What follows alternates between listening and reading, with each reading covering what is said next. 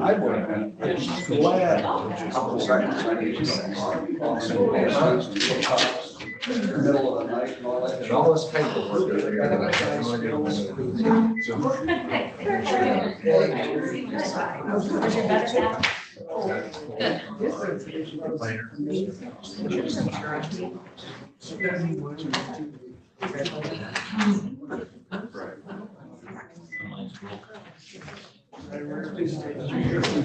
Yes, she'll be absent. Absent? Yours is not turning up. It just goes like.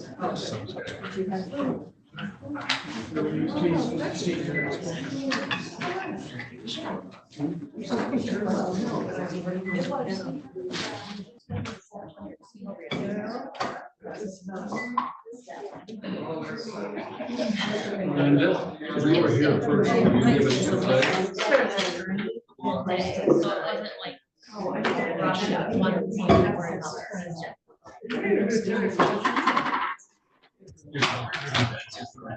Oh, good.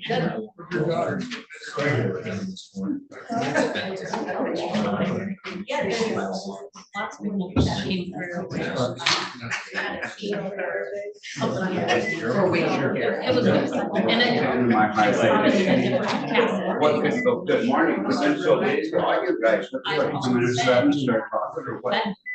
Oh, Yeah. Good, I'm proud of you. Your civic responsibility for this. What's your time? You know what?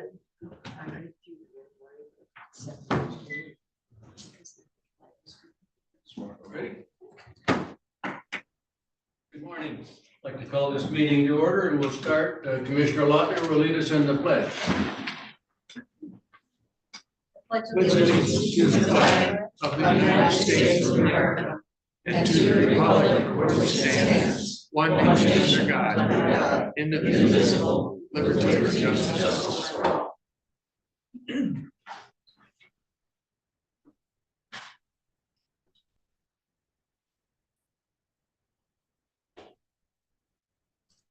Thank you.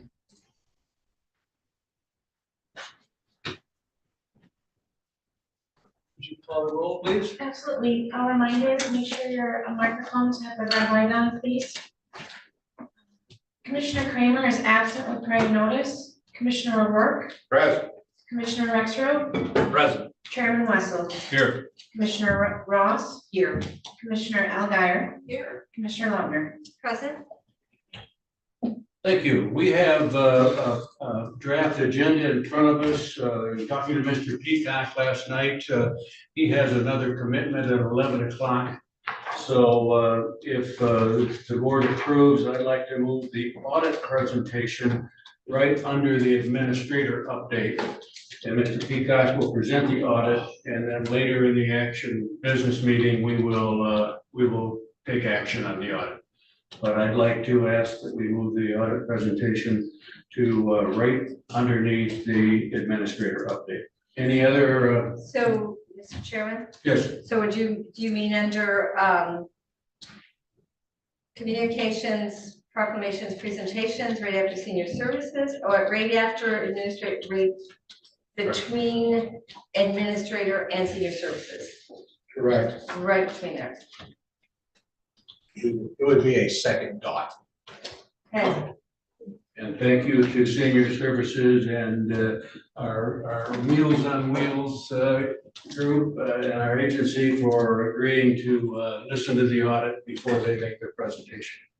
Any other Commissioner Rexroth? Yeah, I'd like to request we add to the agenda a discussion of Commissioner Kramer's status as a commissioner. That'll happen under your special meeting. That's what you're having a special meeting for. I thought the agenda was to discuss a replacement. So I guess if she is not present at this meeting, it doesn't matter, I guess, but The item is you're having, after this meeting, you are having a special session to deal just with that only. And that would be the proper time to have that discussion. Are you comfortable with that? as long as it is clear that if there's a determination made that it wouldn't have been acceptable for her to participate in this meeting, even if she were here. Well, you can bring that up at that meeting, but she's not here, so. Withdraw your request. I'll withdraw my request. Thank you. Any other additions? Could I have a motion to approve the agenda? So moved. Support. All those in support of that motion say aye. Aye. We have an agenda approved 6-0. Thank you. Mr. Administrator. Okay, a couple of things. We're gonna start right off the bat, under the point of broadband. We have Mr. Chris Shearer. He's online. He's gonna do the update, and it's, from what I understand, there's some good news to report. So Lauren, I don't know where you are, but let it roll. I'm supposed to be able to do this and the magic happens. Forgot your wand. I forgot it again. Here it comes. Good morning, Chris. Good morning. Okay, can everybody hear? I can hear you guys. Okay. All right, well, turn it over to you to give your update as it relates to the point broadband project. Thank you. All right, cool. You want me to put the map up just so I'm going to talk to the map a little bit, if that's all right. Okay, Find the right one. Can everybody see that? yes. Yes. All right, good.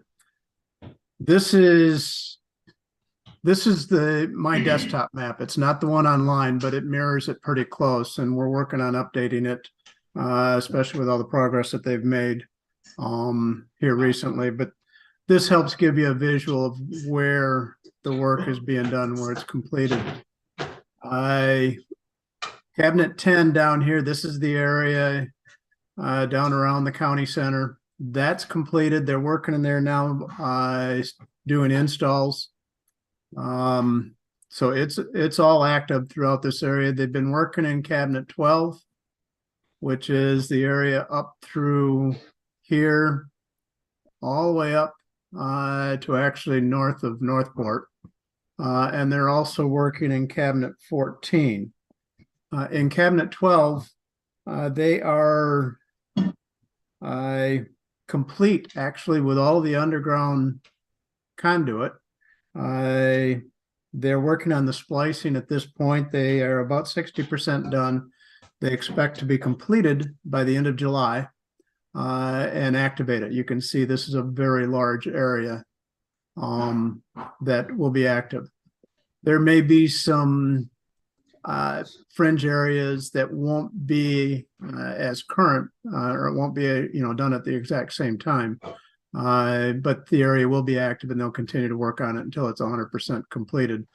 But I suspect we'll start seeing installs sometime by mid-August in cabinet 12. Cabinet 14, they are about 70% complete with all of the ductwork, all the underground ductwork. They haven't started pulling fiber in yet, but that will be following the splicing, and the activation of that will be following cabinet 12. Because they have so much going on and they are still working through some permit issues, they've moved crews also into cabinet 13, which that area there includes the Omena Peninsula over here and all of this area, basically between the county center and Sutton's Bay. I don't have an estimate of exactly where they're at, but you will see crews working in there to get things built. And if you're hearing noise in the background, I have a contractor working on the outside of the house, and he doesn't know I'm on a call. So they are in cabinet 10 right now. They're having a lot of success with the installs. They're getting in just under 100 new orders a week right now. And they are keeping up with it, but they are pushing themselves to do that. That's a more than they expected. They now have over 700 active customers throughout from here south, the southern part of the county. And it looks like that install rate's going to continue right on as they continue up north. So they've got the momentum going to get this done on time. And it looks like they'll be able to do that easily. There'll be some cleanup work that they're going to work on. We'll keep tracking that, but for the most part, they are on target for meeting their obligations this year. I do want to add, I don't know if I mentioned that means they've got over 200 miles of cable, fiber cable built in the county already, and that's pretty good for a year's worth of work. I also wanted to mention that they now have Wolverine as a secondary backup provider into the county. We all know that they had a couple of lengthy outages earlier this year because of the fiber coming into the county had been cut or damaged somewhere outside of the county. But they had been working on getting this secondary route. So now we have redundant connectivity into the county. If one side does get cut somewhere else in the state, the other side will pick up the load and take over. So that's a huge step, and it is active, and it is using Wolverine, which is local. So I'm very pleased about that. And they're still looking at the reliability and the redundancy options that they have throughout the county. And they'll continue to do that into next year, making the network more reliable, making sure that they've got adequate power backup in the cabinets where they need it. But they are definitely making progress forward. And I'm just, it's a great report from where I sit. They've got everything covered. We had a couple of areas that were in question as far as whether or not they were going to be serviced. We've confirmed now that everything that is unserviced in those 7 townships is covered under this plan. So if anybody's asking, if anybody calls and says, am I on the list? You can say yes, with confidence. They are on the list. And that's really the summary. And we'd love to open it up for questions. Questions for Chris? Chris, is good news. Thank you. Any questions on Chris? I guess, Chris, from your perspective right now, they should be able to meet the requirements of our last agreement.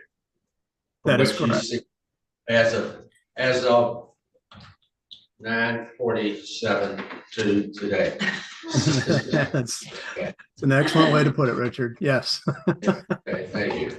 Yeah, we have no other major obstacles that they're trying to deal with. Permitting is going smooth.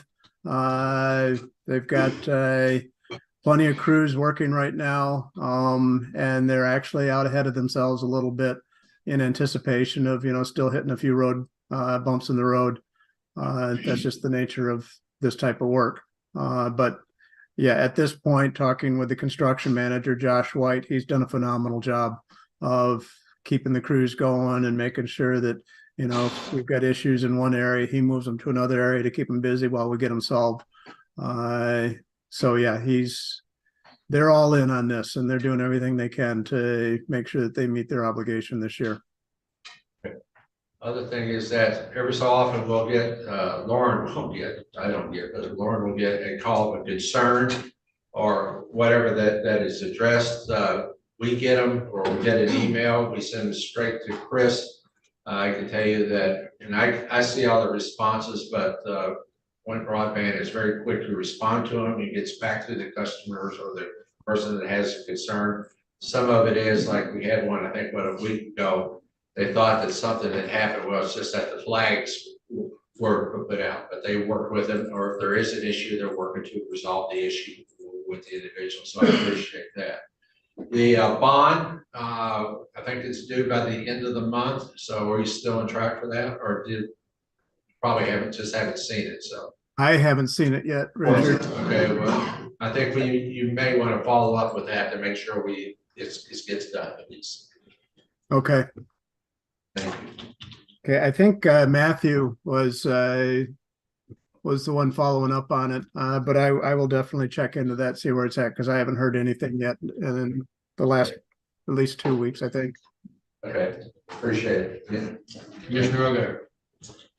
So I guess I'd like to add for any people from District 6 or 7 who might be on Zoom or here, that Chris was on charter all the time, and the poor guy, I even bothered him this weekend. No bother. They did 40% more homes than they had to with their RDOF coverage. Yep. So I think they covered 700 homes. They're not gonna finish yet. We don't know, there's the next money coming in is the BEAD money, which is broadband equity, and I don't know what the AD stands for. Accessibility and deployment. Okay.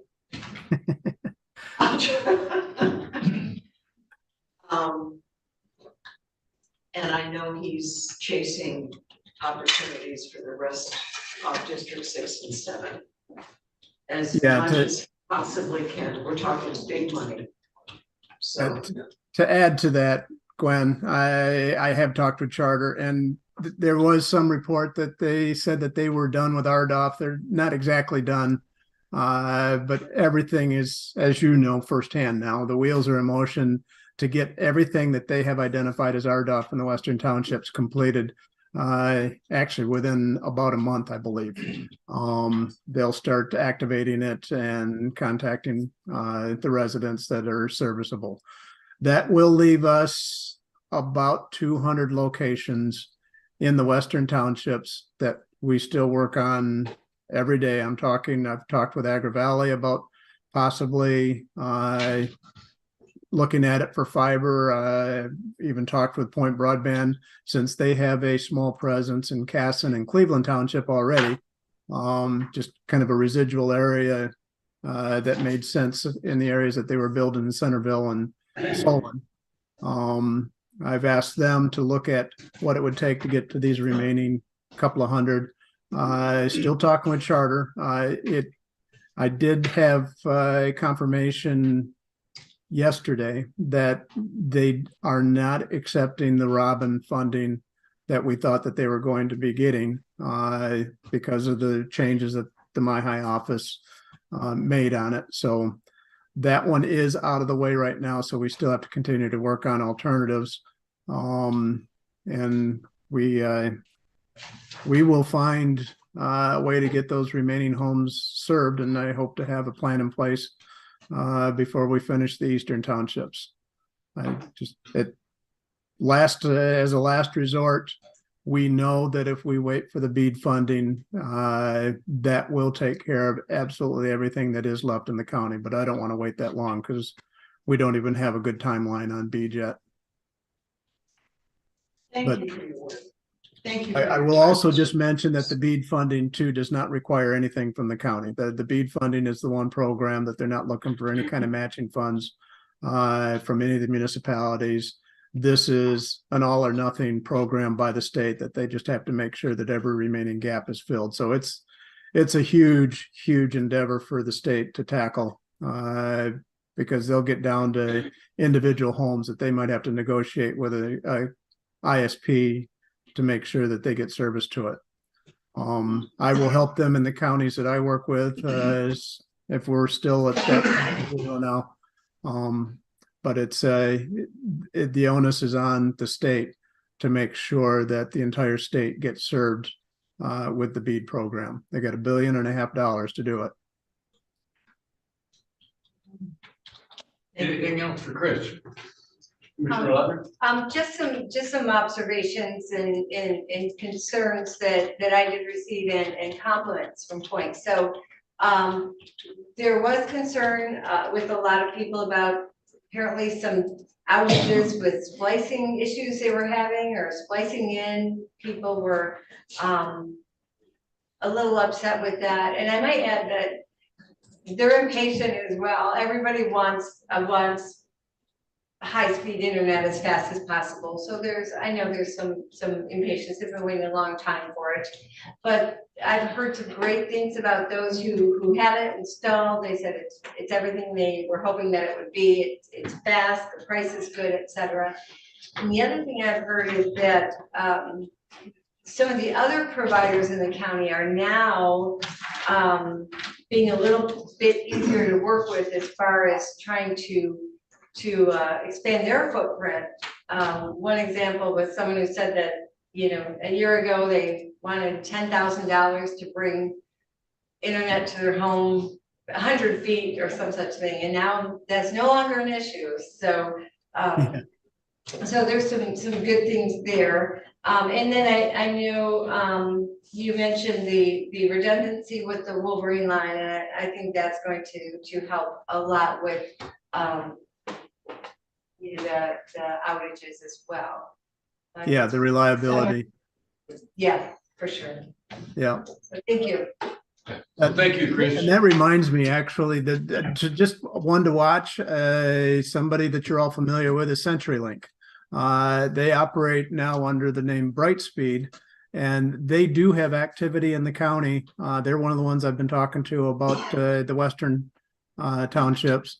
They are building fiber. They're not doing it very fast, but anything that they're building new today is fiber, and that's going to be fully capable gigabit fiber. And it may end up offering choice to some of the residents there, but they are one that I've had conversations with before and will continue to have conversations with about where they're working in the western townships and see if we can't get some of the gaps filled in that way, because it's the same class of service that Point is offering right now. And actually that's what Charter's offering in all of their new build as well. They're not building coax anymore. They build 100% fiber in all the new build that they do. So we are making huge progress. It's just getting it. That last 5% is always the most difficult to get done, but we're tracking every one of them. Thank you. Thank you. Thank you, Chris. Thanks for your time this morning, and we didn't hear one hammer noise, so that's good to know. So, Oh, I was sure hearing it. I thought for sure it was coming through loud and clear. okay, thank you very much. All right. Okay. Thank you, everyone. All right. Thanks, Chris. A couple other, I got about 3 other items, very quick for you, is on the tower update. There's the only thing that I've done is I have worked with a planner, progressive AE, lady there by the name of Suzanne Schultz. I worked with her before in Traverse City. Glad someone reminded me of that particular name because I reached out to her. She's going to have an agreement here that she sent me this morning to whereby she will review all our entire SLUT plan and compare it to the comments that were made by a planner, Mr. Noble, to make sure that he's correct, incorrect. What do we need to improve on our SLUT plan to give us a total evaluation of that? The cost will be under $5,000. I reached out to it's $300 an hour to under $5,000, but she's only taken the plan and the comments that were received from Mr. Noble to make sure that we can respond to those, and then it'll go back up to the planning commission. We should have that completed by the end of the month. She will have it completed by the end of the month. So anything further than that, I think it's we owe it to make sure that we have presented the best plan, the best SLUT plan that we can to the township.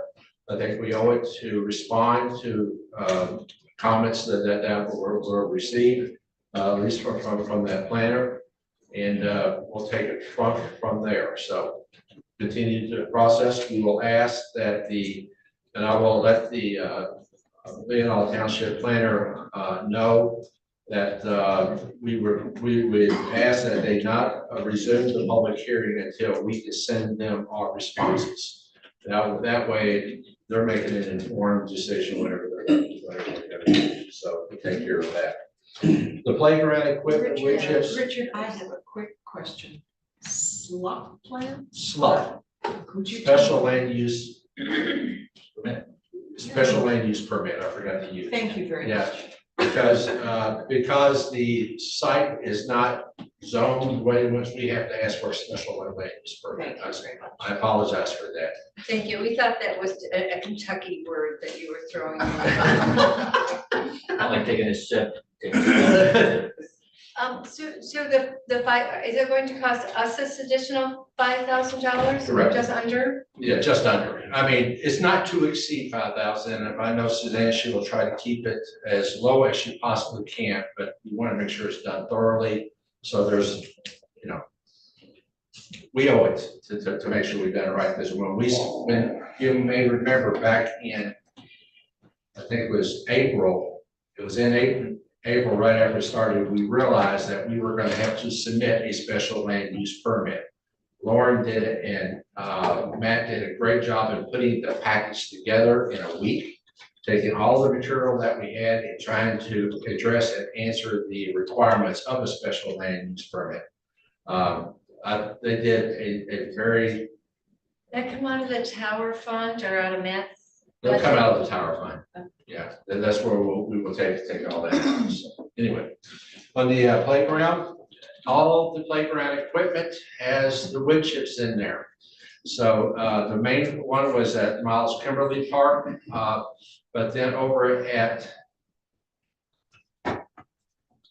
right next to the lake, Settlers Park. The only piece, last month you agreed and you allowed for us to go out for an RFP to take care of everything at Old Settlers Park and at Veronica Valley. Dwayne went out and reinvestigated everything on those two parks. All the playground equipment except for the swing set at the Old Settlers Park was okay. So what I had done is while True North was out taking care of everything at the Miles Kimberly Park, we said, go on down the road and take care of the one swing set now. So we're not going to go out. Now, of course, our bid that we approved back last a couple of meetings ago has been, we came over it. But Kathy told me this morning, said, as long as you mention it today and that we did it, it's about an $1,800 extra expense, we're okay. So I have now informed you. We'll take care of it from there, but if we do need to bring it back next week for formal approval, we'll get it done. But that part of this is complete. And we have chips left over so that we will be using them as we need them. So we'll take it from there. So that's done. 2% grants, as I shared with you in an email last week, from the Grand Traverse Band of Ottawa Chippewa Indians, we had 3 of the 4 grants submitted. Approved. One was the Inland Seas Education Association for the Tall Ship Alliance retrofit for $15,000. The second was for Leelanau County Historical Preservation Society for 2 outdoor educational exhibits at historic Fort Farm Park for $3,680, and then Housing North, the expansion of the rental preservation program at $50,000. You will have you'll have an add-on at your meeting next week to allow us to accept the check when it gets here. I don't know, I might have got here yesterday, but to accept this, we'll add that next week so we can accept the check, and then we'll work on getting the proper agreements together to do that. So just wanted you to be aware of that. Last but not least, we have the E911 service plan has gone through its public hearing. There are no changes to that plan that came out of the public hearing. We will also have this as a special add-on next week for you to officially, at your meeting that you started, you officially said, okay, you're all right with it, subject to the public hearing, what's been done now, we need for the commission to officially accept it or adopt it, and we'll add that next week also. So, but nothing has changed in the plan that you've already seen, so there's been no changes. Let's see here, what else have I got in here? I'm done. Okay, next. Mr. Peacock.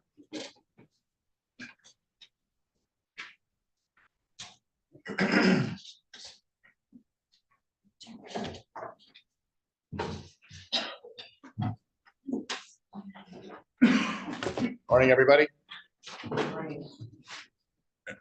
Richard's given me 2.5 hours to get through these documents, so. Wrong. At 30 minutes, I'm gonna bring the cane out. I told him I can do this in 4 minutes or I can do it in 4 hours. So we'll settle on 30 minutes. All right. Or So again, I put my business card up on all your table there so you guys can remember who I am. My name is Steve Peacock. I'm an auditor from Raymond, here to talk about the 12/31/23 financial audit for the county. What you should have in front of you are several documents. The main document, the great big one, this guy, is the same thing you have seen in years past. Are you? I'll get some copies. That would be great. Thank you. She's gonna bring. So with this document, this is the annual audit of the financial statements for the county. It has a ton of supplemental schedules, footnotes, and so forth. This is very consistent with what you have seen in years previous. There are no new accounting adoptions this year. So these footnotes are just simply updated from the prior year. Auditing, testing done throughout the audit, very normal, clean audit. The report is issued an unmodified, or that's a clean audit. That's the highest level of assurance that audit firms can put on financial statements. Okay, so your takeaway from this, I'm willing to talk about everything in this document, but I have a bigger document I want to go through first. So I want to make sure we at least address the main financial statements. Clean audit. They've been filed with the state. You are compliant with the state of Michigan. So everything on the big document is clean and filed. Okay, any questions with that? Yep. Only other one statement I want to make in there, you have your fund balance is very healthy, so there's projects and things that you want to look at in your upcoming budget. When we get through that, I mean, you've got maneuverability. Correct. So that's really good news for all of you, so as you make those future decisions. This county has always had a steady fund balance and has been at significant reserves where needed. And I have not, for all the work I've done for the county, have never had a concern about fund balances and equities. Okay.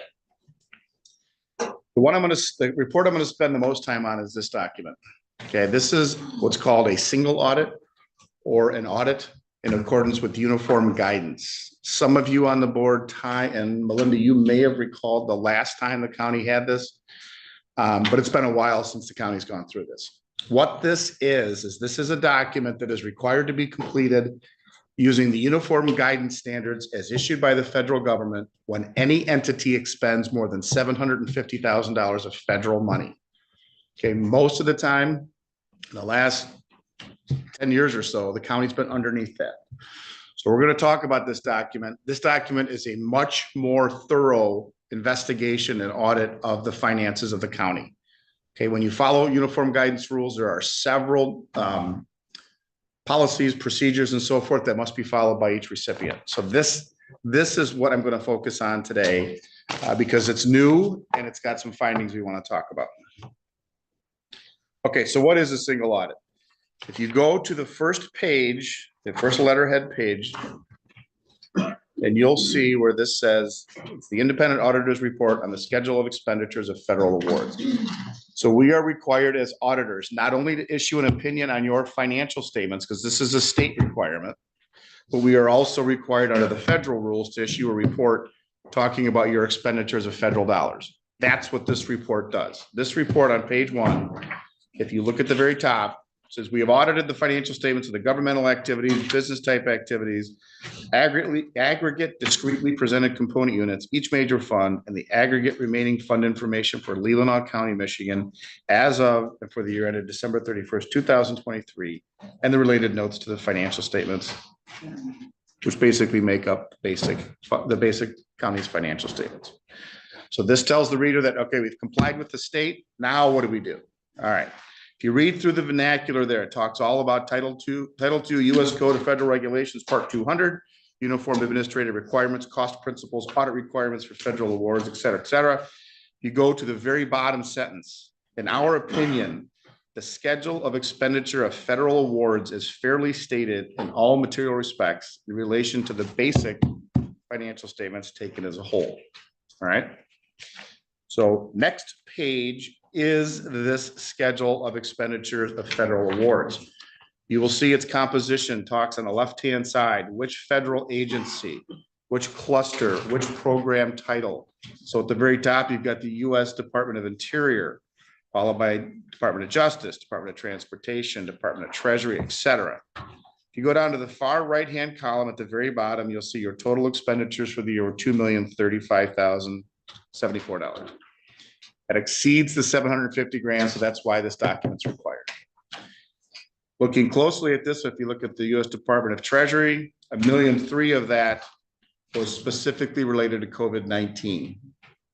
So this is very, very consistent in our client base. Several of our clients have gone decades without having to have a single audit, and all of a sudden the COVID money appears, and now you've got to go into this. All right. I don't know if you're going to have one next year. You may.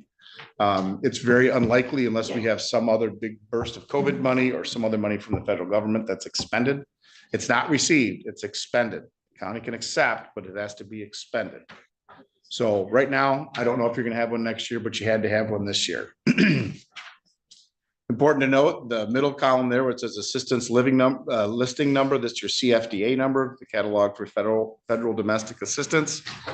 And it's disclosed if it's a direct or a pass-through dollars, the grantor numbers, the next column, and then you see the federal dollars expended on the right. On to page 3. The big financial statements, these guys here, and what is the schedule of federal expenditures has a little bit of difference in accounting principles. And you will see this in footnote number 1. There are some differences in the accounting methods used for federal grants versus what's done for GAAP. Okay, so that's a brief discussion there about what the accounting policies are and how they are different. The de minimis cost rate, that is a required disclosure for the county has not elected to use a 10% de minimis rate, but the under 200.414 of the uniform guidance, that again, this is very normal. Most of our clients do not elect to use that. We are required to disclose any pass-through agencies. So you have pass-through for the Michigan State Police, Michigan Department of Health and Human Services, and the Michigan Department of Natural Resources. Okay. So the findings and the conclusion of the audit appear on page 4, 5, 6, 7, 8, and 9. Without reading all of these opinions, these are all opinions that the language looks somewhat similar to what's in here, but it's drafted using uniform guidance language. Page 10 is a complete summary of your audit report, of the single audit. So let's talk about this for a minute. You can read all those if you like, but this is where the rubber on the road is, right here.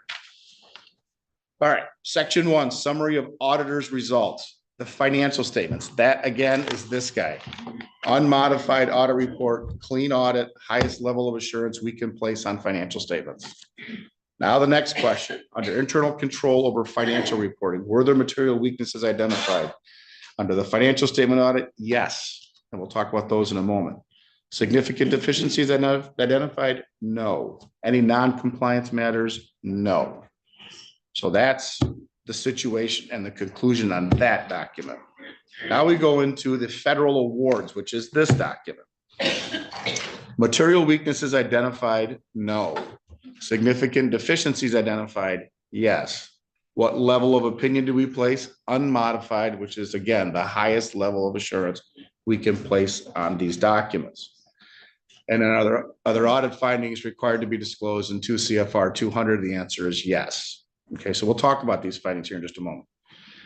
The main cluster that was examined was 21027, the Corona State and Local Fiscal Recovery Funds. That was on the schedule of federal expenditures. Your threshold to distinguish between A and B is 750,000. That number would remain 750 until you get into 25 or $30 million of federal money, which I don't see that happening here for a very, very long period of time, if ever. You do not qualify as a low-risk auditee because you haven't had one of these in a while. So if you have several years of no findings, you get to be qualified as a low-risk auditee. You are not there yet. All right, so that page right there discloses the findings on this document and the findings on this document. So let's talk about the findings. On page 11, the financial statement findings. This is a repeat from the prior year, 2023-1, material audit adjustments in preparation of the financial statements in accordance with GAAP. We've talked about this finding in years past where after the Enron debacle, the audit standards changed. The audit firm was supposed to divorce themselves of financial statement preparation from all their clients. So this document had to be prepared internally. Well, most clients unless they're SEC clients, most clients can't prepare this. They rely on the audit firm for help with disclosures, MD&A, and so forth. So there was a carve out. The carve out of that particular rule said the audit firm would be allowed to assist. We give it back to the county takes ownership of that, and then we issue our opinion thereon. So that's what this document says. The county has outsourced the preparation of this document, and once it's prepared, it is taken ownership by the county personnel, not by us, by county personnel, and then we will go in and issue our opinions on the figures and the footnotes in that. Okay, so that is a finding we've had from years past, and that will likely remain unless you bring a CPA on staff that is current with their license, up to date on continuing education, and has experience in the governmental financial world. So those unicorns are difficult to find today. So if you find one, that's great. They're hard to find. All right, any questions on the first finding? Page 12, second finding. Internal control over county finances and segregation of duties. This likewise is a repeat from the prior year. This is inherent in any organization that has a small group of people accounting for dollars and transactions. It's very familiar in a lot of our clients. Let's put it that way. Most of our clients don't have 5 or 6 different individuals to segregate the recording, the authorization, the reconciliation, and so forth of a transaction. They share that. You may do 2, you may do 3, you may do 1, but it's not uniformly broken apart. So that's what this finding talks about. I believe the county does a very good job with its limited resources in making sure that the accounting standards, the accounting policies of the county are followed. Yep, you're going to have hiccups along the way. That's just what happens. That's the way the accounting world works. I think they're identified and they are brought to the right department's head to get corrected. But I believe that what the county does to oversee the finance department, the accounting records, I think here is adequate to where this risk is relatively low. But I do have a responsibility to report that to the board. Okay, this again will likely be considered in years to come unless you bring a CPA on staff. All right, page 13. Next finding. This is a new one. Timely recording of accounting for Brownfield transactions. If you look under the condition, we identified at least one instance in which a check was received by the Brownfield Redevelopment Authority, but was not deposited into the bank or recorded into the accounting records for several months after receipt. Yep. Okay. Yep. In addition, we identified at least one instance in which grant expenditures were incurred during 2023, but the associated revenue and receivables were not recorded in a timely manner. Further, we noted that cash receiving for the Brownfield is recorded into the general ledger by general journal entry rather than recording actual cash receipt. Finally, we noted that certain reconciliations of the activity within the Brownfield are not taking place or being subject to independent review and approval. Right? So this is all focused around Brownfield. We've got to improve our controls over Brownfield. So if you see our recommendation, we recommend the county implement policies and procedures to address the above areas of concern attributable to the internal controls discussed above. It's not normal to have a check sit in the county for months and not be deposited. That's just not normal. If you don't know what it is, that's fine. You can call us, you can call the writer of the check. What we can get, answers can be had. It's not right that it sits in someone's desk for months. So Brownfield is John Gallagher. Correct. And was there a reason it was, that he held it, or is he? I don't believe It's still not allowed, is what you're saying? yeah, I don't want to get into the whys. It's wrong. It's just not right to have those checks sit like that. Again, what people are confused about what a check is in here for or how to record it, we have a plethora of resources within our firm. The county, the Treasurers Association can certainly help. There's still, checks technically stale date after 90 days. That's technically, and you leave a check in there for 4 or 5 months, that's not bad. That's not good. So if just going through the recommendation, we recommend that all of the activity accounted for and recorded in the general ledger must occur in a timely manner. Cash receipts must be recorded through the general ledger. Further recommend that reconciliations of the activity in these funds be completed timely and that independent reviews and approvals take place and evidenced in writing. This is bank reconciliation signed off. The bank statement, the bank reconciliation, everything is signed off every single month within 30 days. That's the gold standard. In fact, if it's not done within, I think it's 60 days, we have to report to the state that it's not been done. So that Brownfield needs some work around it. So if you look at the view of management or responsible officials, management agrees with the finding and has prepared a corrective action plan. And that corrective action plan we'll get to in just a moment. So we weren't just picking on Brownfield. That's the results of our finding. That's a new one. That's a new one. Yep. Okay. And that one, I would suspect if the corrective action plan is followed through, that will go away next year. Yep. All right, on page 14 and page 15, these are directly from the single audit. Written policies and procedures required by uniform grant guidance. Now it's kind of a softball, but it's something we need to pay attention to.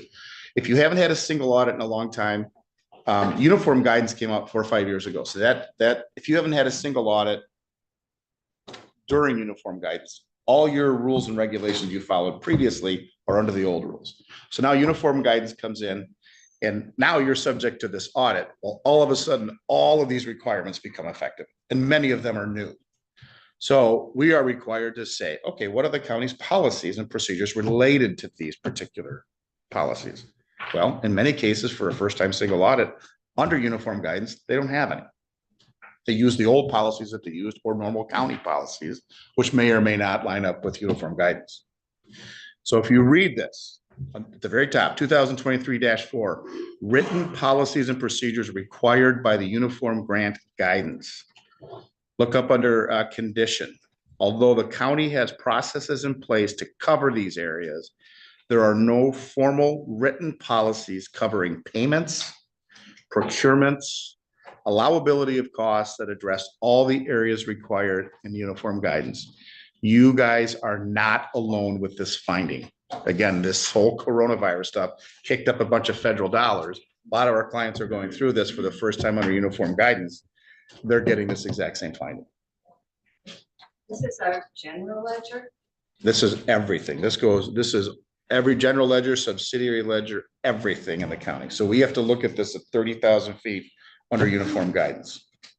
So the county has good policies and procedures managing the GL. It needs to make some tweaks to get in line with uniform guidance. And we have all sorts of people that can help with that. Okay. We can, you can plagiarize from other counties that are normally audited every year. They're going to have these. Most of the people in this building have relationships with other counties, much larger counties that are subject to these types of audits that would have these policies and procedures that you can adopt.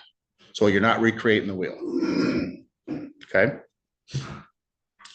Under our recommendation, we recommend the county draft these required policies as soon as practical, but no later than the end of 24. The reason why it's by the end of this year is if you have a single audit again next year, you're going to have the same finding. Okay. And again, Paul, myself, we are able to help you with this, with the documentation, the policies adopted. You'll have to adopt them as a board, and you can get those done by the end of the year. You'll be good. We're not rewriting the Bible. We've got to make tweaks. It's not a document this thick. It's probably 8 or 10 pages of very, very specific language that comes out of the Federal Register. Under question costs right above that, no costs were required to be questioned as a result of this finding, inasmuch as our testing did not reveal any unallowed costs or excessive cash draws. So that's positive. Okay. Even though you didn't have these policies, you didn't break the policies that are in existence by the federal government. Okay, the next one, page 15. This has a little bit more meat to it. Even though it's defined as an immaterial non-compliance significant deficiency, it's called procurement, suspension, and debarment. If you look under criteria, a recipient of federal awards is required to determine that vendors being paid with federal funds are not suspended or debarred from doing business with the county. Such procedures are required whenever the amount dispersed to a single vendor in any given year is expected to be at least 25 grand. If you are writing a check to any organization using federal dollars over $25,000, you are required by federal law to make sure they are not on the suspended and disbarment list. So the federal government maintains a listing of all who's been suspended and debarred, and the grant manager is required to document and have it signed off that they have gone through the procurement, suspension, and debarment process. You guys didn't have this last year, you didn't know it. Okay, I understand that. Under question costs, no costs have been questioned as a result of the finding, in as much as no suspended or debarred transactions were noted. So we tested and we did not find any. This is a good practice to have, not just for federal dollars, but for all dollars. Many of our clients have adopted this, whether it's federal money, state money, county money, make sure they're not suspended and debarred. And that list on the federal government is very, very long. So I have great faith that our friends here at the county will make sure that corrective action plan becomes a matter of habit, not only for a single audit, but for any expenditure from the county. That would be my recommendation. Minimum federal dollars, I would recommend it's countywide. All right, page 16, these are the audit findings from the prior year. This talks about 2022-1, 2022-2. Those have both been repeated findings for 2023. On 17, 18, 19, 20, and 21, this is the county's formal corrective action plan related to the findings. You will see if you read through these are some of the languages consistent with what you see in the finding. You will see the corrective action is the second to the last paragraph. County has reviewed and approved the proposed journal entries. This talks about the auditing for the financial statements. County has evaluated cost benefit of establishing internal controls over the preparation of financial statements, i.e. hire a CPA and have them do this document internally. And counties to outsource this task to the external auditors. So I don't have any problem with that corrective action plan whatsoever. That's a huge hurdle to get over, again, unless we hire a CPA here on staff. Internal control, next page, internal controls over county finances and segregation of duties. The corrective action, county has reviewed the finance position, has created a finance department along with creating an administrator CFO position. That's a step in the right direction. I don't know if the board is still looking at the CFO portion of the administrator side, but even if you chose not to do that, this finding over segregation of duties is not that big of a finding. It is merely an announcement to the board that there is risks, but we as an audit firm evaluate those risks and we're comfortable that the risks that are de minimis at this point.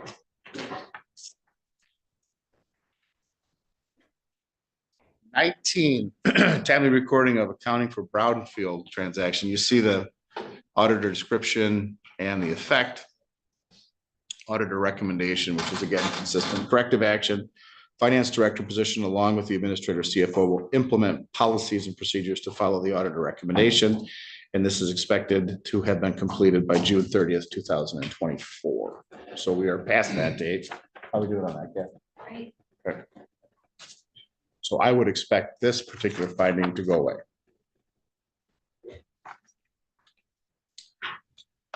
All right, page 20, written policies and procedures required by the Uniform Grant Guidance. If you look at the corrective action, the administrative finance will work with legal counsel and auditors to draft the required changes. And that is exactly what I would suggest you do. You can also plagiarize from other counties, as I mentioned. It'll have the same exact language that you will have to adopt as a board for uniform guidance. And you know what'll happen the minute you guys approve it, the feds are gonna change it. So we're gonna have to, this is just like the IRS. Is that the most consistent thing we can expect? Yes, that it's going to be different, absolutely. Page 21, and this is the final document here, procurement, suspension, and debarment. The county will create a certification of suspension and debarment status form for vendor certification. Awesome. That, we good on that? Perfect. Okay, that's very important. You don't want to spend 25 grand to a vendor that is debarred, because then the feds are going to come knocking on your door for the money back. So this is a big one that corrective action looks, it's already been made. So. And generally, how are those vendors, do they end up on that list? Fraud, deceit, criminal activity. It can be international, IT fraud, terrorism. I mean, anything you can, money laundering. Oh yeah, every federal crime you can think of is memorialized in that list of debarred individuals and companies. So when you search for just ABC Co., you also have a responsibility to say, okay, who are the shareholders in those particular companies to make sure they are not suspended and debarred. Typically, there'll be a ABC Co., and there'll be a little plus sign there. You drop down, it'll pull down the names that are associated with that entity to say who is suspended and disbarred, not only corporate wide, but also individually. So it doesn't take a long time to do it, but it's very, very, very important for them, for the feds, because that's one of the big areas they audit. And when they come into our office to audit what we've done, that's one of the strong areas they spend a lot of time on, making sure that suspension and debarment's been followed. So, because there is a lot of fraud out there. All right, Richard, I got 3 minutes. Any questions on the single audit? Any questions on the main audit? You guys have my business card, and you are always willing, or if anybody wants to call or email me, I'm more than happy to respond to questions. I know this is a 134-page document, a lot of information in here. This is shorter, much more abbreviated, but I think when you look at the single audit, it tells a lot about both audits that were concluded on. For those that, need some good reading to go to sleep, I go through that. The numbers are the numbers, they can't change. Correct. So if you really want to know what has happened, you read the management report, read the notes to the audit, and then you read the end. That'll give you a great history where everything stands. Another very positive note that I saw here, as of a year ago, your unfunded liability as it relates to the retirement plan. Yes. You are you're in excess, you're at 80%, if I remember, so you're at 20%. Yeah. There are numerous governmental entities that would be very envious of that position, very envious. So you're in good shape.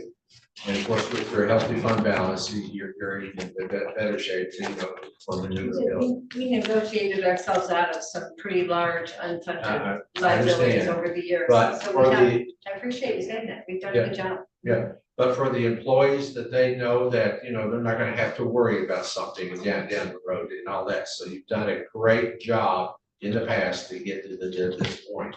And understand that number is a number from the actuarial that took place almost a year ago.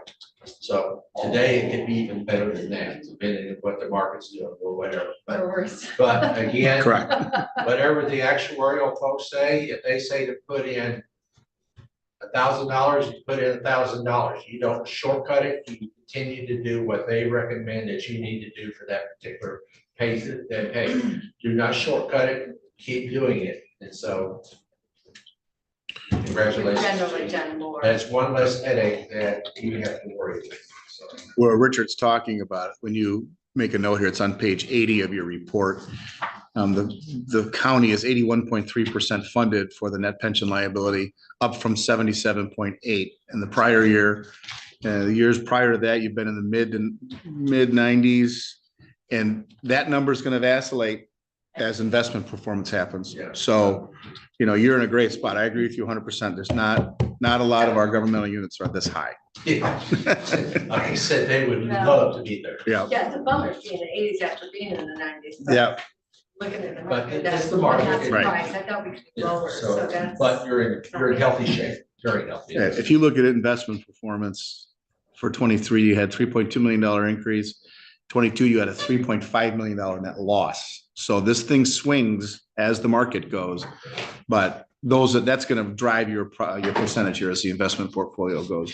And as Richard mentioned, not only does the county pay the actuarial amount, if you look on page 82, make a note of that, from 15 to 23, you have paid more than the actuarial required in every year.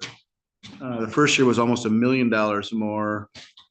And you're ratcheting it down now to $250,000 more to continue to build that reserve. So I commend the county on doing that to keep that pension whole and makes your retirees or those that are going to retire a little bit more comfortable. All right, can we just do this for 1 minute? This letter here, you guys all remember seeing this. This is basically our conclusionary memorandum on the audit.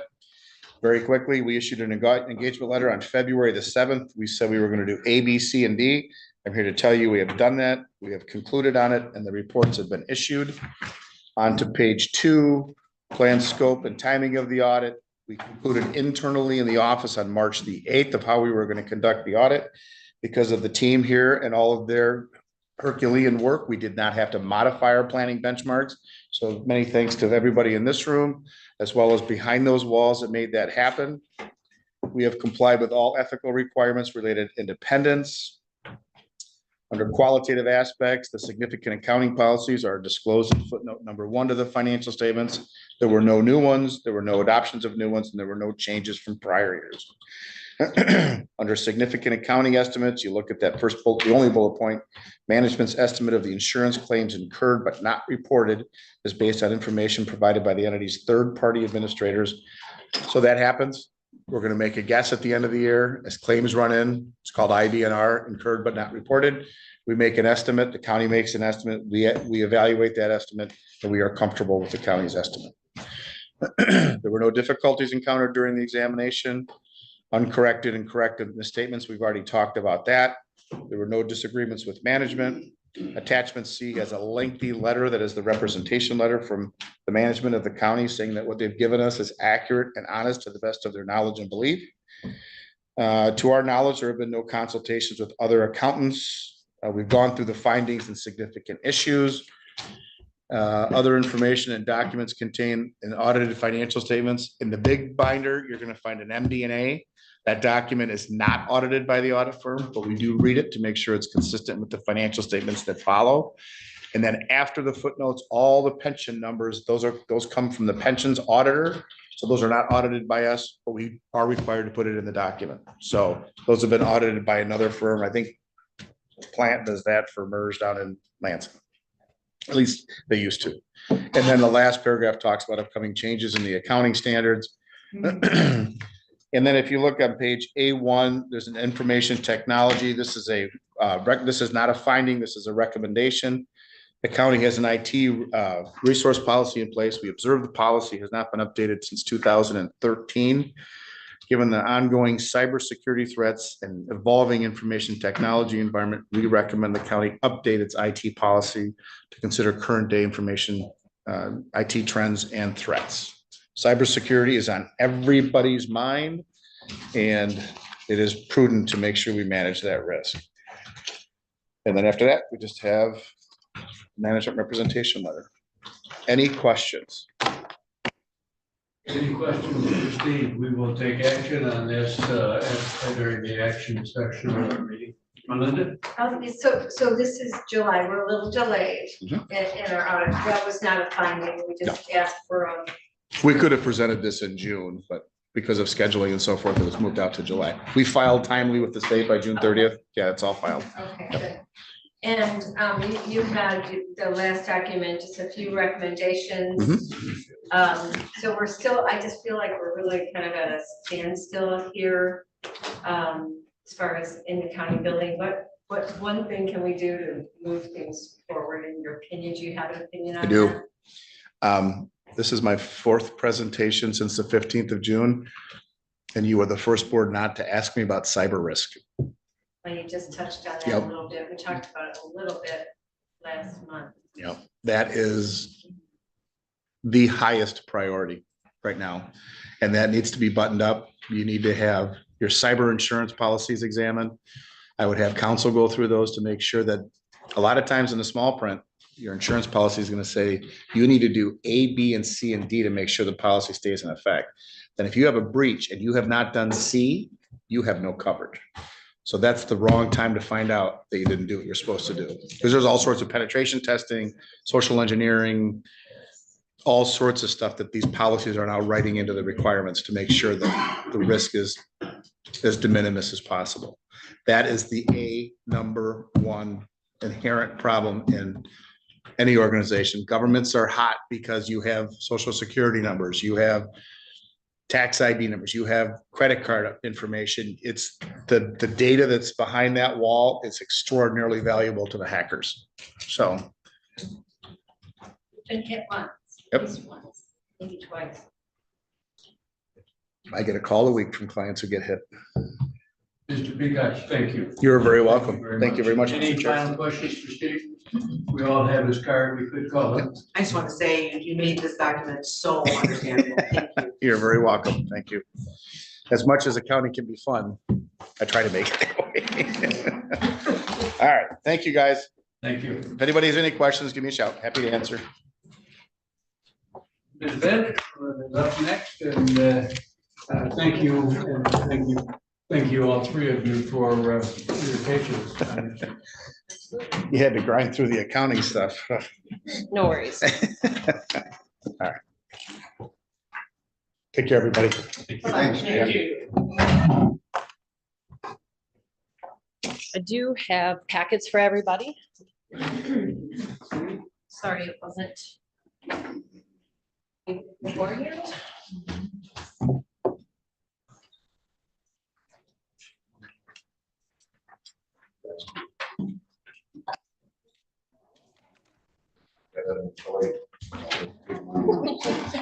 A couple extra for anyone else who would like to update. You know, and all the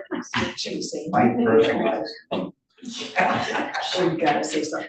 Thank you, Lauren, for getting the PowerPoint presentation up on the TV. I think we know Heidi and Lisa, but reintroduce them. Yes, absolutely. So this is Heidi Gustine. Good enough. Oh, I got it wrong. She's the executive director from Area Agency on Aging. Please correct me. Gustine. Well, I asked and then I had a 50-50 chance. I will. And Lisa Robitek, and she is the manager of Meals on Wheels Senior Nutrition Program through West Michigan Community Action Agency. So I asked them to present today. So Lauren, if you want to advance to the next slide, please. So today's objectives, I invited them to present today. There's a history of our collaboration over the years. And in the last year, because it's coming up on a year for myself, I learned of the collaboration and invited these two ladies to join me in our presentation. So Heidi is going to give an overview of the population trends and identified community needs. I will do an overview of LCSS and our programs that we provide. Heidi will then again talk about programs through Area Agency on Aging, and Lisa will explain her programs that are provided through Meals on Wheels. So I will turn it over to Heidi. Next slide, please, Lauren. Good morning. Thank you for having us this morning. We're excited to be here to share kind of the state of the union on aging services in Leelanau County. In the first slide is just a general population trend. The first trend line, it shows the population. It has been increasing, particularly since 2020, but also to note that the 60+ population, which is where your senior millage kicks in, has been increasing, and it's now at 42%, which means over 1 in 3 individuals in this county is over the age of 60. And you're kind of ticking up there to 1 in 2. Next slide, please. I'm a nerd. I love data and I love graphs. And I found this on the census website displaying the gender and age cohort mix yesterday. And what I like about this graph is it allows you to just get a really good visual of how things stack up in the county. When you start to see those bars that are coming out over the other bars, and particularly starting at the 55 to 59-year-olds, you've got a chunk of population, 55 to about 74 years old. That is your base here. The couple of other things to call out is that it's more predominantly female. And then also when you start to get up to the top with the last lines of 80 to 84 and 85 years and older, that when you get into the Leelanau County Senior Services data, that is the population that is predominantly using your most intensive millage funded services. It's also the age cohorts, I would say from 75 on up, that predominantly use my agency as well. The other thing that I'd like to call out on this chart is that it's going to start ticking upward. So you can see that in another 3 to 5 years, those bars are going to move up, and where you've got the largest bar of 65 to 69, they're going to move into their 70s in the next 5 years or so, and so forth. So that bubble is aging. And what that means is that what you need in the county to help individuals age in place, because most people don't want to go into a retirement home, is going to have to evolve. And so you're kind of walking and I'll get into this on another slide in a little bit, you're walking kind of 2 roads right now. How do you help those that are 60 years and older figure out the aging landscape and what they need to do to prepare? And then those who need services, that population is starting to get bigger as well. Next slide, please. When we look at census data related to self-reported disability in Leelanau County, the numbers that stuck out to me when you convert these kind of up against that 60+ population, because that's generally 55 to on up is where you see these statistics of disability. You've got about 400 individuals in the county with cognitive difficulties that are self-reported, about 490 with ambulation difficulties, and about 600 with independent living difficulties. So that is kind of that targeted base of individuals who seek more intensive services from either one of our agencies, and you're definitely getting into the Meals on Wheels population. Next slide, please. One of the things that's really starting to strike me in statewide conversations, in the national conversation, and just watching the phones in my own agency, is that we're starting to see a lot of people who need assistance left behind. And that's because we do not have a national system of long-term care. So you have to piecemeal it together. You might be able to get a few things out of your Medicare plan. If you are at the poverty level, which is about 5.2% here in Leelanau County for the 65+ population, you can qualify for some Medicaid services through my agency, as well as some other agencies that can put nursing home level care into your home. Also, when you get into cost share programs or asset and mean tested programs, once you get above that poverty threshold, people start to fall off, and there's no system to care for them. And so you're left with self-funding unless you have a long-term care insurance policy. And I bring this up because we're starting to reach that national crisis. We're dependent on our families, we're dependent on our caregivers, and we're dependent on these programs that you You have to make the right phone call to find out if it exists in the right county on the right day, if it's a full moon in a leap year. So I want to call that out because I think we need to start thinking about that as communities and how we're going to prepare. Moving to the next slide, please. As we think about what's needed for aging in place, there's kind of 4 buckets. The first is awareness, planning, and prevention. So we outline some of the services and opportunities that are available here in Leelanau County, or that we've identified need to be examined, from education and wellness to assistance with Medicare enrollment, estate planning, long-term care planning, helping people get their ducks in a row so that they're not in crisis as they start to encounter aging needs. The more we can help people plan now from a funding perspective, the less intensive services they will need in the future, but also the better quality of life, because we're prepared, we've figured out the plan, we know who's going to help assist us when we need that care.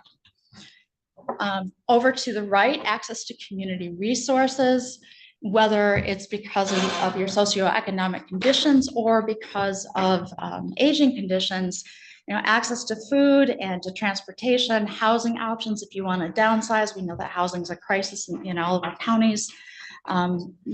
Making sure we're getting connected to those resources. And then in the bottom 2 quadrants are the coordination of care and implementation of resources and support. And this is when you start to get into those long-term care needs and you don't want to go into a nursing home. So having the in-home supports like Leelanau County Senior Services, or the care coordination that happens through my agency and others in our communities. Help with long-term care placement when it's no longer appropriate or safe to be at home, such as in advanced dementia conditions. And then also, we're hearing about the social isolation crisis, making sure we've got support and social networks available for all ages. But recognizing that as we age, those networks, we need to put some effort into making sure they exist. Next slide, please.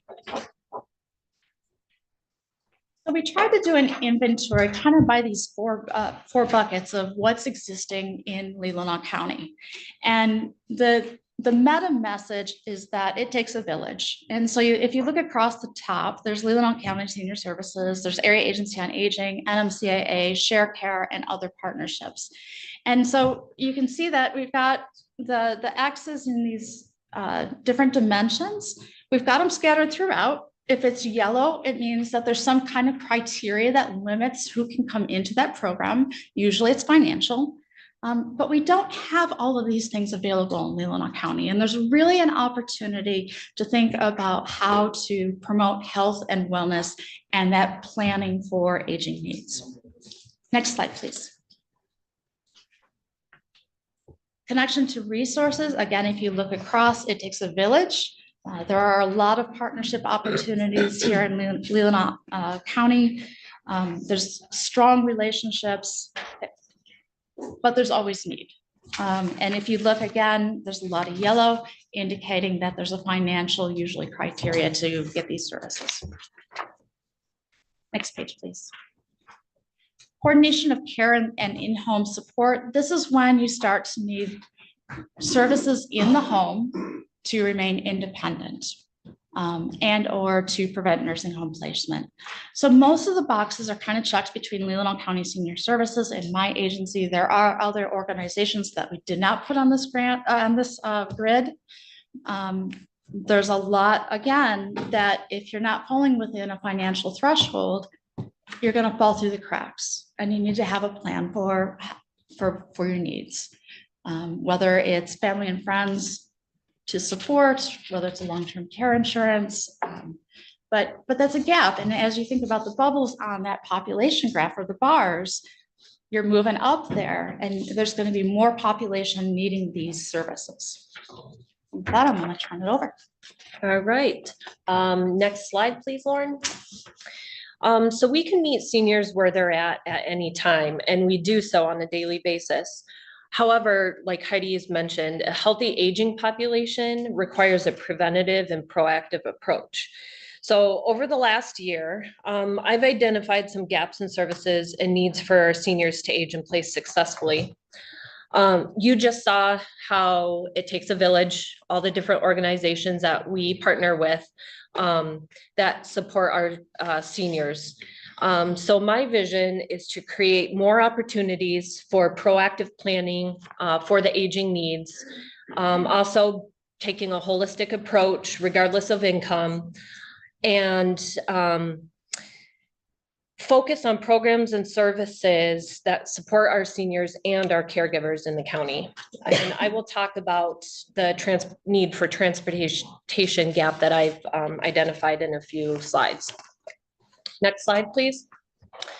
So about Leelanau County Senior Services, our mission is striving to celebrate and support seniors within our community. We're a county-based department and been serving seniors since 1975, funded through a millage since 2002. We provide a variety of support and services to Leelanau County residents over the age of 60. We offer in-home services, financial assistance, and education for social opportunities for education and social involvement, touching on that social isolation that a lot of our seniors exhibit. We have strong partnerships with several organizations to help seniors age in place and live independently in their homes and communities for as long as they're able to safely. Next slide, please. I have to give a shout out to my staff. We have 4 staff in my department, and myself as the director. We have an account clerk, Amanda Krantz, and 2 care coordinators, Victoria Maggio and Gail Carlson. They are all committed to serving our seniors and are a wonderful asset to our department. Over the past year as director, I watched my staff provide and advocate for our seniors on a daily basis. We're continuing to build our network of support, and in my opinion, our greatest asset is our staff and the education and resources that they provide. And our staff know if we can't help them, we have wonderful other agencies and partners that we can turn to help provide the needs for our seniors. Next slide, please. So getting into the statistics for 2023 and previous years. So seniors receiving services, if you look at that first graph, we have more than doubled since 2020 in the amount of seniors registered within our department. We served 1,267 seniors in various programs and services in 2023. Right now, we're halfway through the year, so that 2024 on the far right-hand side is 70% of last year's total halfway through the year. So this indicates a growth as a department and our increasing needs of seniors who need assistance to age in place. On the left-hand side, you also see the average age of seniors throughout the years. So that's continuing to decline. The average age conclusive is about age 80 when they come into our office needing assistance. So we need to continue thinking about our younger senior population, taking care of them now through our wellness program, through education, through awareness, is going to help us serve them in the future, like Heidi touched on. And I will highlight the wellness programming soon. That's right there. Yeah. This just reminded me of a concern I heard kind of through the vine, someone who knew someone who said that were there some seniors that didn't financially qualify, but were actually, was there misunderstanding in the financial qualifications for some of the services? And so some seniors were receiving services. So when we, at the beginning of the year, when we requalify people on a yearly basis, we ask for all the supporting documentation. And yes, some people this year came through and didn't qualify.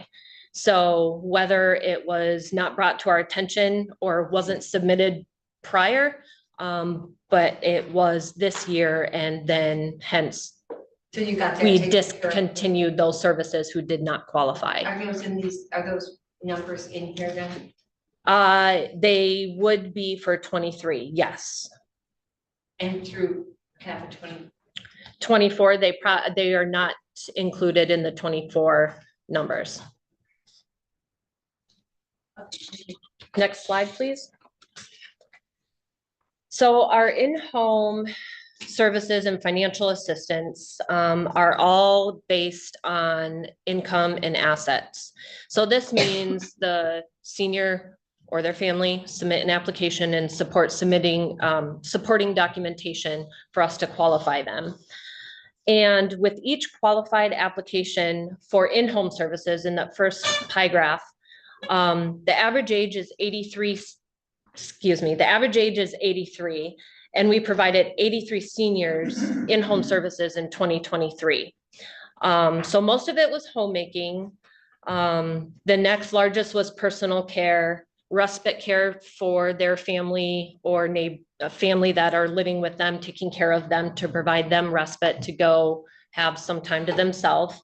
And that's about 4 hours a week. But now that's only for people who financially qualify. So there's a lot of folks out there, especially through our caregiver support programs, that we see we're helping educate, but there's no support for the caregivers. So because they don't financially qualify for our programming for in-home services. I thought that, so the 4 hours of respite care, they have to qualify. Financially. Yep. I thought it was open to everyone. Nope. So in the middle, through the years, you can see the increase in services. In 24 for in-home services, we've served 69 people. 83 was for 2023.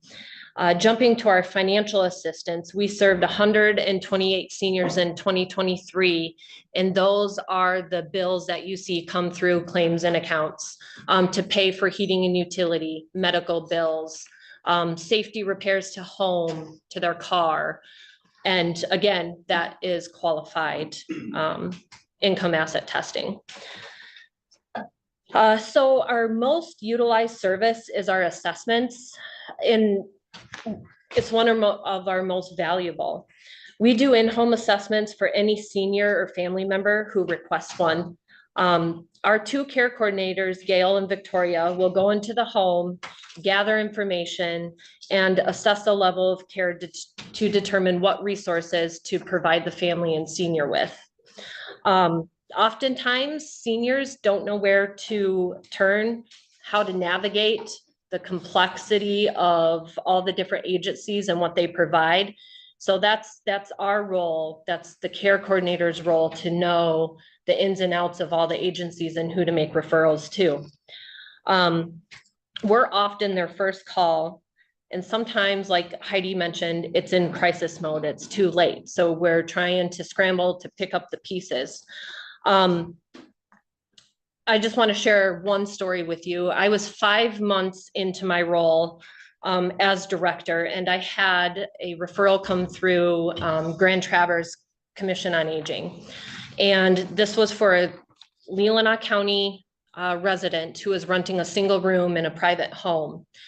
I reached out to her to understand her situation, and she just didn't know what to do. She had an annual income of $15,000 or less. She had rent, she had storage unit, she had car payments. She just simply didn't know where to turn. She was new to Leelanau County and didn't know the available resources in our county. We were able to help her pay for her medical bills, which alleviated more money in her pocket to pay for rent. I made referrals to Area Agency on Aging, to the PACE program, Community Connections, which is a Leelanau County resource, LCN, Father Fred, MAP counseling, legal assistance, and our office delivered groceries to her on a weekly basis. And that gave her enough relief through the medical bills and the groceries through LCN that she was able to put her focus on finding housing, affordable housing in Traverse City. Luckily, she was on a waiting list already for a new build. So she had done some work previously to secure housing. But I just remember the desperation in her eyes when she came into the office. And I had to turn to my staff because once again, I was 5 months in, didn't really know all these connections and how they worked and intertwined each other. But we were able to help her. And now she's successful living in Grand Traverse County. I turned it over to Grand Traverse County COA for continued support. So that was my first experience with all the different partnerships that we have. Next slide, please. These are some of our other service programs that I haven't spoke on yet. So in 2023, we had 10 seniors attend our AARP driver's course, which is coming up in July. I think we have 7 or 8 seniors signed up for that already. AARP tax assistance, we had 180 seniors secure 195 appointments for free tax preparation. 42 seniors attended estate planning. We had 331 seniors participate in the foot care program. We have 2 clinics in the county, one in Elmwood Township, one in Northport, and also contract with Linda Lingar to provide foot care services. MAP counseling through Area Agency on Aging, Bruce Barnes saw 166 seniors in 23. We did 243 assessments last year, and 2024, so far this year, we have completed, I have that number somewhere, 424 assessments so far, 224 in-home assessments in 24. And we're halfway through the year. Wellness programs. I will talk about that in just a second. We had 67 seniors attend 13 programs. Our loan closet, which is growing downstairs. We loaned out 366 pieces of equipment to 212 seniors, and our newsletter reached a high of 6,500 households in 23, bi-monthly. And then the highlighted programs are specific based on qualifications or need. So we provided 28 seniors legal assistance, LCN food deliveries to 124 seniors. Project Fresh in 23, we had 62 seniors participate. In December, we delivered 80 bags of Comfort and Joy to around Leelanau County at Christmas. And our holiday meals in partnership with LCN, we provided Easter, Thanksgiving, and Christmas meals last year. Next slide, please. We have a variety of transportation options for all Leelanau County seniors. So this is one program that doesn't require any income or asset testing. So all seniors 60 and older are eligible to receive transportation. Medical appointment transportation is key to this. So we contract with Comfort Keepers to provide medical rides to medical appointments, also Share Care of Leelanau for medical and wellness appointments. And then we do supply seniors with a beta pass for those who qualify financially. What we don't have is transportation to grocery stores. And that is one barrier that I have seen over the past year to helping seniors age in place is transportation to grocery stores when they're no longer comfortable driving. So in 2023, we provided 658 rides to 89 seniors, and the average age was 83 years old. So far in 2024, we've provided 273 rides. Next slide, please. Is that shift program still in business? Is that maybe not a better option rather than put them on the road? Or Ship doesn't deliver to my house. so I don't Here. know what you're saying, because I really don't know where you live. So does So in Sutton's Bay, far out into Leelanau County? correct. So does Ship Hanson's doesn't have anything similar? Hanson's delivers within, you know what, since COVID, I don't know how far they deliver out because they change things. I'll have to look into that. We also, so we do have one avenue for groceries. Share Care of Leelanau does provide volunteers that will go pick up your groceries, but you have to have the ability to use online ordering or phone into Hanson's, which is cumbersome if you've ever tried it. So there's that tech aspect too.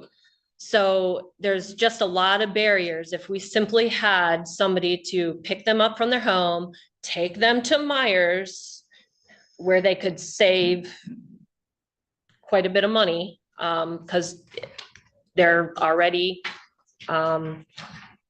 living financially, Social Security, paycheck to paycheck. So they have that would be a barrier that we could remove for them. But yes, Share Care of Leelanau does deliver groceries from Hanson's from different local grocery stores as well. So our wellness programs. Last year, you as a board approved LCSS to pilot a program with Share Care of Leelanau. That was up to $44,000 to get programming up and running. We're 6 months in and have seen lots of growth and excitement evolved around our wellness programs. We talked a lot about in the beginning of the presentation that our largest senior population being in their 60s and how that's going to continue to grow will influence us to think and prioritize our programming now to meet the needs in 5 to 10 years. So we developed this wellness programming to talk about plans for how to plan for the future, to talk about prevention and bring awareness around aging in place. So we have done this by incorporating different topics so far in the last 6 months.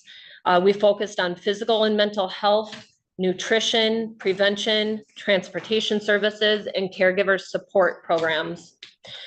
As we tailored these wellness programs, the next 6 months, around the specific needs, it's going to help us to create the resources and programs that we need to meet our seniors' needs as they age. And by engaging with our young and healthy senior population, providing them with the education, the awareness about aging in place is just going to help our resources be more available in Leelanau County. And we're going to be better equipped to provide those services to our individuals. I just want to leave you with this before I turn it over to Lisa. There's no one size fits all to aging in place. We will continue to meet seniors where they're at. But if we have a comprehensive plan that includes maintaining independence and seeking help, we can help them navigate this phase of life effectively with our key partners. And the key is to really have a plan in place before you need it. So Lisa, actually, I'm going to turn it over back to Heidi first. Next slide, please. And talk about area agency. Thank you. Really quick about the Area Agency on Aging. We are a nonprofit organization. We serve 10 counties in Northwest Michigan. Area Agencies on Aging were created out of the Older Americans Act in 1974 to be kind of an umbrella planning and granting organization. We helped back in when we were founded to establish commissions and councils and senior millages around the 10 counties to ensure that there is support for aging needs.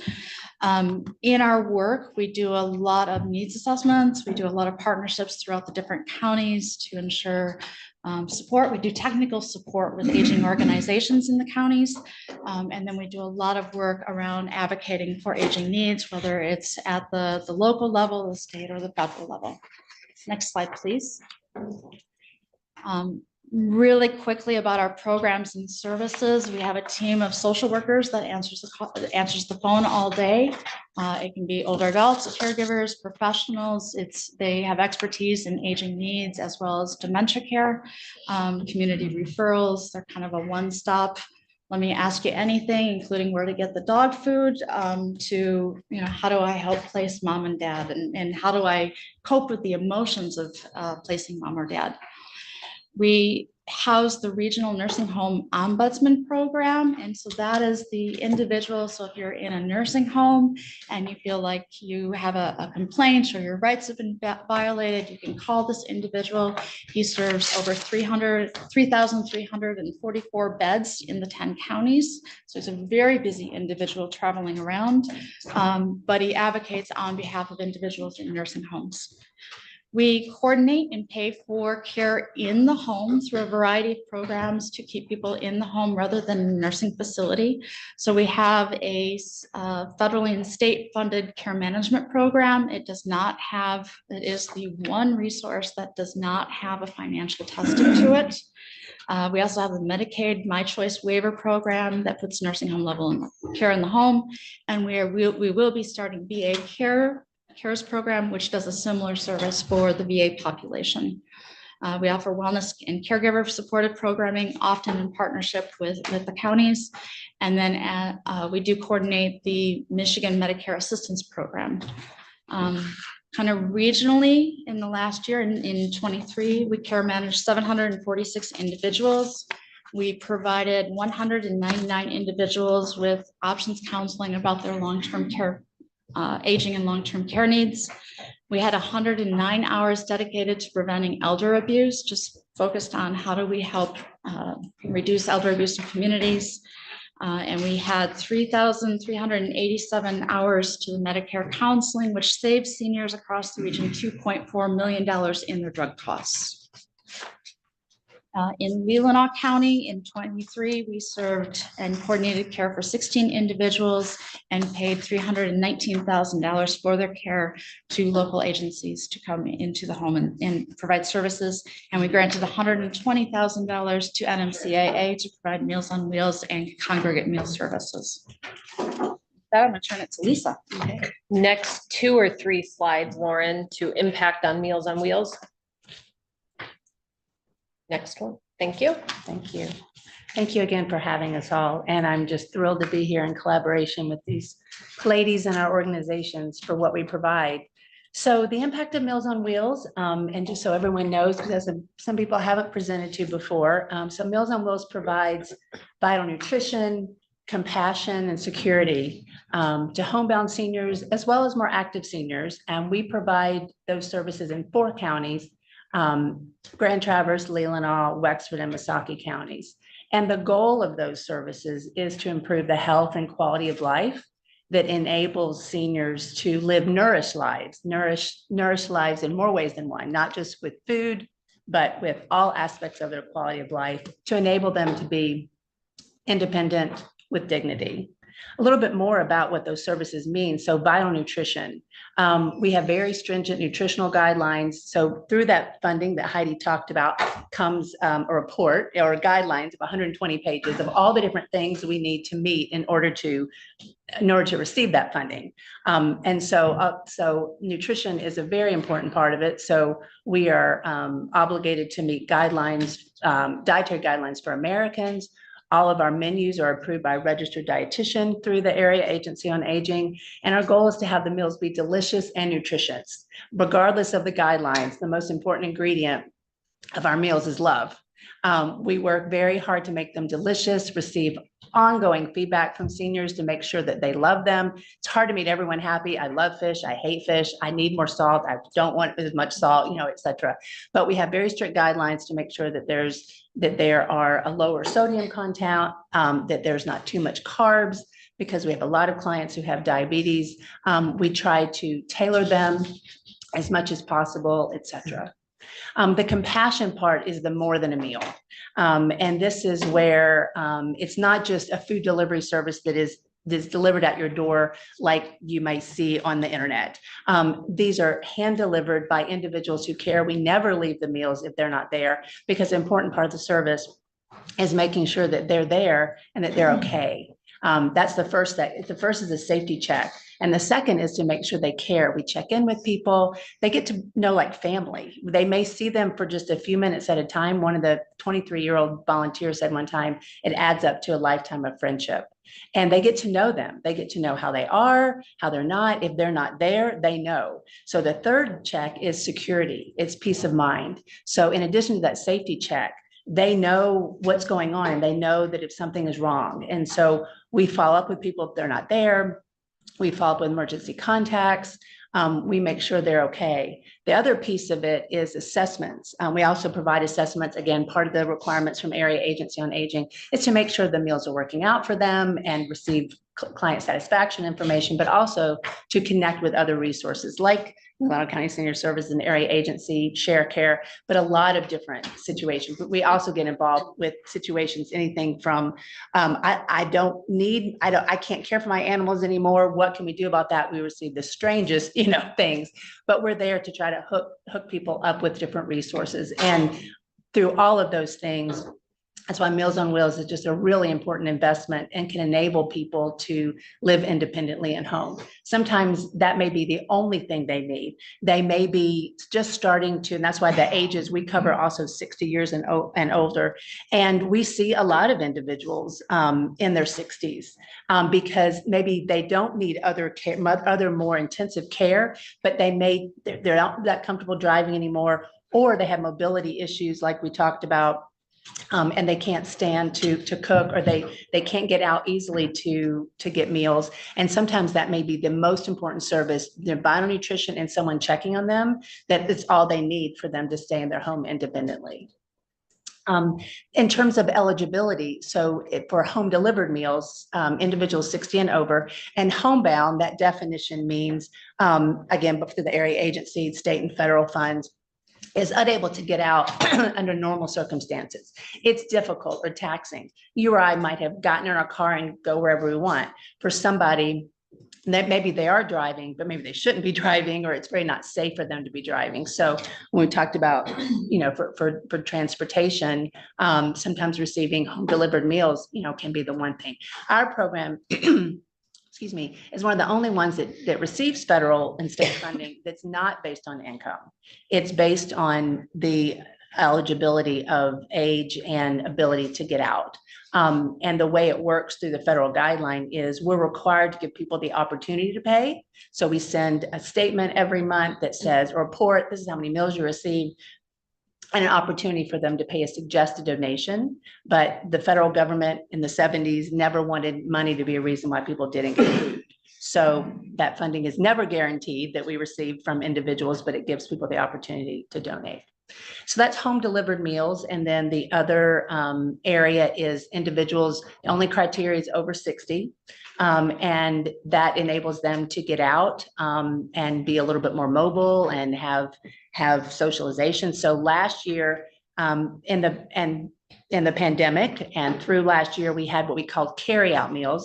And that was a collaboration with Leelanau County Senior Services. We had frozen meals that were delivered curbside at Leelanau County Senior Services, at Leelanau Christian Neighbors.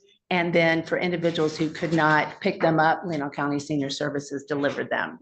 That stopped when the pandemic rules stopped last year. And then now we've been working very collaboratively with Leelanau County Senior Services to have the congregate site at the Friendship Center, which we had years ago before the pandemic happened. It had to close to be safe during the pandemic. That's when we did the carryout services, and then we worked to restart it. And it's been so exciting to see it start from like 4 people, and now we're getting in the mid-20s. So that's been very exciting. That started in January. In terms of numbers, regionally in our 4 counties last year, and our fiscal year is October through September. So October 22 through September of 23, a whole year was 163,000 meals delivered to 1,116 homebound seniors, and then 23,079 either congregate or carry out meals to 798 seniors. That's throughout our 4 counties. In Leelanau County, the total of both those programs, home delivered and carry out, was 31,932 meals to 260 seniors. And when we deliver in every ounce of the county. So it's about 285 miles across Leelanau County every time we deliver. And then, like I said, this Friendship Center congregate site started in January of 2024, and we've served about 196 meals to 32 seniors. Let's see. Can I ask where Yeah. people have to go to pick up the meals to deliver?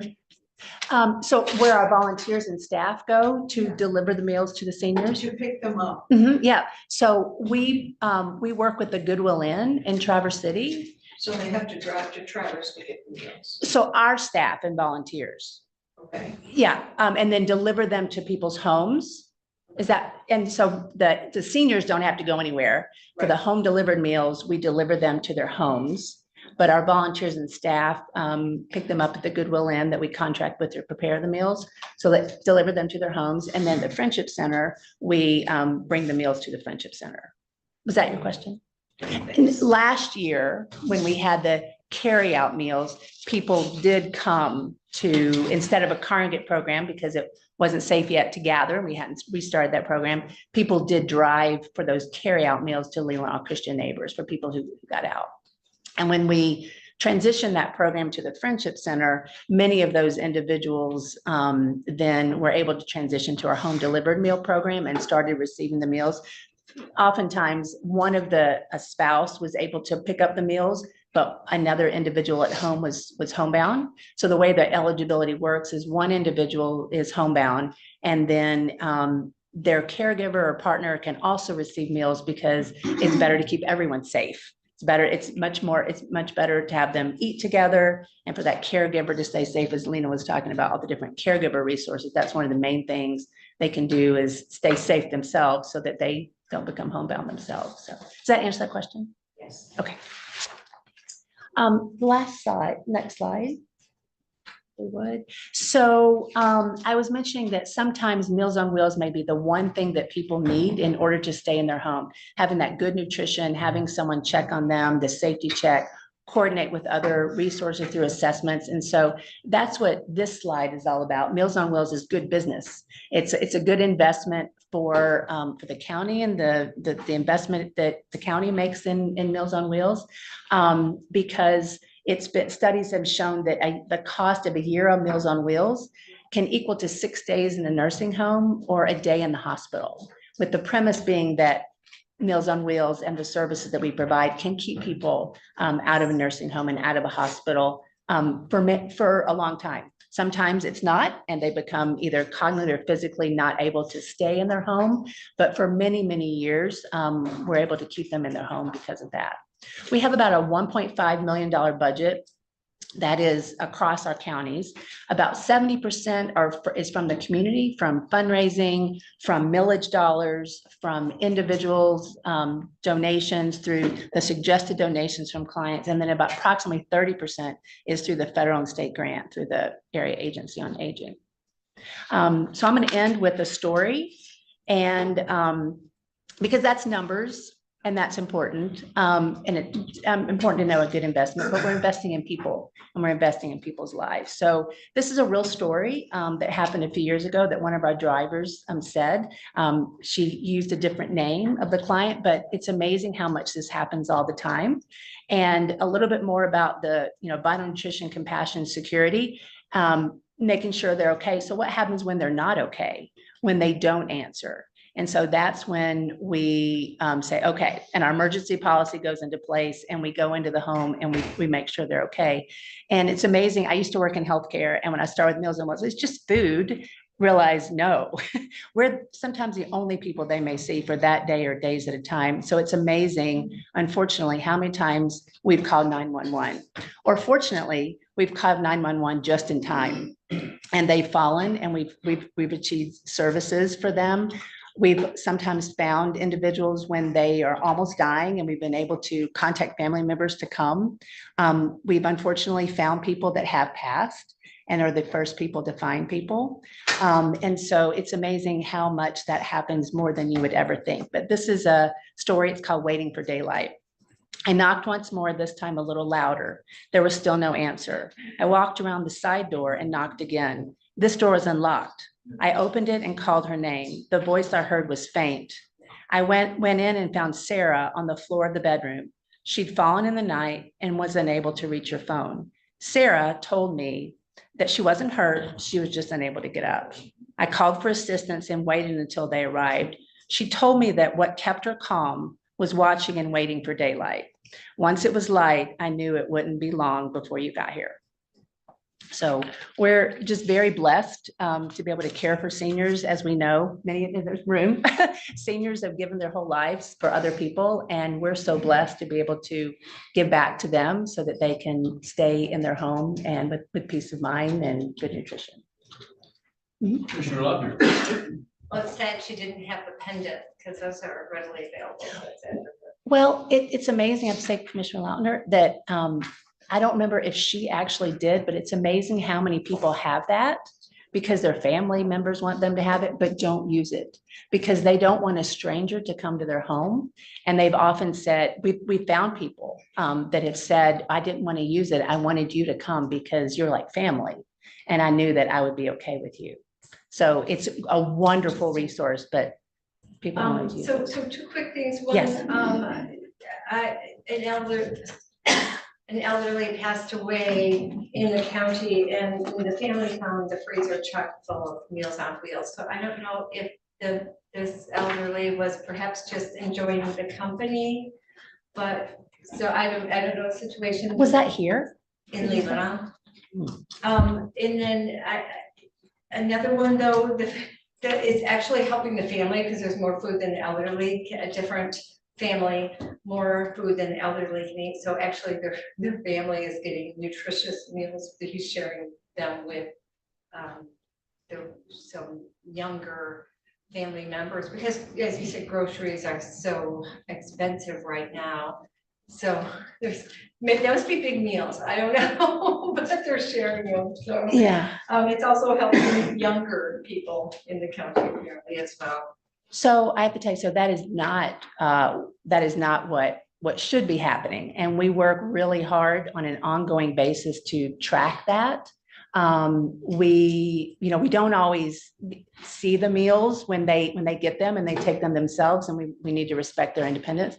But that's why we do have the assessments also, because then they do check and see how do they like the meals. They will check their freezer and see if they're eating the meals, et cetera. And we're extremely flexible. Oftentimes it changes from week to week. Sometimes people will say, I have family in town this week. I don't need your meals. Sometimes they say, oh, I really need more meals, and we'll increase them or decrease them. And so, if they've been getting the meals and they were in there, perhaps they didn't, feel like eating it, but we try really hard. Our goal is to be like Goldilocks. We don't want any more than people need. We don't want any less than people need. We need just the right amount. And the other thing is, we definitely they should not be sharing them with family members. And again, we try to keep up with that on an ongoing basis. We want the meal should only be serving the seniors. And if there are individuals in the home that need that, then we look at other resources that can help younger individuals. So if we'd have to work through privacy issues and things of that sort, but if there's any, I'd love to know information about that so we can work with, if there's two separate families. The one is not available anymore, but the second one, to make sure that they're getting the resources they need and that the millage dollars and the dollars that we have are going towards seniors. I'm looking at our agenda. And Yeah. we have a long agenda. Any final questions? I have one question. On your financial qualifications, do you adjust for inflation? We just did that. I can't remember what month last year. I did bring it before the board, and we adjusted everything, our unmet need category and our heating and utility category, up to 200. I believe I did 100 just to make sure we didn't over promise and I had enough money to help everybody, but that was increased. Thank you very much, Heather and Lisa. I'll get Just remind everybody that in a few weeks, there's a question on the ballot that we, about that, and we would hope that it will give it fair consideration. Thank you. Thank you. Could we take a 10-minute break and then reconvene with our public comment?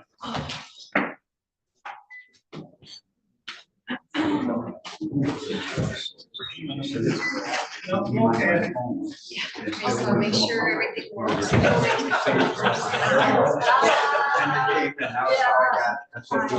Careful. I sent an email. That was interesting. That's okay. How you doing? Good to see you. Good job, Maureen. Yeah. On your phone, they put it on I don't the. have my phone, but when I'm not, so I just sent it to my. Since yesterday. And I sent it to him. I sent it to myself and the other. I have to find the date. I can see it. I know, So that's what we were doing. trying to get it.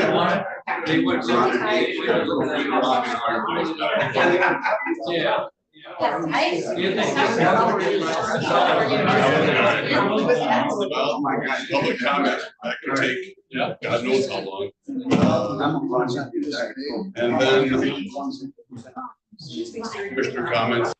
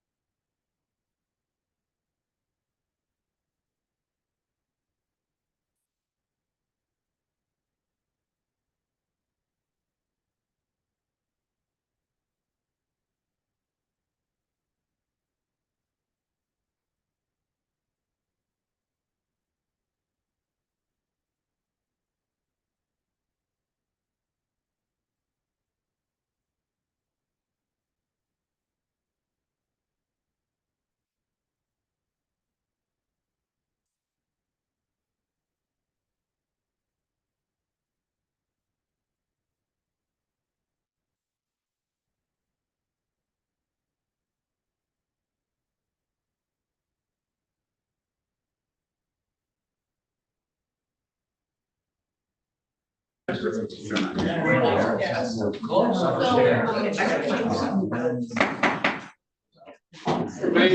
turn your microphones back on. Thank you. And now we're on our agenda to our first public comment. We thank you for coming this morning. Thank you for waiting patiently. If you now have 3 minutes to address any item on the agenda that you might want to address. If you have comments other than what's on the agenda, we would like you to wait until after the meeting. But please raise your hand and I'll call on you. John Popa. Yeah, I'm against a hard stop too. My name is John Popa. I'm from Bingham. I'm always willing to help you with brilliant ideas. This is on the agenda, sort of. You need a facilities engineer director, and you need to do it now. Page 63 and 64 talks about facility goals and stuff. There was a goal to hire a director or engineer 2 years ago. Chet pushed it through. It got mixed up in this reorganization. Deb picked it up, and she's not here anymore. But you still need to do it, and you should do it as soon as you can. You have millions of dollars in this building, the jail. You've got millions of dollars in these parks and recreation and in a dam. You need to have someone follow that because you're doing a lot of it from the bench. The board is struggling and doing it every time a little subject comes up, but you should have a director do it. I did that when I was with Grand Traverse County. Matter of fact, you got a capital improvement plan, and none of it includes and stuff on the facilities. You need a director to follow your capital improvement plan. Example is that solar thing that you applied for and stuff. That's a big capital improvement plan, and it was never in any plan. It was done by emotion and stuff, and that needs to get reviewed before you go ahead with something like that. Another example, this might be a minor one, but you spent $7,000 to draft an RFP, paid machine engineering, and he's a good guy, to just replace a walkway at the dam. Well, I had that all laid out 2 years ago, but it gets all lost in all this stuff. And that's $7,000 where you could have a facilities director do that. Parks and Rec has many projects and stuff. You had your manager have to write stuff and contracts just to get wood chips. I mean, give me a break. You need a facilities director to do that. That's what they have in the other counties. So for starters, you should hire a facility director that reports to the administrator, and you could do it now and put it so that it included in next year's budget. Now, here's a brilliant idea. Jerry's going to be leaving. Now, you don't want to place Jerry just with another Jerry. Yes, he needs replacing, but you should take that job description and add on HVAC. There was a truck parked out here a while ago. $90,000 you guys are paying a year, and it's out there in your window all the time. And this HVAC person, which we had at Grand Traverse County, added on to that job description. Take advantage of that right now. Not just replace Jerry with Jerry. With HVAC person, you can use some of that $90,000. Some of the money come, well, one, you got his wage, and two, you could use part of that 90,000. So I'm willing to help and sit with any one of you or Richard on this subject. One, advertise now for a manager, and two, upgrade Jerry's job description, and don't let that opportunity slip by.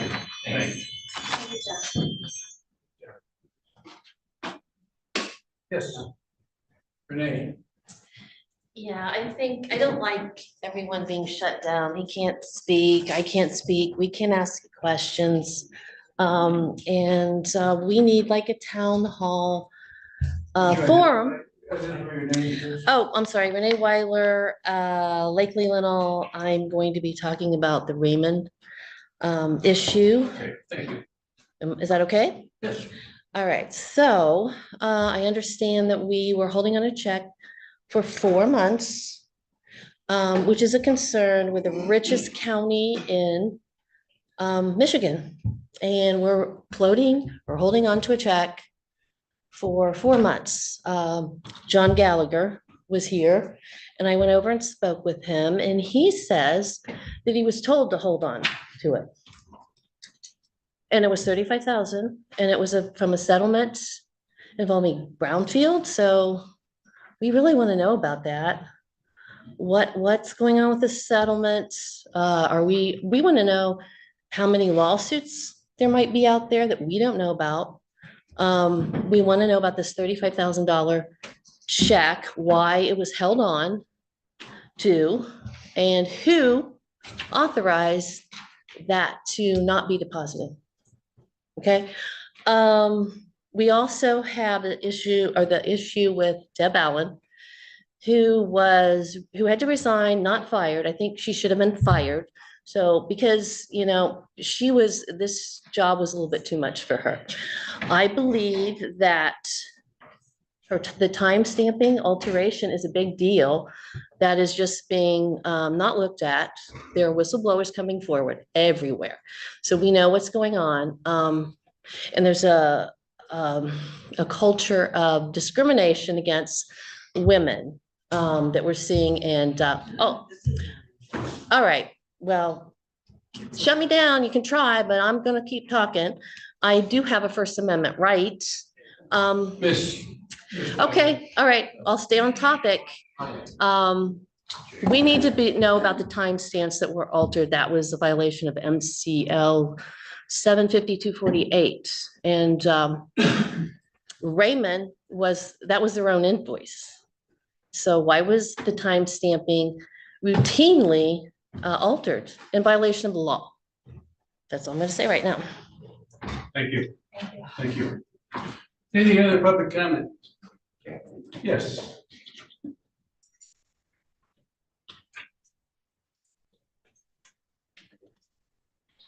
Good morning. My name is Kathy Dawkins. I'm with Leelanau Township. In any position, continuity is important. Prior treasurers were longtime county employees, and they did a pretty good job.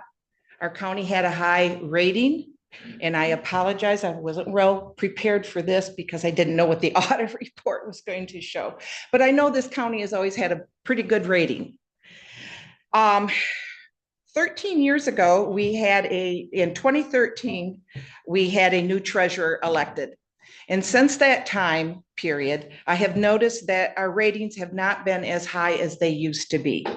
It has now been 13 years for that treasurer to be in his position. My concern is that this person is not doing the job as well as the prior treasurers did. I know that when he came into the office, he demoted his deputy treasurer, which I felt was a mistake because you want to learn from the employees that have been in that office to continue that continuity, especially since we had such good ratings with our financial situation. I know the audit also doesn't just depend on the treasurer's position, on the person who's in there, but I am concerned that maybe he's not looking for enough advice or going outside of here to look for help on how to better do his job. And I'm hoping that after this audit that we will go back up to where we should be. Thank you. Thank you. Any other public comment this morning? A reminder that we will have public comment at the end of our meeting as well. Just a reminder, Chairman Russell, if anybody has a phone near the microphones, if you could remove it, that's that static noise. Thank you. A phone or a timer, right? Possibly. I try to keep it away. Are there any commissioner comments? Okay, thank you. We now are down to our first action item, our sheriff's agenda. You have a grant, staff, and commander reimbursement. Good morning, Sheriff Borkovich, Under Sheriff Kiesel. If there's any questions about that, it's for staff and command school. We send all our, sergeants on up. We go to those schools. It's just a reimbursement for his training at Michigan State for the school staff and command. Commissioner Russ? I move to recommend that the County Board of Commissioners allow the Sheriff's Office to submit a risk avoidance program rep grant with MMRMA in the amount of $3,923.78 to recoup 75% reimbursement for the cost of sending Sergeant Chris Bailey to the Michigan State University School of Staff and Command. Support. Any discussion? All those in support of that motion say aye. Aye. Motion approved 6-0. Thank you. We now have Cameron Clark and the probate family court. Oh, there we go. I know Cameron was worried about his schedule today. Sorry to keep you waiting, Cameron. Sorry. This is more important than anything else. I gave you my song and dance last month, and I guess the sticking point wasn't whether or not the caseworkers should be compensated for the work that they do above and beyond 8:30 to 5. The issue, I think, was how, or what do you want to call it? And so the judge would like to just do away with the other verbiage that you might have heard last month and just build it into their wages and to their job descriptions. I think that's what I heard, that the efforts that the staff was putting together, doing upstairs was extraordinary. And I think what I heard is that, and that's what I advised both the judge and the Cameron, is that we need to build it into the regular wage and the working hours. And that's what they have done through this budget. We were not, that the grant request has to be submitted by August.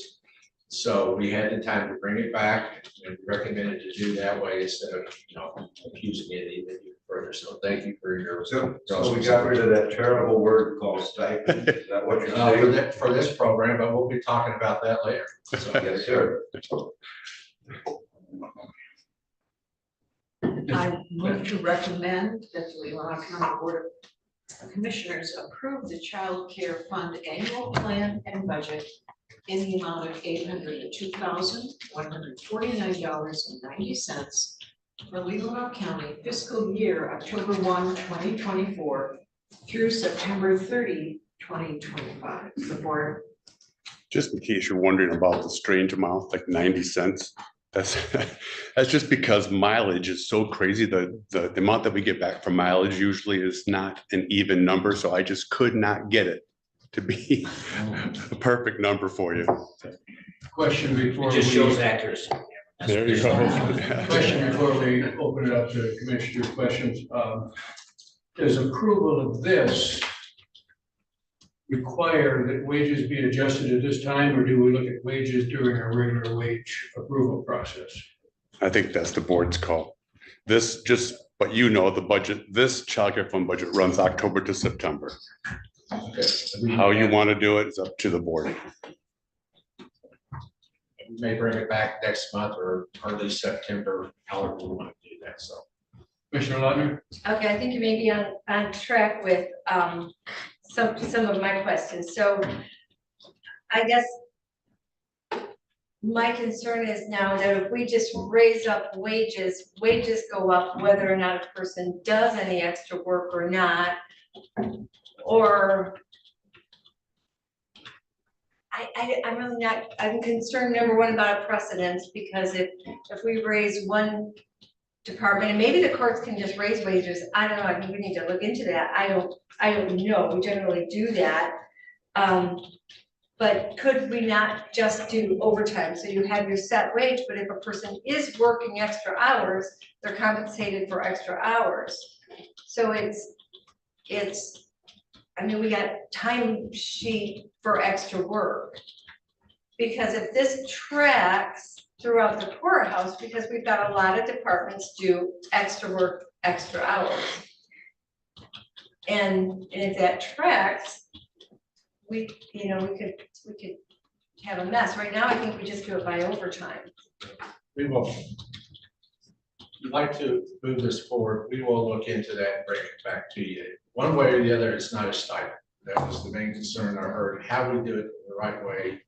I think we can still work with them, but at least we got to get a budget submitted to the state so we have it back in time. We know what we're working with. So that's the way I look at it right now. So, but the stipend, whatever you want to call it by whatever name, that was the issue that I heard. And we also recognize that the employees doing this need to receive their compensation. No, but he also mentioned it's built into their, it's going to be built into the job description. So we need to see how that's going to play, but this is how they want to present it.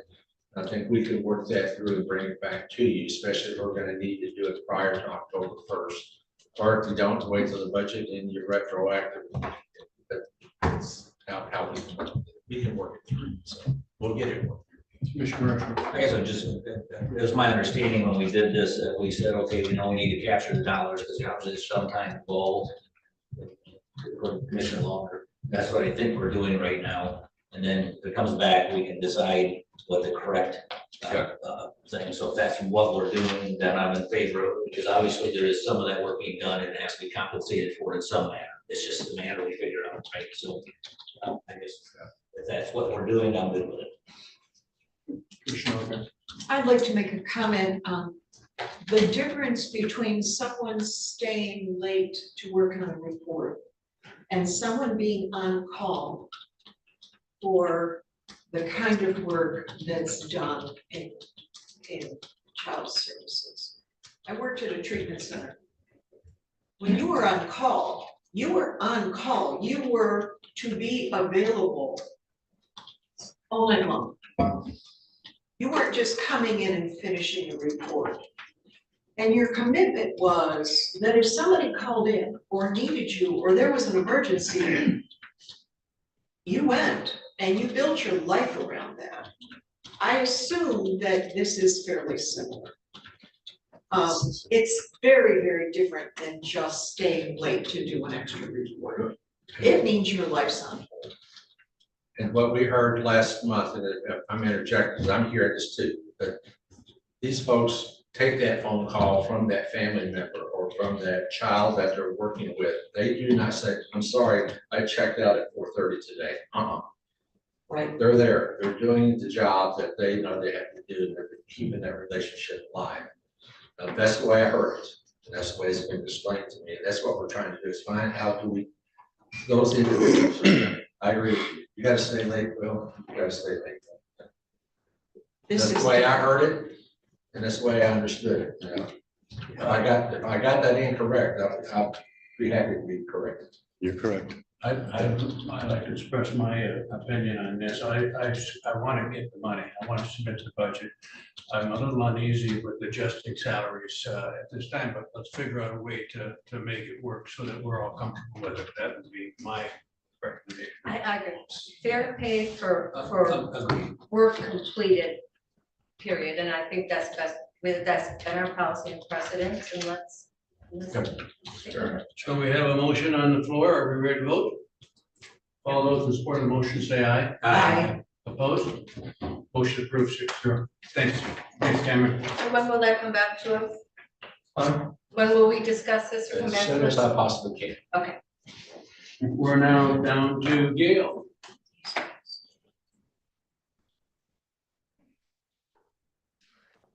Hello, Gail Meyer, Planning Director.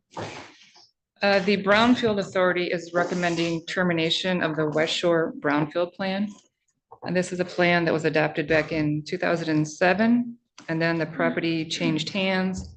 The plan was amended in 2017. In 2009, there were some eligible activities, and the developer was reimbursed for those activities. But since that time, the redevelopment has not taken place. Back in December, we were notified that the owner passed away unexpectedly.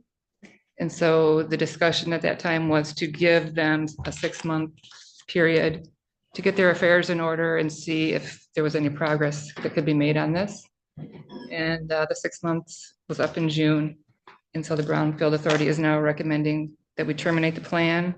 There are no outstanding obligations or eligible activities to reimburse at this time.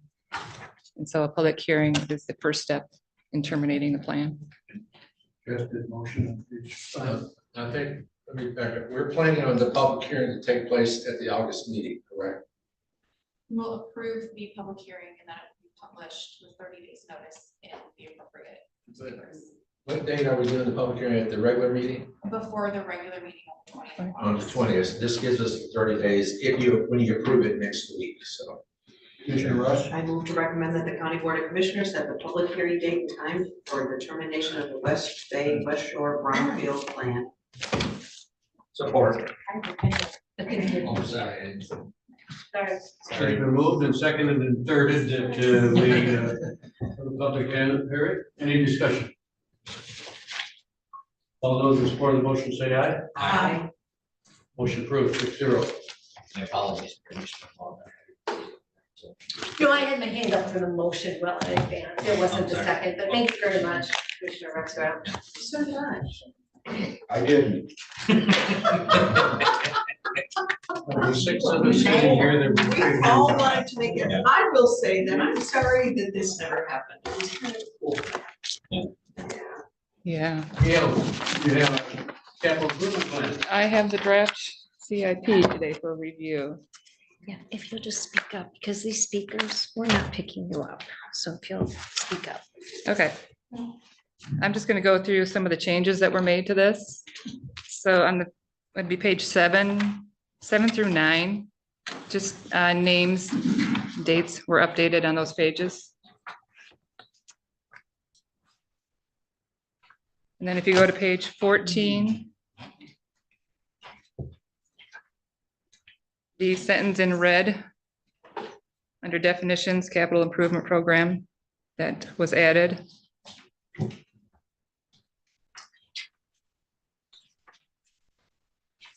And then pages 17 through 19, priority level, projected capital cost. Those have all been updated as well. 2025 submittals. Other potential projects, if they were completed, they were removed.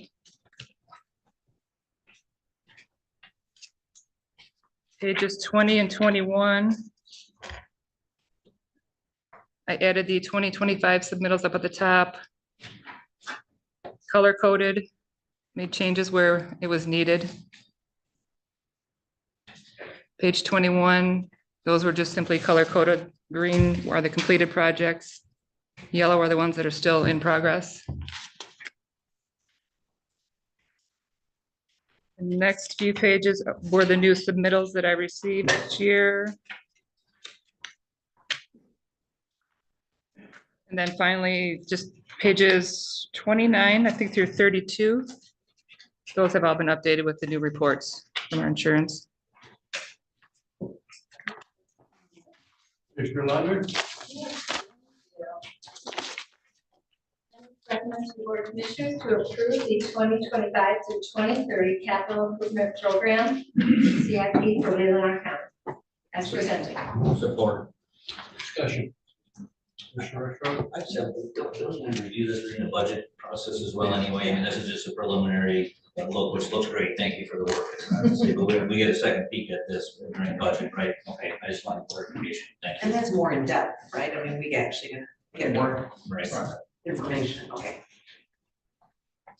Any other questions for And Gail? then Gail, we had the question of the, your code moving the, wasn't there like a gray, and it looks like you got that all cleaned Yeah, it up. was the printer that was, It was a- yeah, after so many copies, the printer gave out. Okay, yeah, this looks really good. Thank you. Ready to vote? All those in support of the motion say aye. Aye. Opposed? Motion approved 6-0. Gail, before you leave, I know you've been dealing with recycle sites and some inappropriate stuff. Can you, like a toilet left at At Northport, yeah, I think couches before that. couches and bed frames and Yeah, what are we able to do about that? well, depending on what's left and if there's witnesses, we can move forward with the prosecutor's office. We have cameras in? Not at all the sites, no, In Northport? no. We have cameras at Elmwood, obviously, but one of our signs that we've put up with sleeping things here unauthorized will result in a ticket for littering. which seemed to work. I mean, we don't have a piano there anymore. So that seems to be working, leaving non-items of, will result in littering citation, so. And there was a news article in Grand Prairie County also on it too, I don't think. So do we need to look at that in the budget process, getting a camera for, what sites don't have cameras yet? I believe Glen Lake, Elmwood have cameras. Elmwood has cameras. I'm not sure about Glen Arbor. I think we do. One teens, I don't think they're working. Glen Arbor does. I think that's it. Oh, I don't know if they're working. We've tried the trail cameras but they just, Just get that checked out and bring it back to you, maybe it'd be part of our budget. Yeah, we need to do that. Can we put that on our solid waste council? yeah, yes, agenda for definitely. the next one? That Yes. would be probably the best way to do it. Thank you very much. Thank you. Sounds like we need more cameras. We're gonna lose more sites because people are ruining it. We now are down to 4B. No, you gotta do 4A, because you gotta Oh, do. yes, we do. We have to take action. Commissioner Lautner? Yes, I would move to recommend acceptance and approval of the 2023 audit of Leelanau County financial statements of governmental activities, the business type activities, the aggregate discretely presented components unit, each major fund, and the aggregate remaining fund information for the year ending December 31, 2023. Support. Any discussion? I would like to recognize Kathy and the team. We heard a little bit in the one report of some things we did differently, but absolutely outstanding audit. And so thank you. Thank you. All those in support of the motion say aye. Aye. Motion approved, 6-0. We now are at Parks and Recreation, 5-year. Okay. As you know, if we want to apply for state grants to open to our parks and recreation programs, whatever it may be doing forward, we're required by the state to have a 5-year master plan. We did go out for bids for a 5-year master. For that, we received one bid, and as I shared in the memo, we did receive one proposal. The County Parks and Rec Commission had a committee put together to review the proposal. And you can see the names there that sat and met and went through it. The proposal met all the criteria that we had outlined in our RFP. So there's no reason to reject it. So we move forward with that. I have spoken with the president. The one concern that we had is because we were kind of a month behind about whether they can have it done in February, completed. They said that deadline will be completed by February. We did check the references. They, for all practical purpose, there was nothing really negative other than, communications, but it was minor. And so we are, through the committee and through staff, we are recommending that this RFP or this proposal be accepted. And the group will be ready to go to work sooner rather than later. So they're just waiting on us.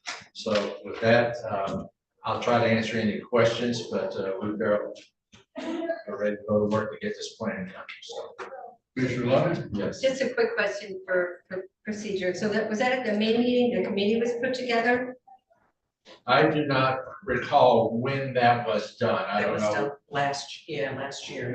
I don't. Remember, we assigned people to look at that 5-year plan. I do remember us talking about it. I just didn't remember setting up the committee exactly. Okay. And then this did not go to the full Parks and Rec board. It did not, but the chair was going to notify all members of the park board of the action that was taken, what we were going to do, so that we can get it onto this agenda and get this moving. That's how we did that, and I'll let give an update. But this is the only proposal we received. I understand. Wasn't a whole lot more unless we want to go back out and bid. So. Right. Commissioner Rush. I move to recommend that the County Board of Commissioners approve an agreement with MCSA Group Inc. of East Grand Rapids, Michigan, and that the update of the 2024 Leelanau County Community Parks and Recreation Plan for 2025-29 be approved. Support. Discussion. Commissioner I Rush. just have a question, and I could be wrong. Was this one of the plans that we had filled done before and they owned it, then let us edit it? So are we getting an editable product out of this? Okay, so. Yes, and the actual product that we will have is we'll be speaking with them to get it electronically and get it transferred. We don't have the program. They can give it to us, but we're not gonna spend $40,000 to get a program. The firm down there has it, we'll get it transferred down to them so they can utilize it, and that's what we will get back when we're done. Remember, we can edit it, but until the state and we approve it, the state recognizes it. What we submit in February is it, unless we make changes and they approve the changes. But that's all that dilemma. But we will be solving that. Okay, that was. At the worst case, we would have to spend $1,900. Okay, that's the worst case scenario, but we will get that taken care of. Okay, Thank you. you're welcome. So I guess my comments is that this board trumps a Parks and Recreation Commission, but we did miss that step. And I understand I we need agree. to get this moving. And we also don't have a July meeting for various reasons. So there is that. And being that there's one bid, let's move it forward. But other than that, we really can't do this. So it's a bad practice. And one of the things that was left out of who the plan is, and they recognize that they did not include the Parks and Rec Commission to meet with them individually or as a group to get their thoughts. They realize that they missed it, that they know it's in there. So, I mean, we are covered. So we have a motion on the floor. All those in support of the motion say aye. Aye. Opposed? Motion approved, 6-0. Oh, yeah, and one more question. So what was the dollar amount? 14. It was, We should have that in there. I think it's I know what it is. Is that the very top? Is that the top 14,000? Is that the top of the EPS? $14,600 in related expenses. So a lot of that is any copying. So we should have a not to exceed for Tuesday Well, night, and then that it we should can have that motion ready for you next week. come on across the rec. Okay. Okay, just get amended. Yep. Well, we'll just do it. Yeah, just bring it All right. complete. Sounds good. Okay, no problem. PACE program. Okay, last month y'all approved the PACE program, but we've got one little small detail. We got to hold a public hearing first. And so we're asking you to set the public hearing for the same date of next month, so we get that step completed. So that's, small detail, but I mean, it's one of those important things. So. Teacher. Commissioner O'Gara. I move to recommend that the Board of Commissioners set the date of August 20th at 6:15 for a public hearing regarding the PACE program. Support. All those in support of that motion say aye. Aye. Opposed? Motion approved, 6-0. We now down to our 6-month goal discussion. I'm gonna sit over here so I can watch all of you. Easier. Somebody back here is gonna be taking notes. Last month, at the meeting, when you extended your interim manager's contract, one of the thoughts was to set up some 6-month goals. So instead of waiting to have the meeting, I came up and put things together that are on the table that I know of at this point, and we went through it. So you have the memo that I wrote, but there's some support that is going to be needed for us to be to accomplish this. As we know, one of the primary focuses in the next few months is to formulate, present, and adopt the fiscal year 25 annual budget. We know that's got to get done. That's a requirement. The goal is working with the finance department, finance and accounting department. That's its official title that you approve. We know we want to present that to you at your September BOC regular meeting. Now, when I say present, I'm just going to hand it to you. I'll give probably about 5 minutes worth of comments, but you guys have to have time to read it. We'll figure out at that time dates that you may want to have a special meeting to review it. But you do not have to adopt a budget until December. So let's make sure that everything is covered. It's gonna be an experience both for Kathy and mainly for me to go through all the different items in there, the different departments. I was used to city departments where you controlled everything. Well, we don't control everything. So we'll get through it and we'll get done with it. The other thing that I understand that was very important is, you know, the findings you've heard.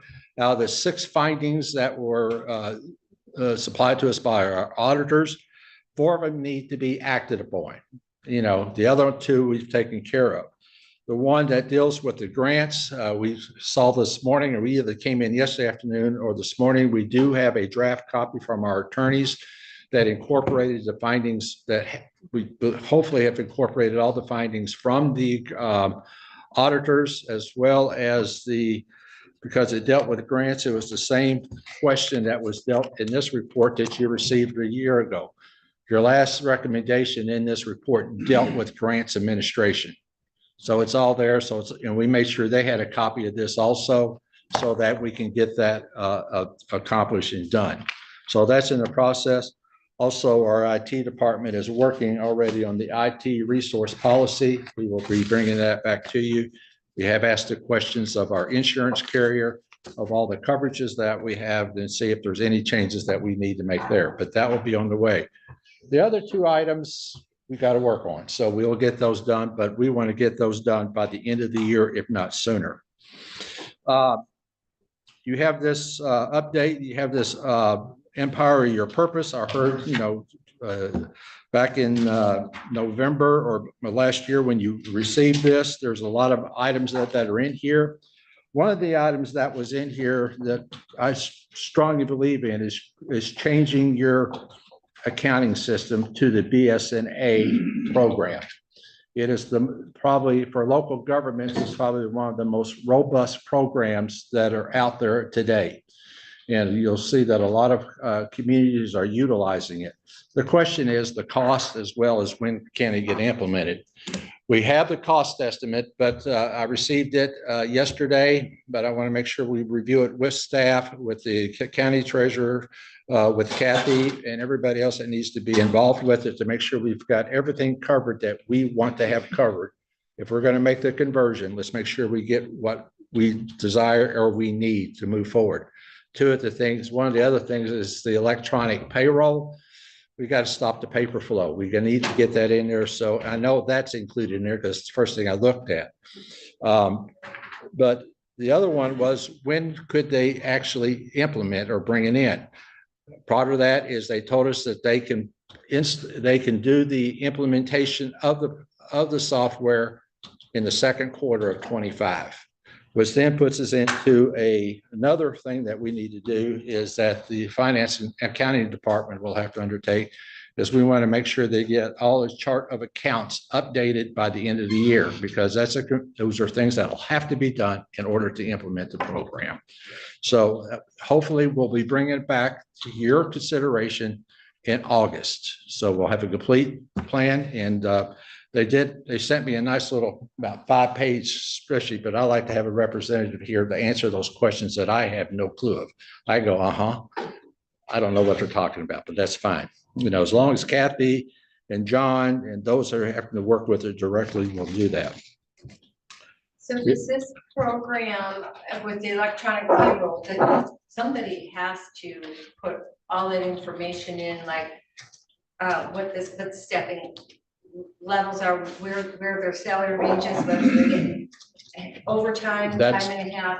That's part of that's what they do. They incorporate all that into it, but that's what we'll have to go through with them. You know, that's part of their proposal, is helping getting all that conversion completed. But not only that, they spend a lot of time here as it relates to the training that needs to take place for the utilization of it. I was at Sutton's Bay, the village of Sutton's Bay, when they made the transition to, and I watched it all taking place, and I was very impressed with the training crew that they brought in. And the folks there needed a little bit more. They came back and I sat with them and worked with them till they had clear understanding. Now, I've been in a number of places already in Traverse City's gone through the conversion. Every place that has gone through this conversion has said it's the best thing that's ever happened to them, for the to cover everything moving forward. I'm not an expert on it. All I know is that everyone has been well pleased with the BNSNA program. I'll let you be the judge of that when they bring it back, and we'll be glad to get references if that's what you would like. The other big thing that I see out there is that sometime in November, we need to do some orientation sessions with the new elected officials, and also you're going to be going through your appointment process. We also need to do that with the board appointments. I wrote in here the second week of November. That was because I was being very ambitious that, the certification of elections will be completed by that time. Well, we're not going to do that till the certification of it's been completed and brought forward.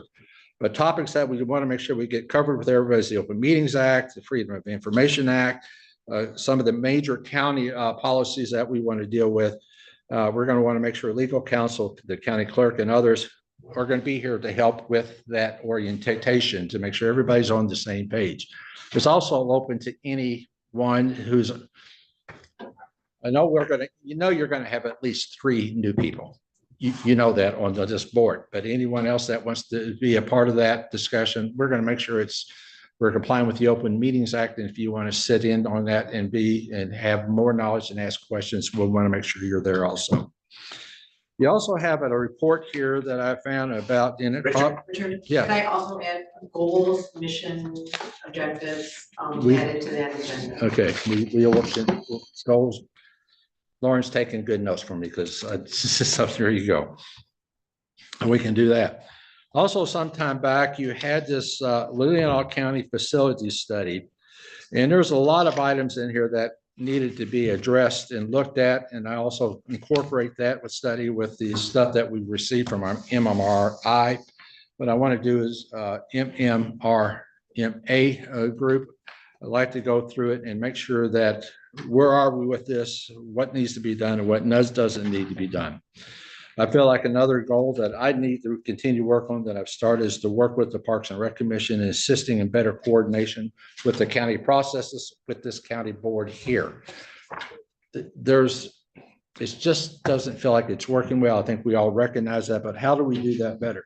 There may be some recommendations that's going to be forthcoming in the budget that I hope you'll give some consideration to, but I haven't got all that worked out.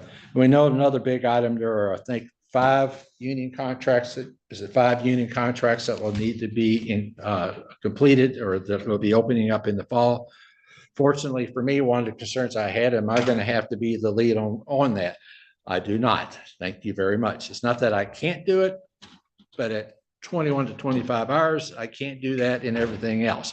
Fortunately, legal counsel, by your all's agreement or county policy, they take the lead, but we still need to be ready to help and to be a resource whenever that they need that. There are some items that Heather has indicated on some of the contracts that we need to look at, and that's what we will look at. And also one thing, well, I'll get to that in a minute. Some of the other ongoing projects that I have for somehow taken underneath my wing a little bit more than probably I should, but you got to have something to work on. So there you go.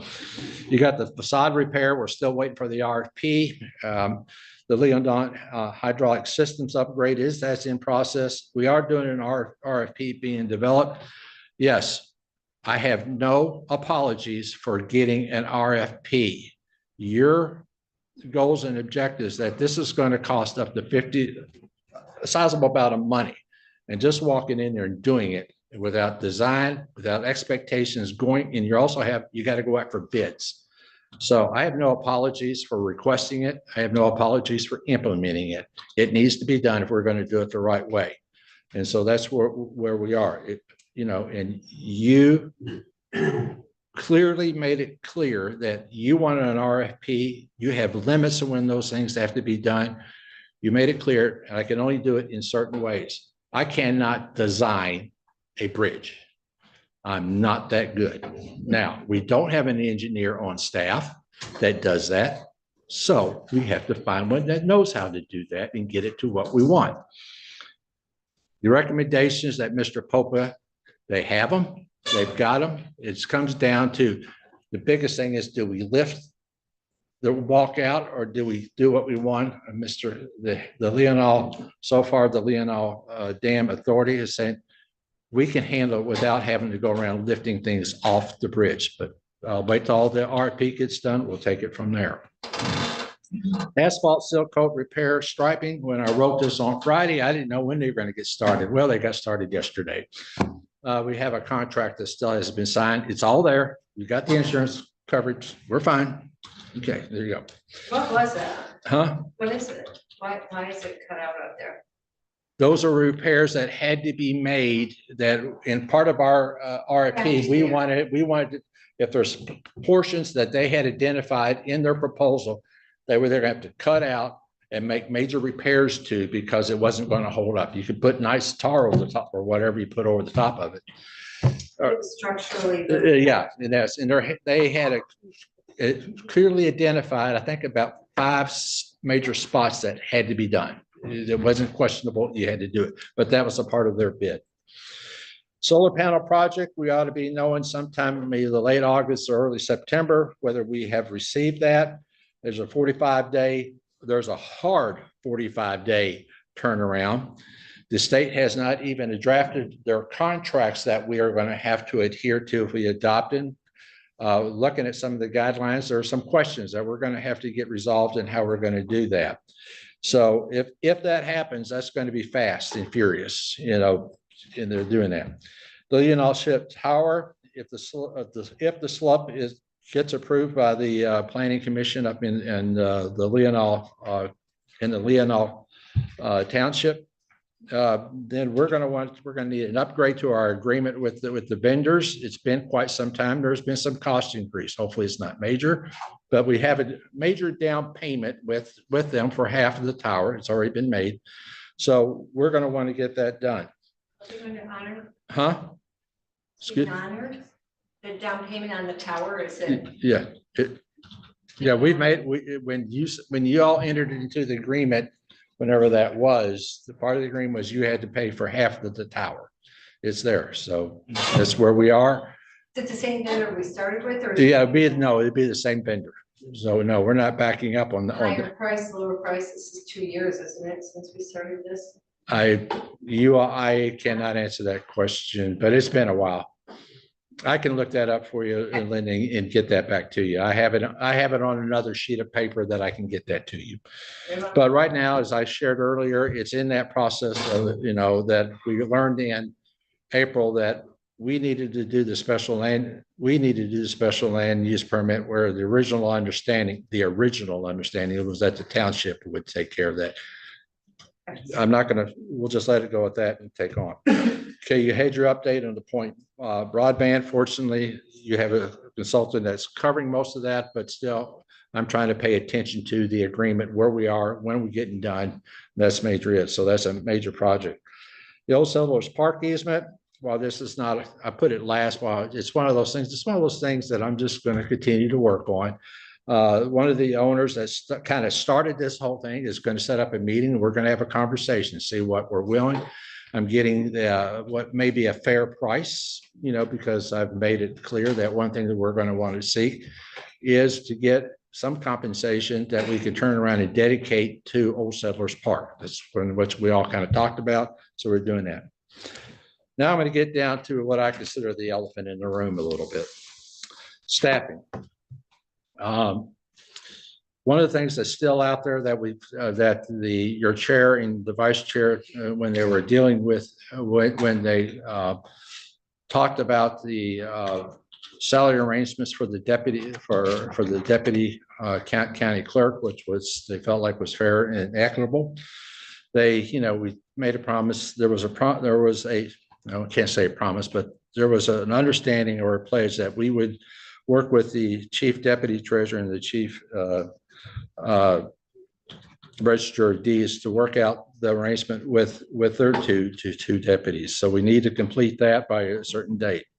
Human resources director, yes. Huh? Yeah, you are going to get away with that. Huh? I'm not gonna get away with what? Well, moving on. Okay. So what you want to do is discuss county treasurer, register deed, chief deputy treasurer, chief deputy register compensation. But I guess I'm not understanding. In other words, there was some, just them. that's the only three major deputies you have in county government. But we haven't. No, you have a chief deputy county clerk, you have a chief Yeah, that's deputy not- yeah. treasurer. But she's not mentioned. That's because that's already been resolved. That's already been resolved. You Organized just- discussion for compensation. So if we're gonna discuss compensation, are we just gonna discuss all of the positions? The positions the position with the chief deputy clerk has already been resolved by this board. I think the chair and the vice chair brought a recommendation back to you and you all have adopted that? Or how did you do that? I don't know.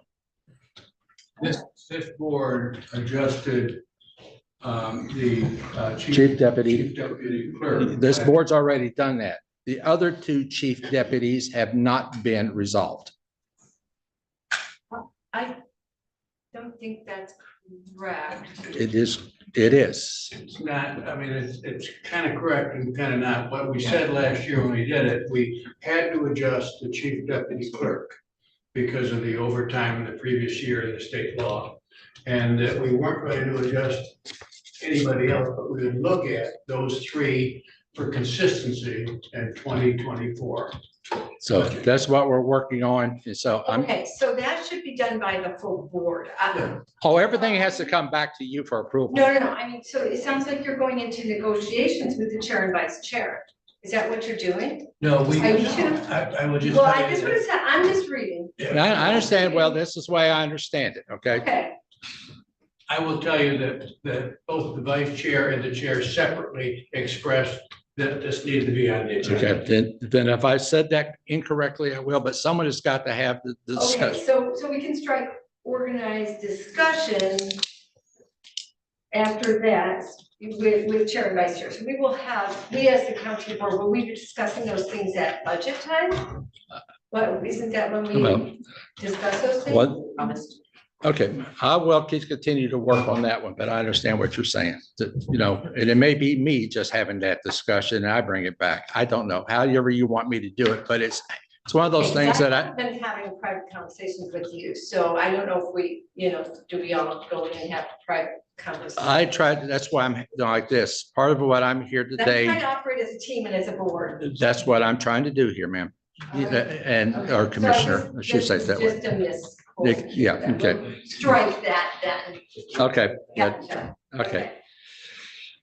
All right. Human resources, yes, I'm still working to fill that position. I did have a conversation with an individual yesterday that may be willing to assist us in the short term, but this conversation is still going on. I've reached out to two firms that can give us support. They are busy enough that they don't have the capacity in order to assist us. There was another individual that I talked with that, says salary wise they would be happy to take a cut. So there's still a lot of things that has to be worked on. I want to give Heather a great shout out, even though she's not here to hear it. She left us and she left myself and Lauren great instructions on what we got to do day to day. One thing that I can assure you is that all positions that were vacant are filled. Or they are filled, they are done. There are start dates that have to be worked out, but they have been filled and they are done. The only position that hasn't been done is the only position is we get down to accounting clerk, that's the only one that hasn't been filled. And we get down to the lower one, then we will take care of that one. Before you move on, and before we go outside of this building to pay for HR expertise, we do have a lot of historical knowledge in the clerk's office that ran our HR for years. Well, okay, then let's get down to that. Let's get down to that, the subject. Okay. We're there? All right, so, well, we moved to set up a separate HR department. I want to make it clear that that wasn't because there was anything not being done correctly. I'm not assuming that at Okay, all. so as long as we understand that, I think there's expertise that can be tapped in without going outside and paying for other professional. Maybe not. There's day-to-day stuff, but you know, they aren't being paid a stipend for that at this point. That's according to your I motions. think it's just like simple But questions.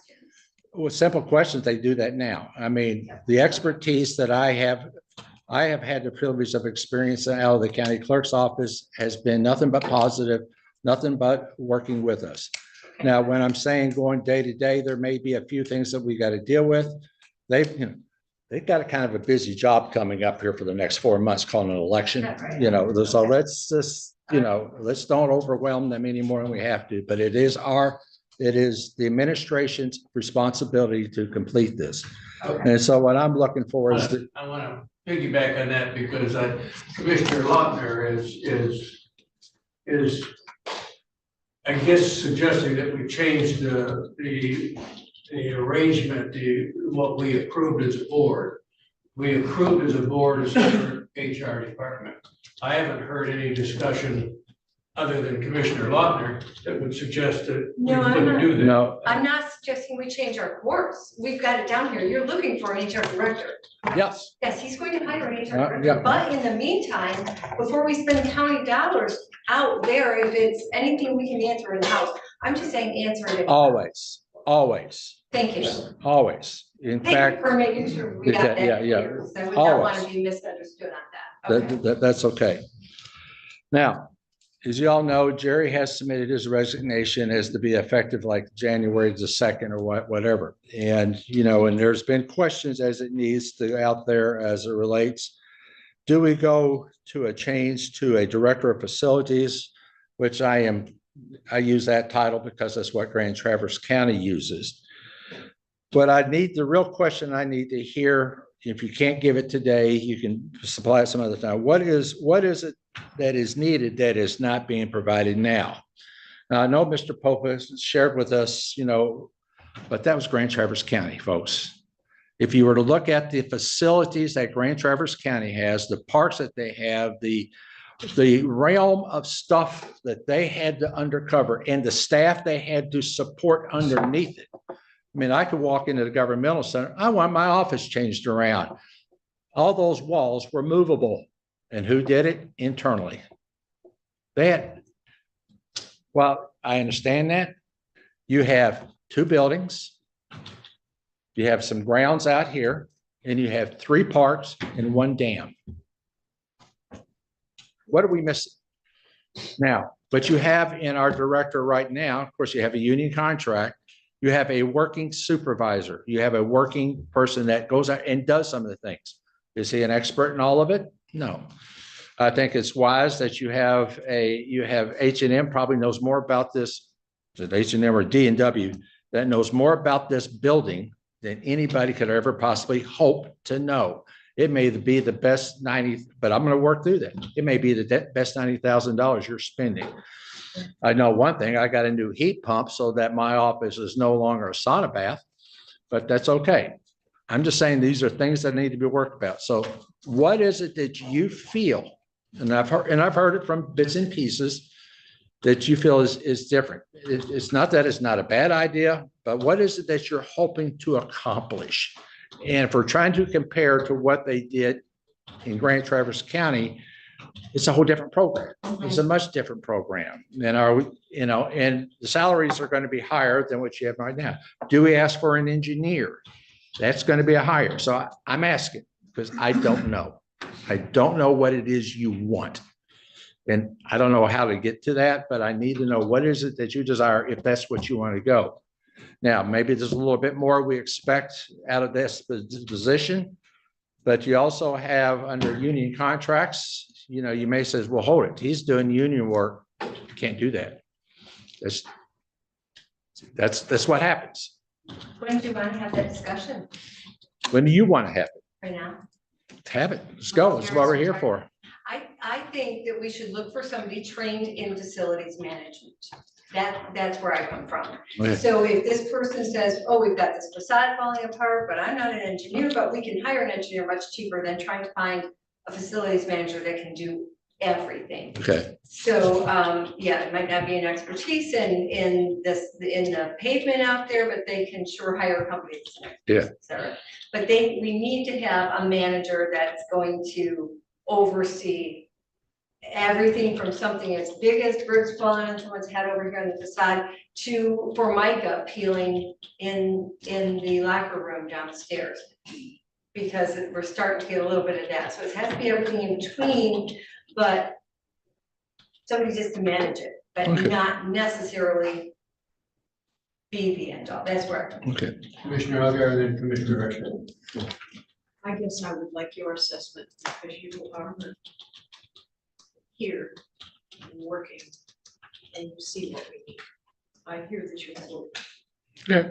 I'm listening from you and I'll report back as I move. You're the one who's on top of what we really need, so I'm gonna be very interested in your assessment. Okay. So I agree with. If you don't mind, Mr. Chair, if you don't mind, as I'm looking at you, I'll point, if you don't mind. This is- I don't know what else I can add. Yeah. Right, so it's just how we had, but I do agree with Commissioner Lautner on this issue. I think we end up with spots where we are so beholden to vendors that we are, there's no way to know if we're getting the best price. And you can say what you said, but I lived in this business for 30-some years and I know how things work. And we need someone to have the expertise to discern what is really needed. I mean, it seems like right now we kind of pay E&W to be a quasi facility manager. Yeah. Having sat in several meetings, I hear input back on them on these facility issues that I think really, I mean, there's nothing in what I'm saying that I doubt their sincerity or honesty, but it puts us in an awkward spot where the expertise we need to have and recommendations comes from the person we're gonna hire to do it. I think that puts us in an awkward situation, and I don't always feel comfortable that we have the right oversight for those things. So I agree with Commissioner Lautner, I guess, on that, that it's not an expert in everything, but someone who's had enough information to be able to say, no, that's we need to get another opinion, we need to give us some better, full advice so that the money's being spent. And I think we could probably reduce, I mean, your comment about your heat pump, yes, that was B&W, but it was not done out of the 90,000 year contract. We paid them individually for that heat pump. So there's another function we're paying them every year, 90,000 for. Again, it's nothing against them. I love them. I worked with them all my life. So it's just, I think we need the expertise.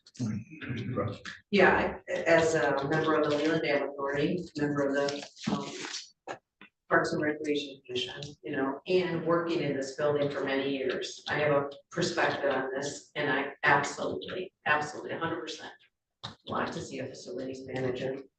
The assets that we have in this county deserve a level that matches. And I agree with what's been said so far. It's getting more complex all the time.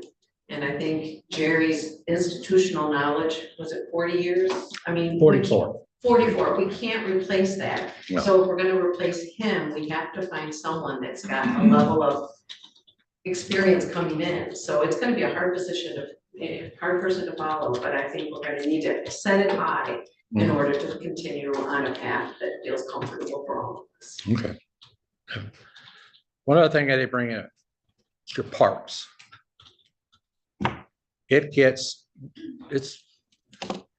I've had the privilege of being at all three parks now. And they are three distinct, separate parks in my viewpoint. You have at the Veronica Valley, it's more of a natural area, passive recreation, take a walk, enjoy nature, and it's great. And once a year, you get to have a great fishing. Those kids were having a ball. I got to see it and watch it. Old Settlers, it's a different kind of park. It's small, but it's there to have a day picnic, to go swimming in the lake, to do things that's different, but it's not large. And then the Miles, at least that's the way I've observed it, Miles Kimberly is an activity park. A lot of different activities that could be taking place there and have the potential of being taking place there. And the poor barn, that is correct. You know, and that's another whole separate topic, you know, that we have going. We're missing a link. That's all I can tell you. I feel like you're missing a link.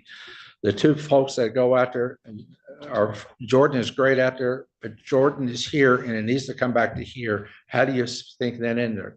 Jordan cannot speak for everybody. It's not, you know, that maybe it's going to have to be a part of the solution. I'm not saying that we're going to be able to say, take this position, we still have two people. As I evaluate this and go through the budget, I'm looking at you may have to have a separate body to do this and still have three people after getting your day-to-day work done.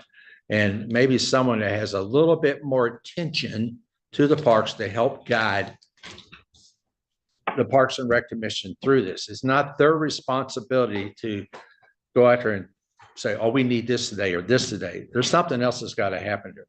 To me, I feel like Grand Traverse County, that's pretty good. They have a Parks and Rec division, they have a director, but it's still, when something at that civic center falls apart, it goes back over to here. Could be a good part-time position for It your could, facilities manager. it could be. I don't know, but those are things those are what I see that of anything that I feel like that's a missing link for some reason. I just feel it. Maybe I'm wrong, but somewhere or another, it's just, like I said earlier, it's just not coming together like I think we all want it to be. I think everybody wants it to be. Okay, so, all right. Anything else on the maintenance director position or whatever we're going to call it when we get done? So when are we gonna make that decision?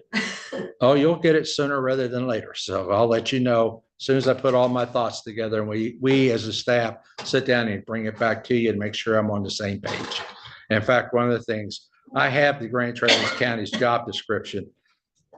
That's more than we need. I just need to get it pared down. And that's where I may need some outside help to put that together so we get it the right way. You know, and there are people that can do a one-off, such as the couple of places that I had talked to on, you know, they can help out on this little part, but they're not capable enough or have the time to come in here and be here on a daily basis. That was the difference. So we'll keep working on that. All right, let's get down to what I think is the elephant in the room, and that it's nobody's fault. It is just where we are today, at least in my humble opinion. First of all, let's just say it and say it outright. It's not the what that it took place 3 years ago, it's the how.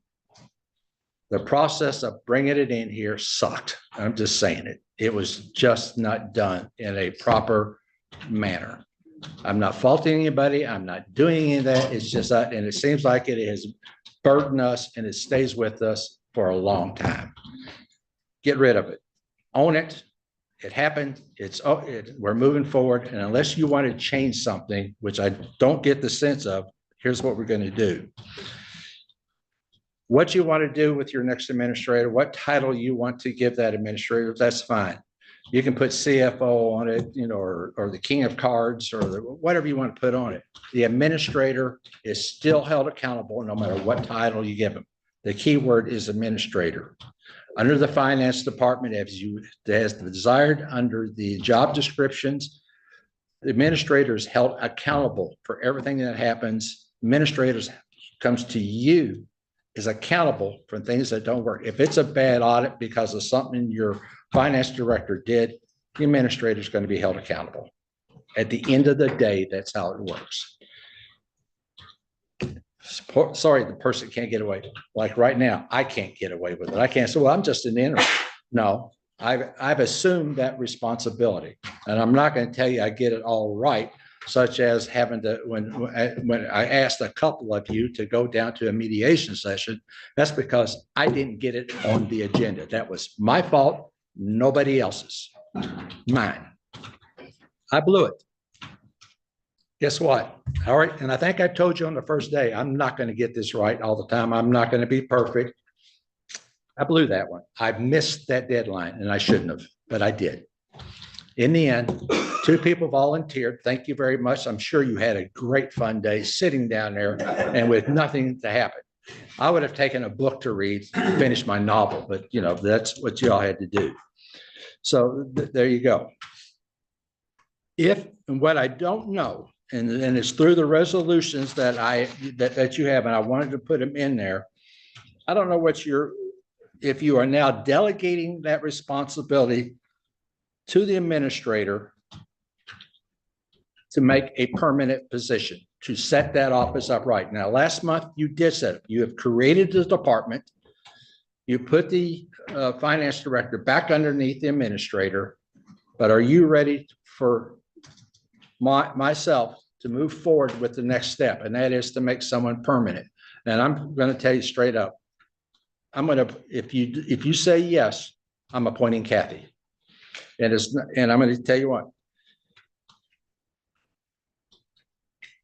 She has the experience of everything that happens in this building and in this county. If I look back to another document that we're going to be going through probably in a future meeting or something like that, she's been a deputy, she's been an administrator. She's been doing this for almost 2 years.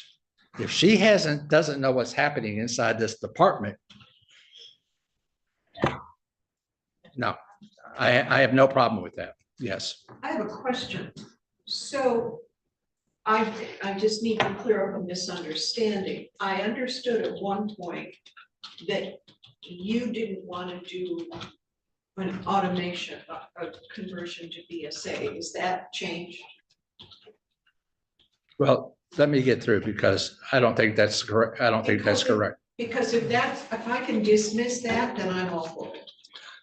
I've talked to Kathy about that one because I heard that before too. She's not, at least Kathy, you can correct me. I'm more, anybody else that's here on staff wants to correct anything I say, they're more than welcome to, because I'm not perfect. I asked her that question. It wasn't that she wasn't ready to jump at that point because of everything that needed to be done. Second is the timing. The timing is that we thought it was going to take 1.5 years.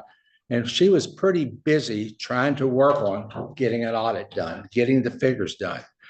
Now, when I talked to her and asked her the question, she says, I have no problem with it in the timing. That's why we got an update. But there's things that's got to be done to complete that. Kathy, you want to come up and you can answer the question yourself if you want. So if that's wrong, I'm all for it. Well, you have to approve it. Us, is it not? It will be up to you. Yeah, decision. Well, yes, Yeah. I think I'd like to know, Just recommending. I'd like to know how. No, I'm talking about BSNA. If we move to go to BSNA, we move to BSNA. Whether the treasurer likes it or the finance director likes it or like. That's correct. It's our decision. Okay, thank you. Yeah. Okay. I'm bringing it to you. Yeah.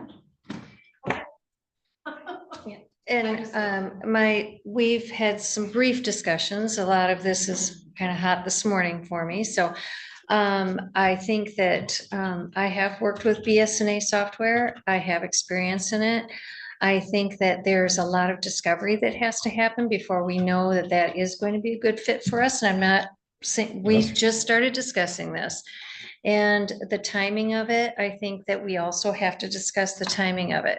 Is BSNA a vendor who's busy and they're booked out? Yes, from what I understand. I'm not in that industry, but I've heard 18 months, 2 years. You've got a new number. I got a number. I just found that out this morning.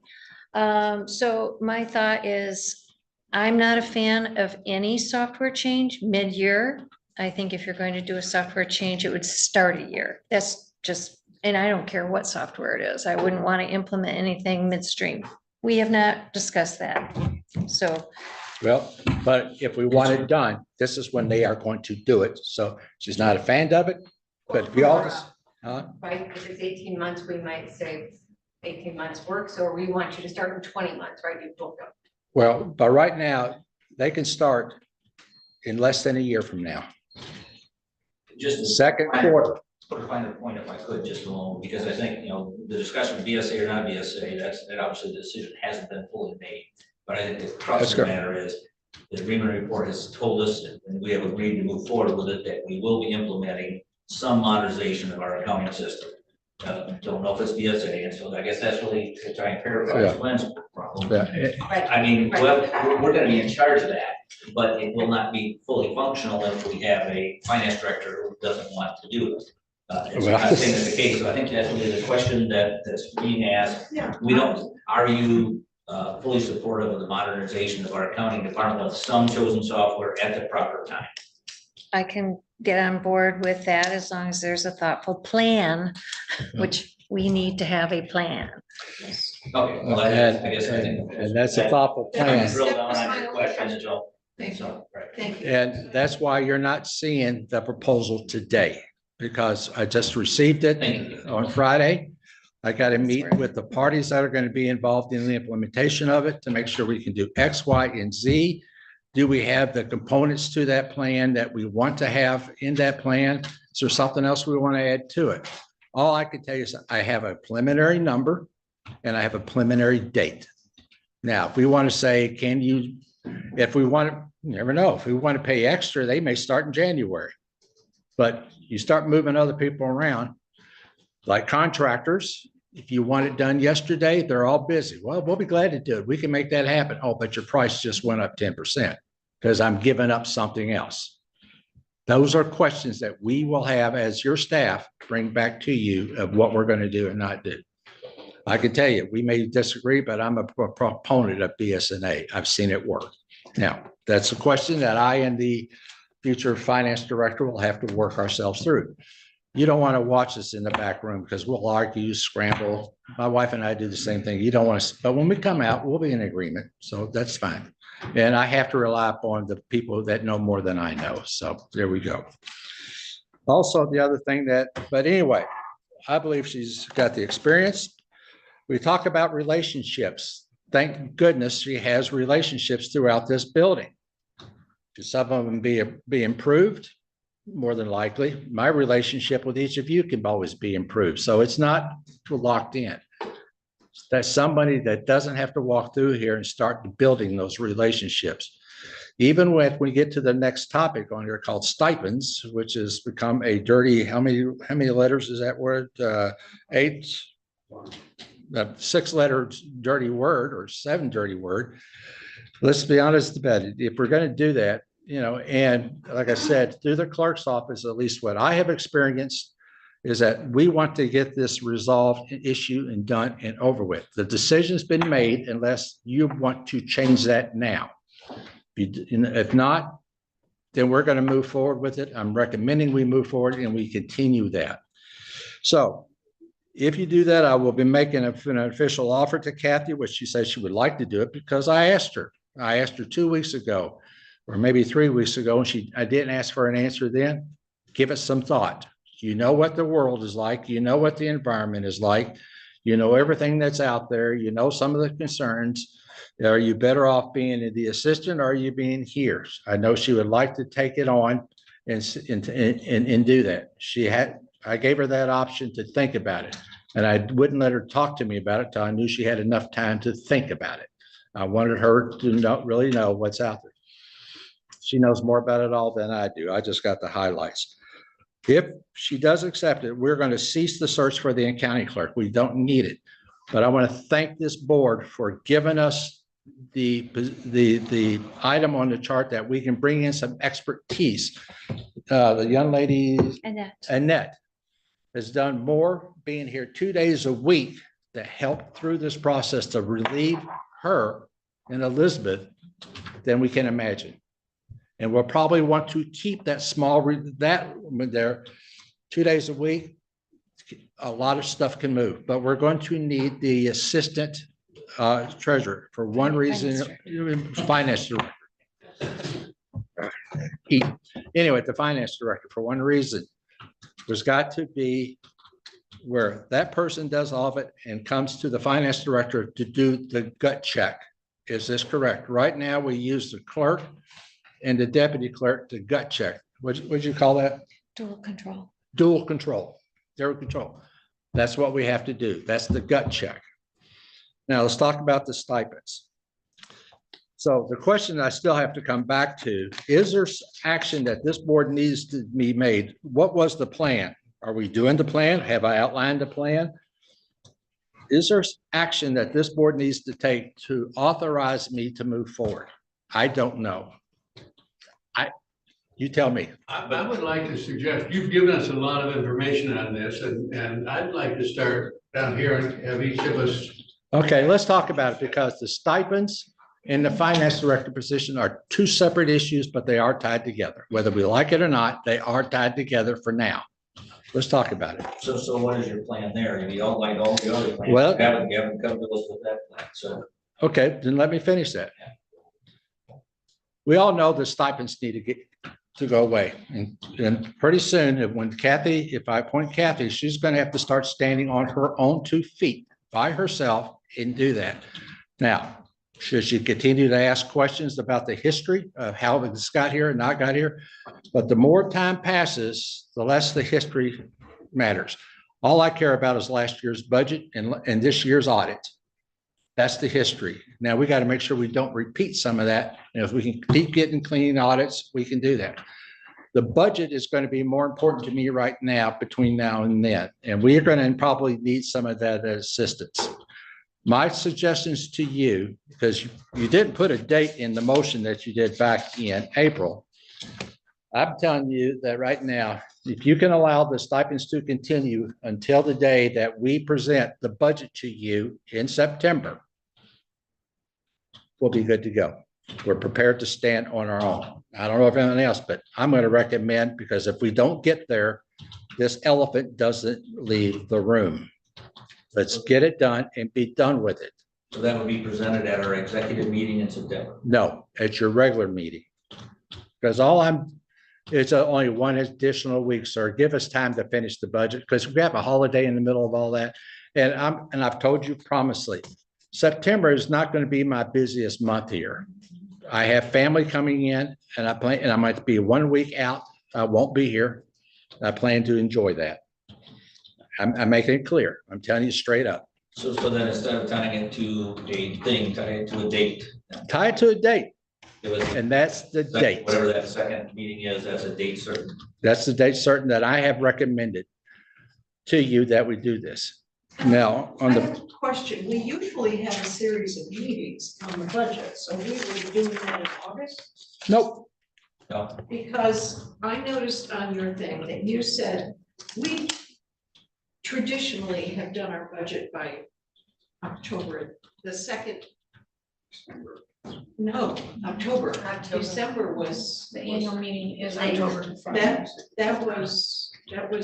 that's great. Out of line. And we've typically done it. I'm very uncomfortable leaving it till December, first of all, because that has not, let me finish, been protocol. December's a busy month, and I am gonna be gone 11/20 to December 6th, 7th. Oh, I want it done. August. sounds like a good time to set up the budget. All the budget meetings. Yeah, I'm just really. kidding. And I missed my May vacation. I am not canceling another one.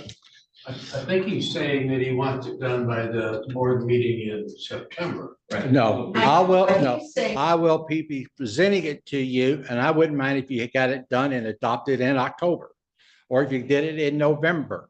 We usually have 4, 5, or 6 meetings. Well, I hope you don't have to have that. That's up to you how many meetings you need to go through the budget. It's not like it's your first one. You know what you want to look at and what you want to deal with. So we'll try to do it a little differently. Yeah, I think that process could be streamlined. I think it could be streamlined quite a bit. I'd rather have you here all day just to get it done. Or you could submit us the questions that you have and we answer it. We go over the entire budget. If we're changing that, Well, then that's a change we need to talk about. that's a change that you can talk about when I present the budget to you. Your budget will not be presented to you until September. I'm telling you right now. Thank you. It's not going to happen.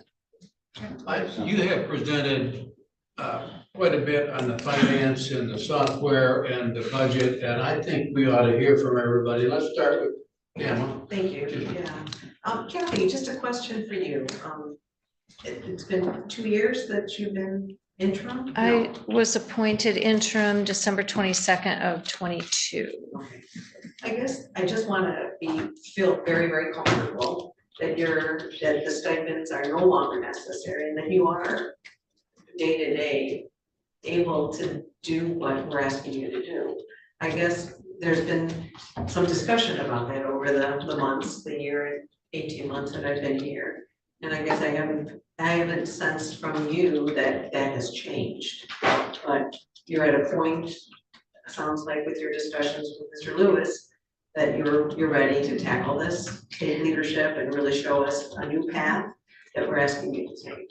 Well, I've been here through all of this, I mean, since 21, in one capacity or another.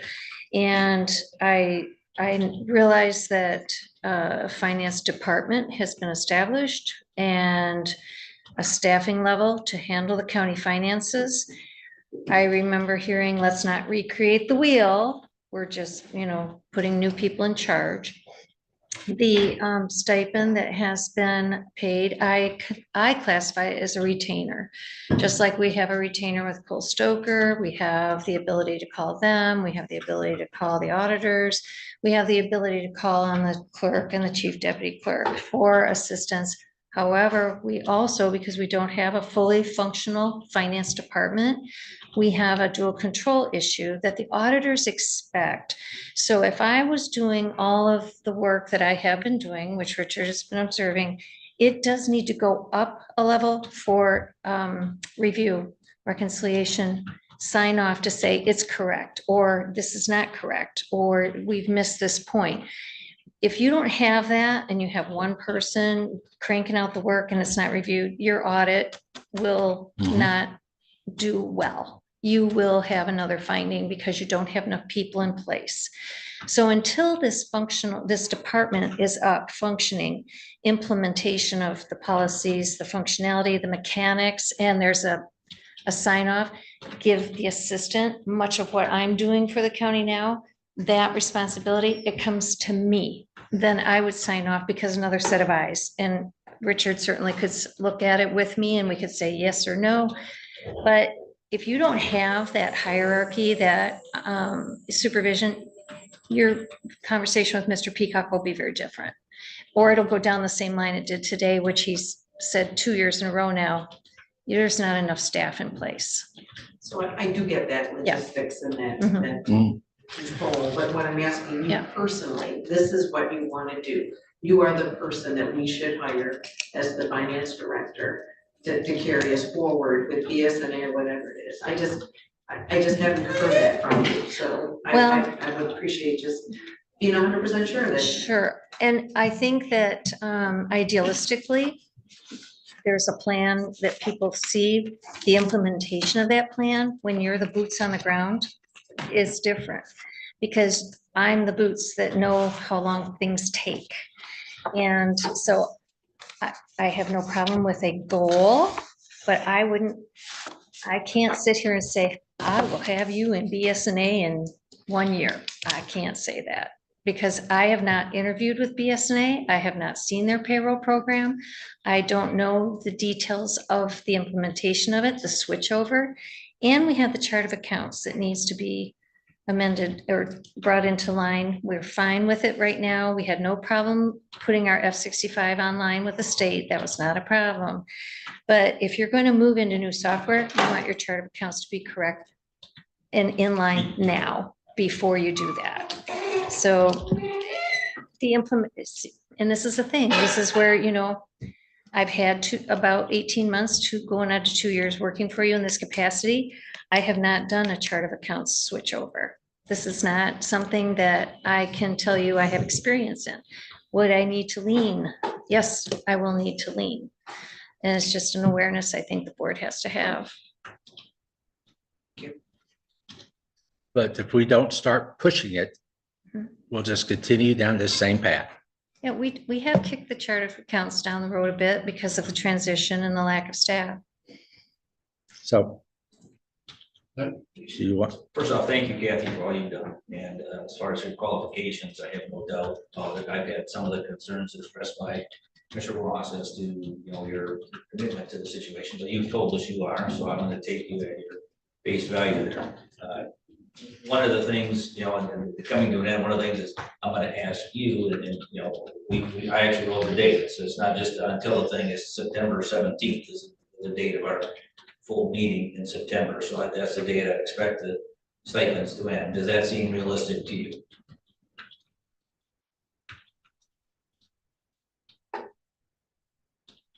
Well, I wrote down my thoughts, and my thought would be the continuation of the retainer through the approved budget, not just the presentation of the proposed.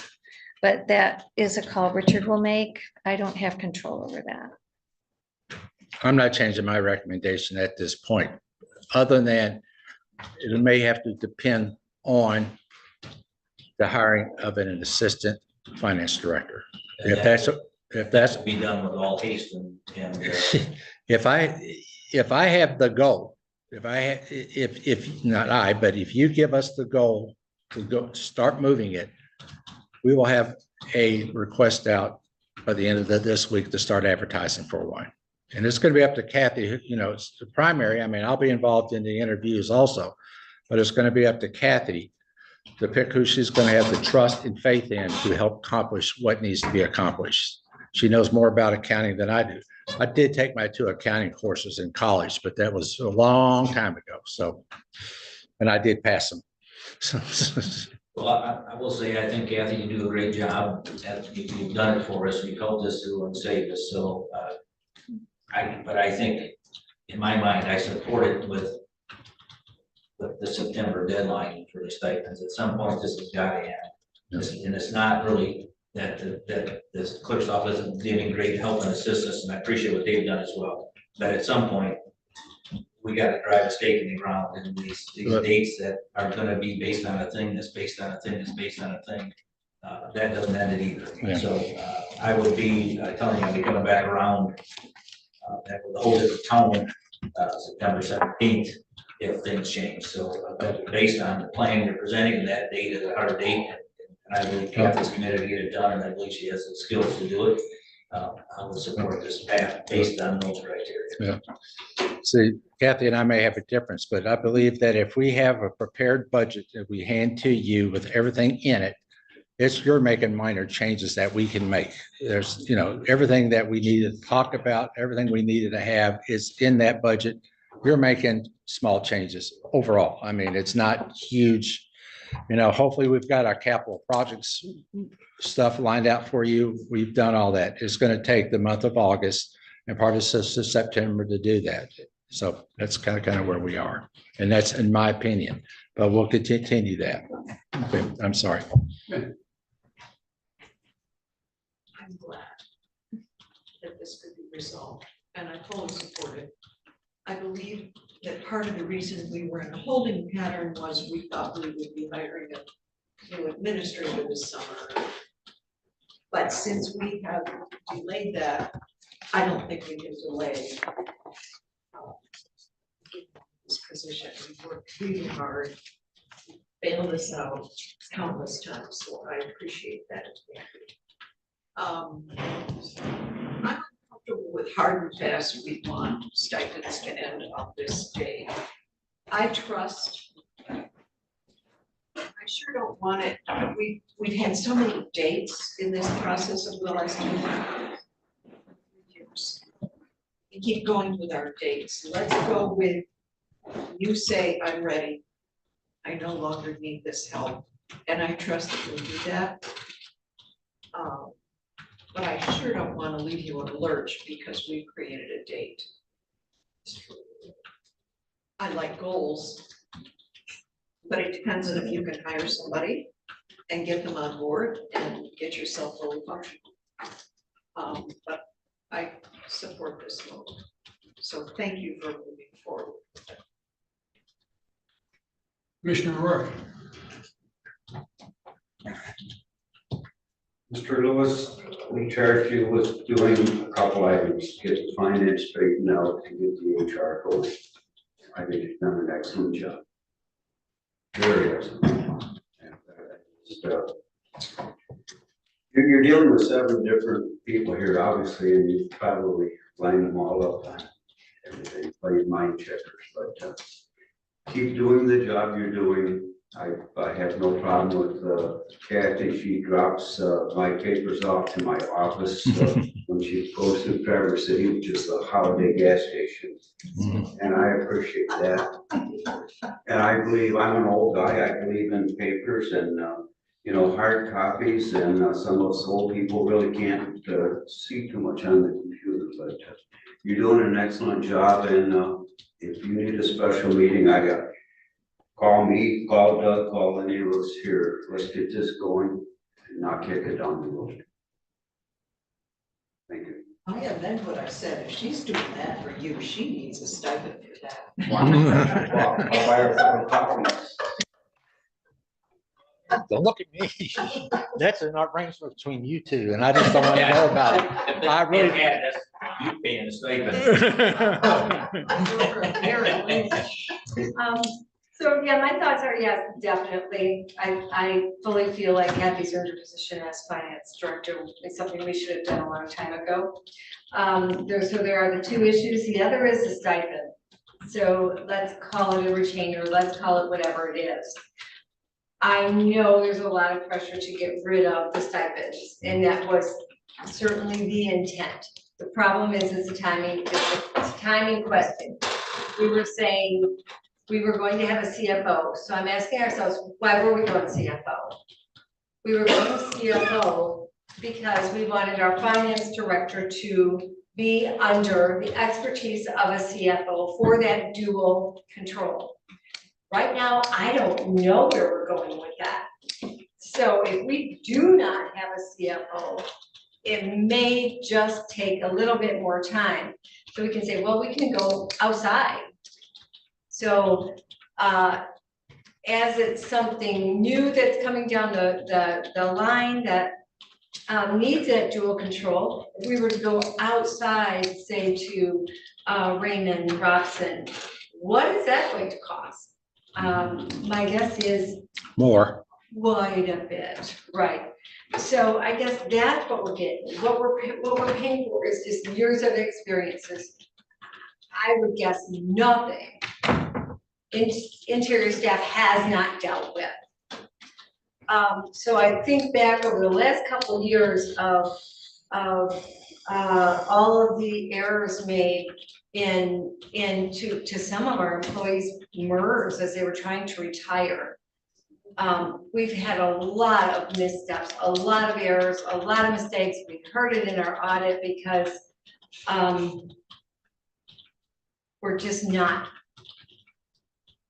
we're not using the expertise we've got.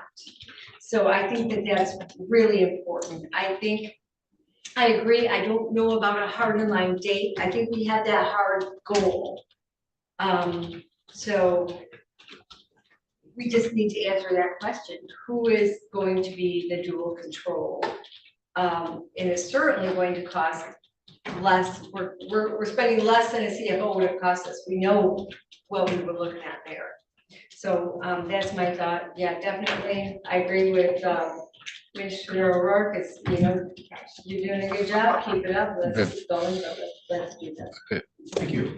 I'd like to weigh in here too. And I also appreciate what Kathy's done, and I appreciate what the clerk's office has done, and I appreciate Richard, you're bringing us a plan.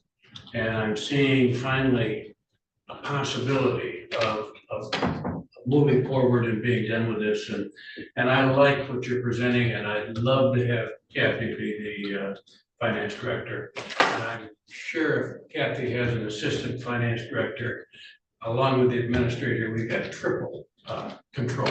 And so that solves that problem. Okay. The only thing I differ with from some of what I heard is I believe we have to have a fast goal. And I do, and I'm glad you're not changing your recommendation on that, because we will be ready when you present the budget to us. But I think there are two things we ought to do before, I think we ought to move forward and officially approve this next Tuesday. But we also have to have some discussion, some discussion in this group on the budget process, because I heard different views on how we're going to do that. And if we're changing from how we did it last year, and I want to, and some of you do, we ought to have some discussion on the timetable for that and what input the commissioners have and giving you before you put your budget together. That's one discussion I'd like, and I'd also like a discussion. Let's start here. Oh. I tell you what, The second discussion we need is this all, I'm feeling good about this, and I think we're ready. And I've heard from a couple of you, or one of you, I think we're ready to talk about how we want to define or redefine the administrator position when we go out for search, when you finally get tired of this. So I think we have to have a discussion soon on budget timetable and administrator search timetable. Because we did agree as a board, we didn't want to wait until the end of the year. Okay. What I would like to present to you then on that case as relates to budget, as you saw, you had a pretty light agenda. You got a very light agenda coming at you for next Monday night, next Tuesday night. Let's have the budget discussion. Everything is being done electronically. Everything's going out. We're going to get it started so that departments, all departments can start feeding us back. I'm handling the parks department because I'm going to meet with those groups. Everything's going to come funneling back. So next Tuesday night, we will have an outline for you to do that with the idea that your presentation we'll hand it to you on the 17th. And we'll figure out how we can get it adopted on or before November. I don't want to do it in December. I'm just told you by law, you have to have it done by this date. No, I don't want to drag it out any longer. And I don't think you need to drag it out. You already pretty much already know what we're going to do. I'm looking at it more or less of a maintenance budget. I'm not going to be pushing anything any more than we have to push. I'm looking at your capital improvements, what it is that you've had that you would like to see done, what's being presented to be done. This is what I'm going to be looking at. There may be some staffing levels that we may have to, I don't see wholesale, but I see some of that, i.e. what can we do at parks? What do we do over in the maintenance area? Those things are going to be coming through your budget. We'll look at it and we can have those fine discussions. That's how I plan to move all that. And I'm the one that's going to be held accountable for it, not Kathy, not anybody else, I think it's me. important. We need to see what departments are going to request. There are going to be some department requests. Yeah. Obviously, you need Yeah. staffing. We should be looking at funds. We should be looking at revenues. Yep. We should be looking at, what I just thought about. Yes, staffing levels, salaries, what wage, we're gonna do a pay increase for the beginning of the year. Are we gonna pay extra for MERS? All that gets flown into the budget, for this department heads. I mean, the salaries and fringe benefits are handled through finance. That all gets included in there. We will have a recommendation. Of course, we don't know what the union contracts are going to be yet. I mean, but we have to build that into it of some expectation that we think will happen. All that's got to get played out in the next 2 months that we have to present to you. If it was me, I would have started this budget 2 months ago. But that was going to be left to your next administrator. There you go. I'm sorry if I'm going to be behind the 8 ball a little bit, but I am. But we are going to get it done. Mr. Rexrow, I may be pushing that 20, I'm going to be pushing that 25 hour a week problem. But anyway. Yeah. I mean, I would need to recommend this is actually. You don't, I don't know if you need a motion. I'm just going to add it to your agenda. I'm fine with that. And you'll be presenting it. Because there's no action you have to take here. And I understand. Plan for us. I mean, it won't be. We will be. But are we set on a September date for independence for this finance? I will have that question on your agenda for next week too. We'll still be discussing it. Yes, and I'll say right now I have that on there. It may be that after I talk with Kathy, Okay, we're gonna bring it up again then if we're ready to do that or not, but I need to probably talk to Kathy a little bit more. As it relates to the appointment, as I understand it, that authority rests with your administrator only. Am I understanding that correctly? You getting that in the notes, ma'am? Absolutely. Thank you. 100%. Okay, thank you. Am I understanding that right now? Just wanted to, Correct, I mean, everybody can. Correct. okay, And you can, put a search out for, yes. Well, that's all falls underneath administration. That's what we're doing. okay, good. You know, as I understand it, you know, if I'm incorrect, somebody will correct me after this meeting and I'll be happy, but I'll keep you informed. Keep it going. I also want to say one thing about the clerk and the deputy clerk. I consider them nothing more than professional. They have done nothing with me or in my interactions with them. We haven't agreed on everything, but they've been professional up and above board. I can tell you, they need to get this resolved too. They are getting banged up just as badly as you're getting banged up over this whole thing. And it's the elephant in the room that doesn't want to go away. Until we resolve it, it's not going away. Now, take my advice, don't take my advice. I'm just one of those short timers with you. I'm just telling you what I hear, what I feel, and what I believe. I could be totally wrong, but they don't deserve the hits they're taking. You don't deserve the hits you're taking. That's my opinion. And what happened 3 years ago should have not happened. I'm not saying the outcome shouldn't have been the same. That's not the issue. It's how it got started. It shouldn't, I think no one in this room disagrees. And I've given my personal apologies to the county clerk, especially when these things happen when you're on vacation. As Hook said to Peter, bad form, Peter, bad form. That's my opinion.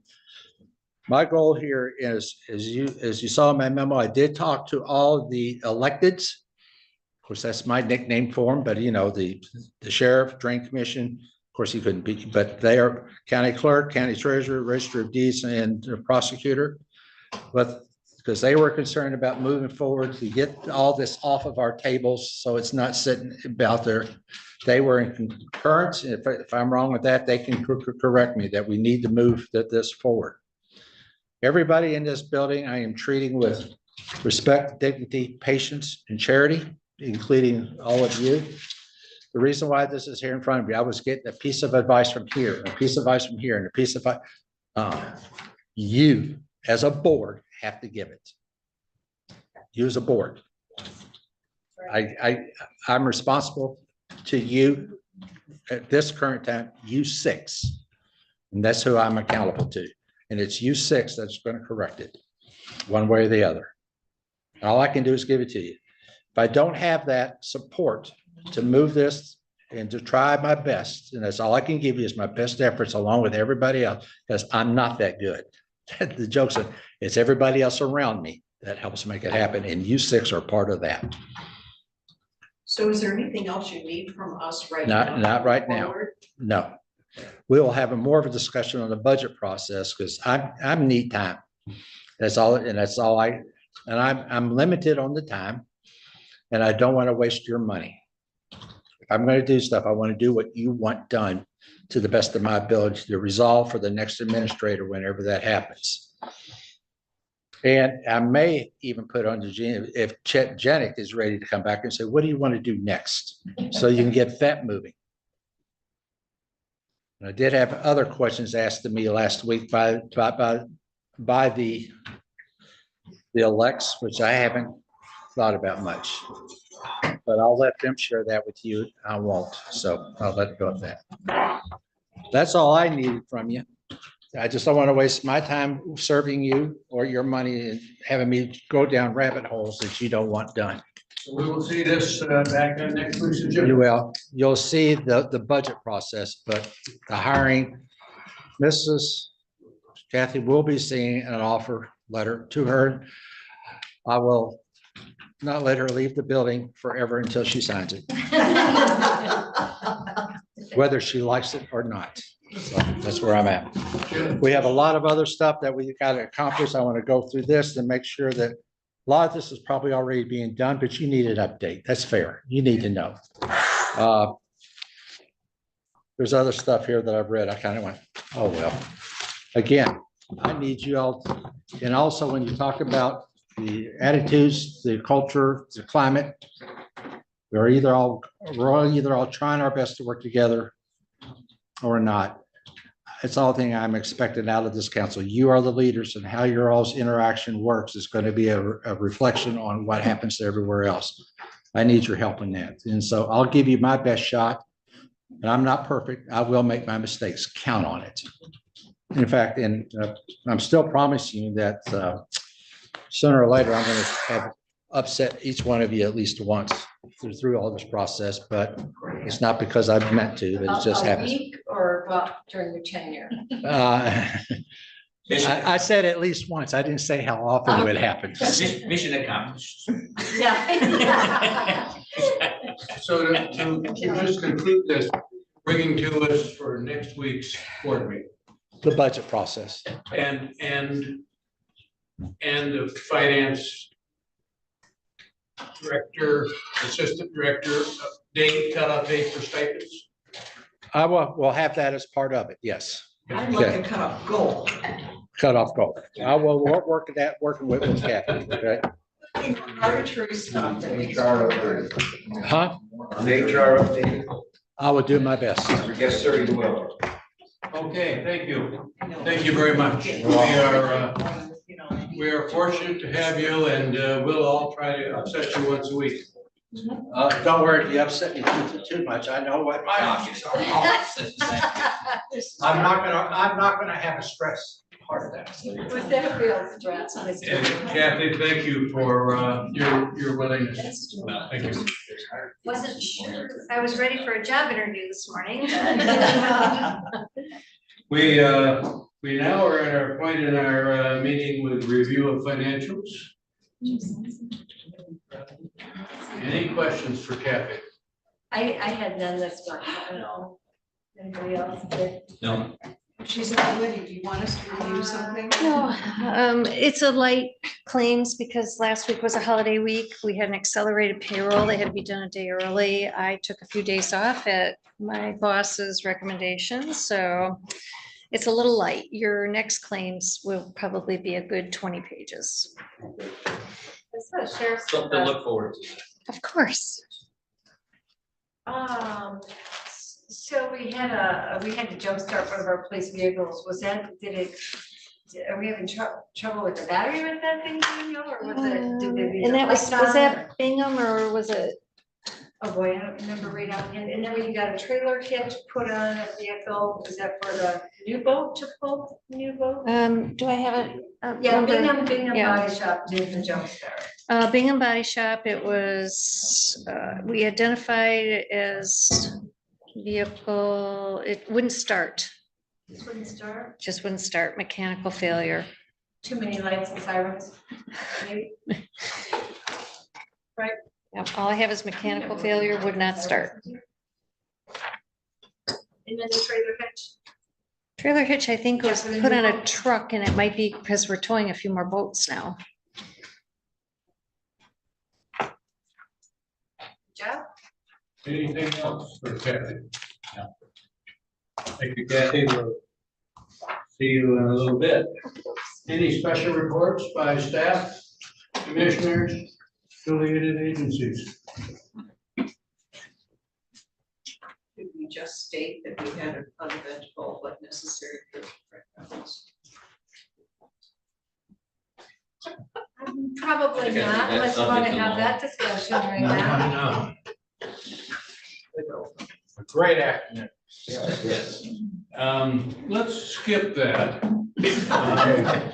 And Richard can tell everybody here that we had an uneventful day. I think I already did. No, nothing has happened. You know, so it's gonna go to courts. You took all go ahead. Okay, for the airport, we had the financial statement and audit, and we have Mark and Heather down there who does an outstanding job, and all this was emailed to You folks, because everybody likes the fourth grade, when we talk about the pie and getting the percentage of it and everything. Right? This is where the revenues and expenditures are put in the paper. Thank you. Any questions? I have the budget right here. Anybody wants it? Commissioner Lautner. I was just going to say, I appreciate the fact that Richard is, trying to take all the blunt and blame for, us not by board action sending 2 people downstate to a settlement, hearing. And I have to say that it wasn't entirely your fault. So, I appreciate the fact you're shouldering it, but, it's not, so appreciate that. We're still on special reports, and we can handle more of that in commissioner comments if you'd like to. Any other affiliated special reports? We are now then down to our second public comment session. You can talk to us for 5 minutes about anything. We would welcome your comments. We're going to start with Mr. Kemp, because he's been waiting patiently to tell us about the fishing day. Well, I got a report. There's a very dangerous situation at one of your county parks. There was a moment at Kids Fishing Day, twice actually, we ran out of worms. And you want to see hundreds of kids running around with bare hooks and no place to put them. That wasn't the near riot situation though. We ran out of hot dogs. And as a matter of fact, I got so serious that we tried to conscript your county administrator to make a run into town. And he was amiable, but luckily we found someone else. So I got things here for a summary. We were just crazed, inundated. I think I know we had more than 1,000 people there. It was just plain crazy. And whatever you guys do to that park, do not improve the internet service, because it was so nice having kids not looking at their phones because no one could get any internet service. It was wonderful. I really loved it. And other folks did. Nice garbage there. Oh, it was so much fun. Biting because it was a rainy day. It was great. Kids catching more fish and what they knew what to do with. We had one of the great fly fishers of Michigan there teaching kids. We had a professional bass fisherman there with his big boat, and he was just happy just handing out worms while we had them. But I never heard an argument, never heard a problem. It was mostly families. And that park is just perfect for that. Let me see. I wrote down quite a bit of things. I say that volunteers made the day. The longevity of Kids Fishing Day results from much appreciated support of many, many grassroots organizations. I named some in there, but there's other supporters. They hold no allegiance to groups. They just they support Leelanau County kids and fishing, and they had a ball too. I think the hit for this day is we have an amphibian display with like a 40-year-old snapping turtle in there, and frogs and snakes. And these are just some, well, one of the fellow who collected those is Tom Cooper. He's a teacher at Eastern. And he just loves to do it. He takes his class to Kids Fishing Pond every fall, and they just own the place for a day.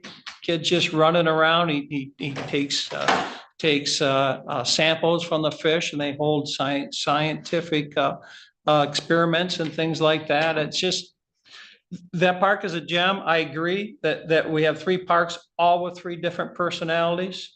And that's really a blessing. That's really a blessing. So anyways, if you have any questions, please let me know. Don't hesitate to call. And it was a fun day, you guys. Take care. Thank you. Thank you very much. Thank you. For it. Other public comments, Renee and then Michelle. Yeah, make this quick. I won't take up 5 minutes. I'm concerned about the black bear.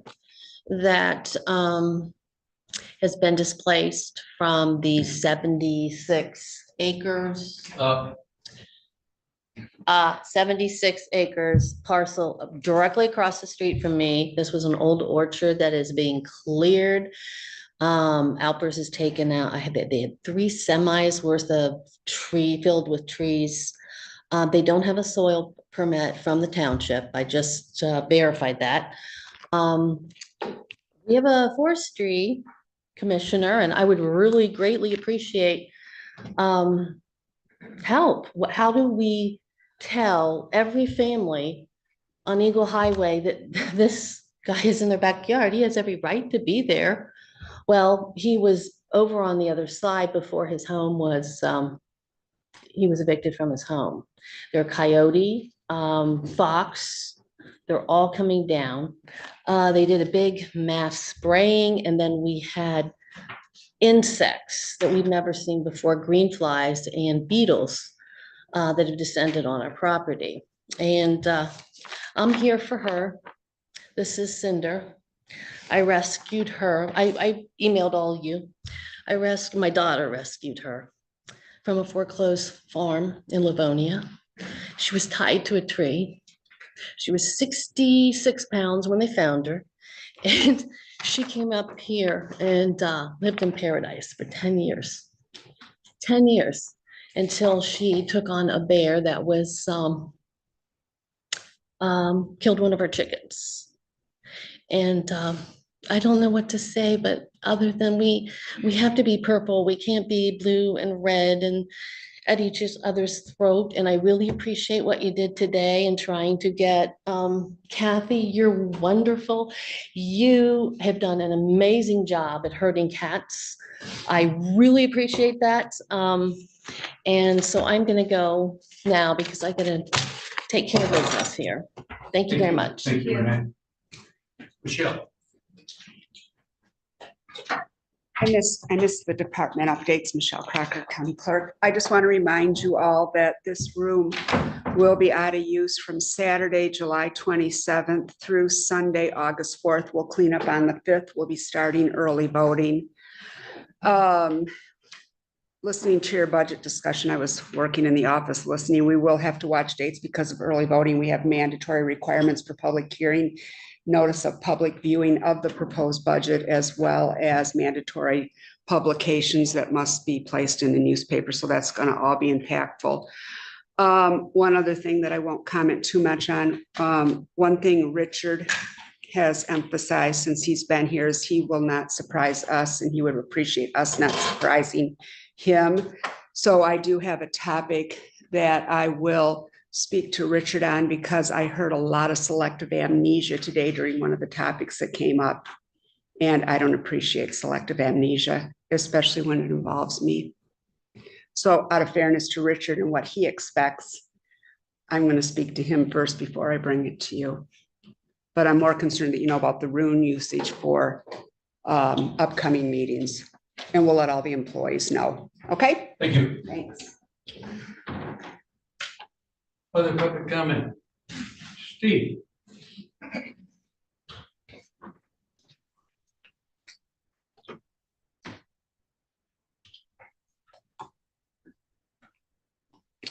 Good afternoon, Steve Mikowski, Lake Leelanau.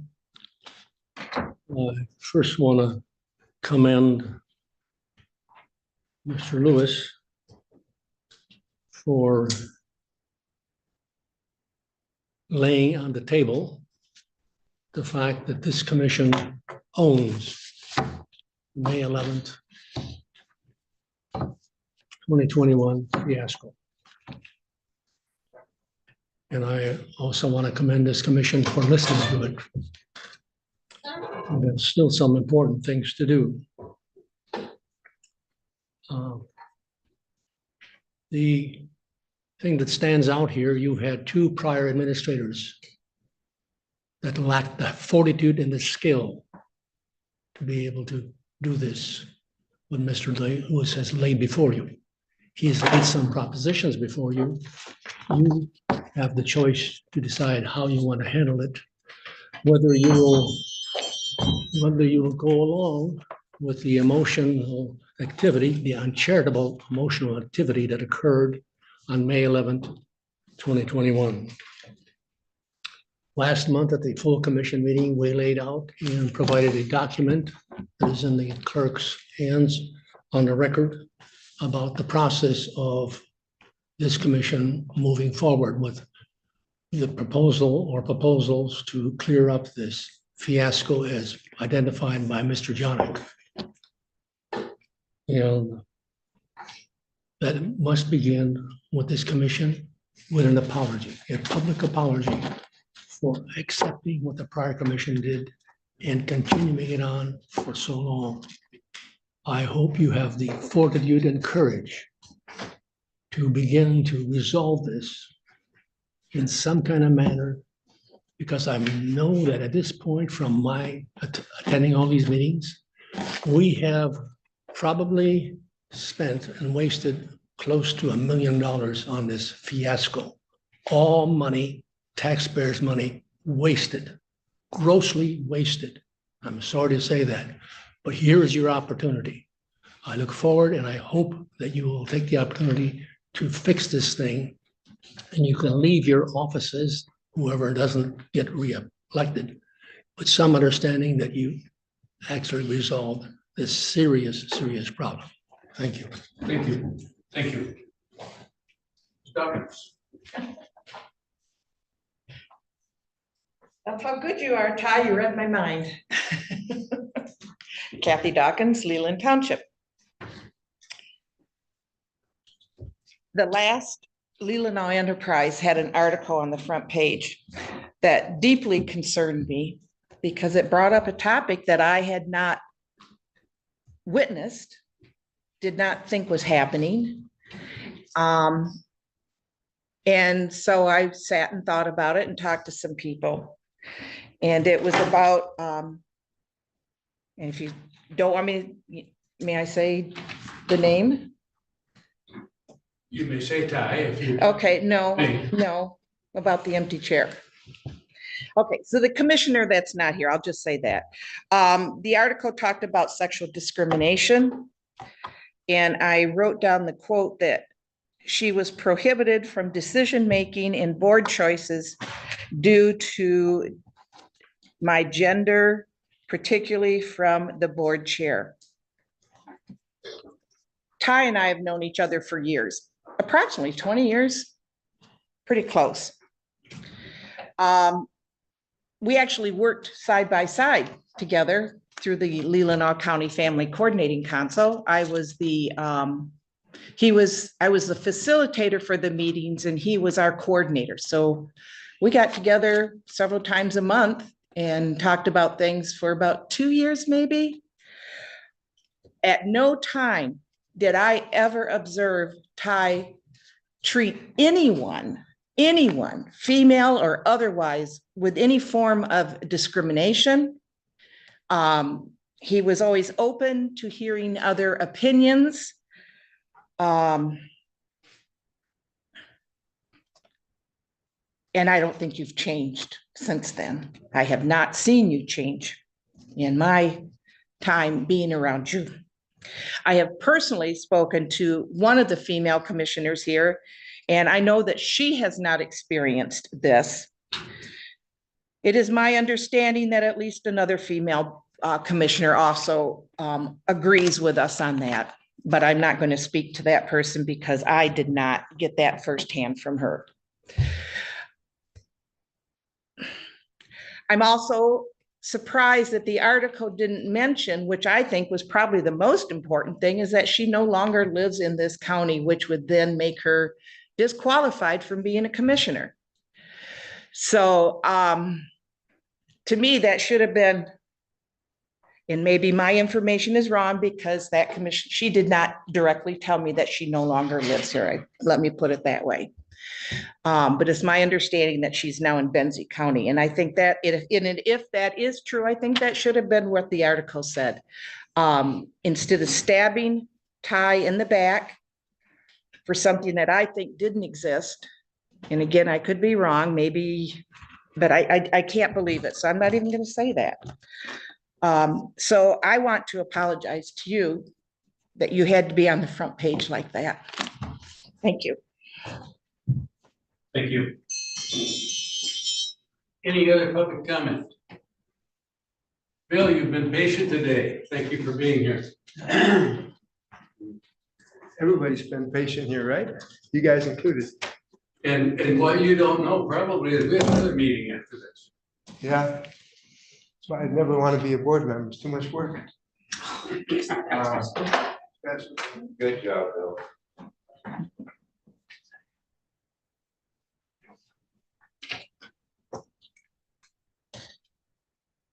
Bill Wiesner, Elmwood Township. And this handout is very good. I'd like to start though with the gentleman that like to see this picture. It's not an egg. My wife says, "What's that egg in there?" That is the Wisconsin Capitol building on the ceiling. Dr. Frank shared this with us, and it's showing a Lady Liberty protecting the ballot box in her hand and pointing up towards heaven, a God who has straight scales that everyone can judge and know that they're correct. And I'll mention it with the guy that spoke early in the meeting. He said there was one thing you guys didn't mention. Well, some of you picked up, well, we did sort of discuss it, but you haven't asked me about the computers and how they can be compromised. And you really have to be on guard for that. And that makes the point exactly why we have to go. And my sign was not in my car. That's why I would have brought it in. But one person, one ballot, one vote, one day, why it's so important. That guy just proved it. I could stop right there. What he said was, this is critical and we can't trust the voting machine. And this lays it out in a really readable method. And it's Mark Cook. He's traveling around with his big trailer all around the country. He's done a lot in Texas where they've done paper ballots with cameras. And he's laid this out incredibly in a simple fashion. You can walk through this, and I'm just going to give an overview, and then next Tuesday, I'll go into more detail, and I hope you will too. It'll be online on the website here. I hope to get it out on my website if I can get my guy to put it up. And this is really laid out nicely. I'll just give you a quick summary of the 9 sections on page 1. It's an invisible theft. They say it's very smart and sophisticated people manipulate in subtle and almost undetectable ways. And we have to be that wise, not me, but the guys who know this stuff and are really on top of it to even perceive it. The second one, they're mastering the art of, it's on page 1 too, mastering the art of direct election manipulation. He says there's 2 parts, direct and indirect, like political as well as information subversion, like Facebook and others are doing. He's not looking at that. He's looking at the direct subversion in this 16-page article. The second point is mastering the art of direct election manipulation. And he breaks it down with 5 main points there. Overtly sophisticated design, invisible manipulation, access restricted, etc. Certification forced as a procedural formality when they're not really certifiable. On page 2, he goes into the third of 9 points, and he lists the 4 elements of the election ecosystem.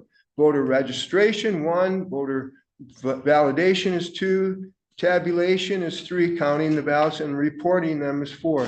The 4th point is prior to electronic registration voting, we had precinct ballots, voter validation, it was all locally and very verifiable. The 5th point on page 3 is the covert attack. It's pages 3 through 8, it covers that.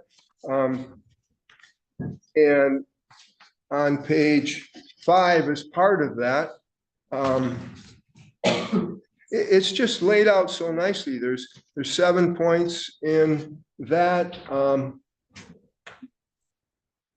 On pages 6. Anyway, he lists 43 points, 43 examples. He says, here's a few examples. He lists 43 of how the fraud can happen. And then the reporting on page 9, the problems and examples he gives. And it's really well done. I'll just close in 10 seconds. He talks about the Edison Zero. He goes into that, but right at the end, he gives the solutions. And check that out on page 15. I'm out of time, but that's it. Thank you, Bill. Thanks, Bill. Any other public comment? Yes, ma'am. I just have a quick comment. Superman, Leelanau Township. I'm assuming most everybody in this room has a cell phone, and we hear endlessly about privacy and protecting our information so we don't get hacked. But it seems to me a common sense question is, what about the voting machines? I do believe they can be hacked, and I would like to see the board look into that in our county. Thank you. Thank you. Any other public comment? Any commissioner comment? Commissioner Rowe. I've served as District 5 Leelanau County Commissioner for 18 months, during which time I've been treated with respect, encouraged to express my views, welcomed as a valued member, and have never felt any gender bias from Kevin Ty Wessel. Serving on the VOC has been a huge honor, and I've put a great amount of time and energy trying to represent the residents of Leelanau County well. Respect for the position, fellow board members, staff, and the public was a clear expectation of the chair for himself and the board members. Coming to meetings well prepared, being patient with county government systems, and serving humbly is how I translated that expectation into action. I wish Commissioner Kramer well, but Ty Wessel was not the reason for her decision to resign. Thank you. Any other Commissioner Elder? I would heartily echo that. I've served with you for over 3.5 years, Mr. Wessel. I have never once felt discriminated against, nor have I observed that you bend over backwards to be fair, sometimes too fair, but that can't be a fault. That can only be my fault. So I appreciate your service. I am sorry those words were in our newspaper without any balancing information. But I appreciate your service. I appreciate, this is a hard job being chair. We're an unruly bunch sometimes. And you do a pretty darn good job of keeping us. Thank you. Commissioner Rowe. I just think it was kind of a shot in the dark. Being on the front page of the paper, the nice thing about it is the paper the next week comes out okay, but I was shocked to see everything on the paper, because if anybody could be, I just can't imagine Jamie's mannerism of you telling her what to do. It didn't happen, okay? It did, and I will say the same thing for every member here, male or female. Everybody here speaks up, they speak what they, I'm sorry that your name was on the front page. Okay? Thank you. Any other commissioner comment? Commissioner Langer?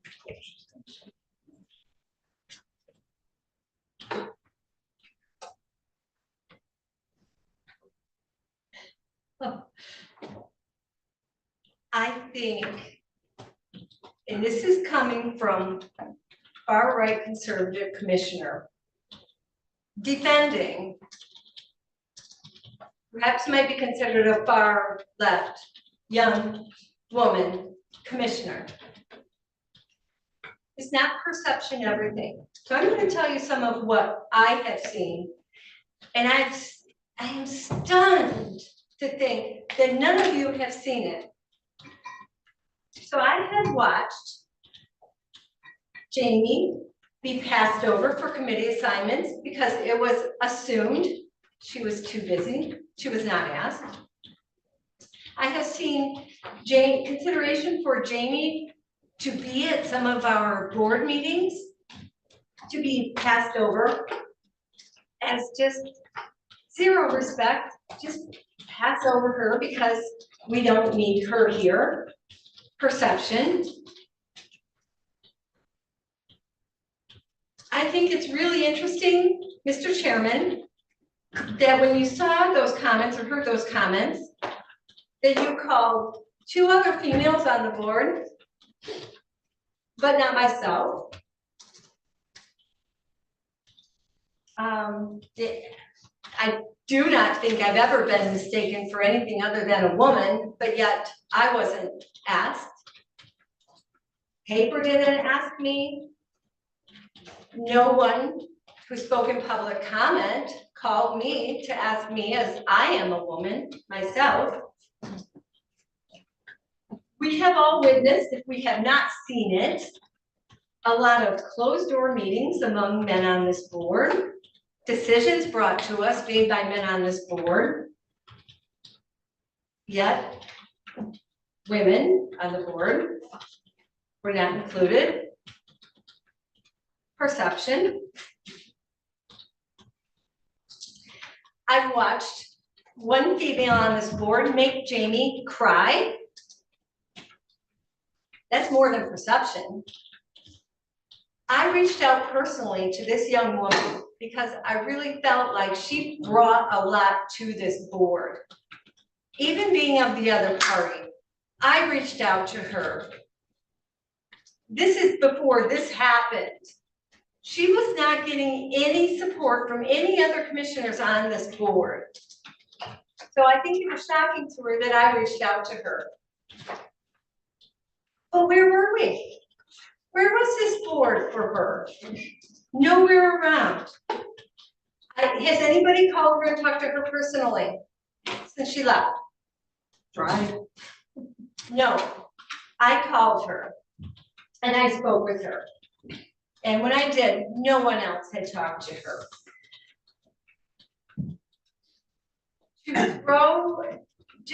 To throw her away like this, I think is I think it's shameful. I think it's not fair. I think for all of you to come, and I don't even want to use the analogy I could use right now, excuse me, to say that, well, it didn't happen to this woman. It is perception. Perception is everything. So was it sexist? If it's a perception, yes. I have seen a lot of things that it could be taken as sexist just for that reason alone. She was passed over, she was neglected, she was unappreciated. She was not respected. Now, is that why she left? No. But I do feel like she was forced out.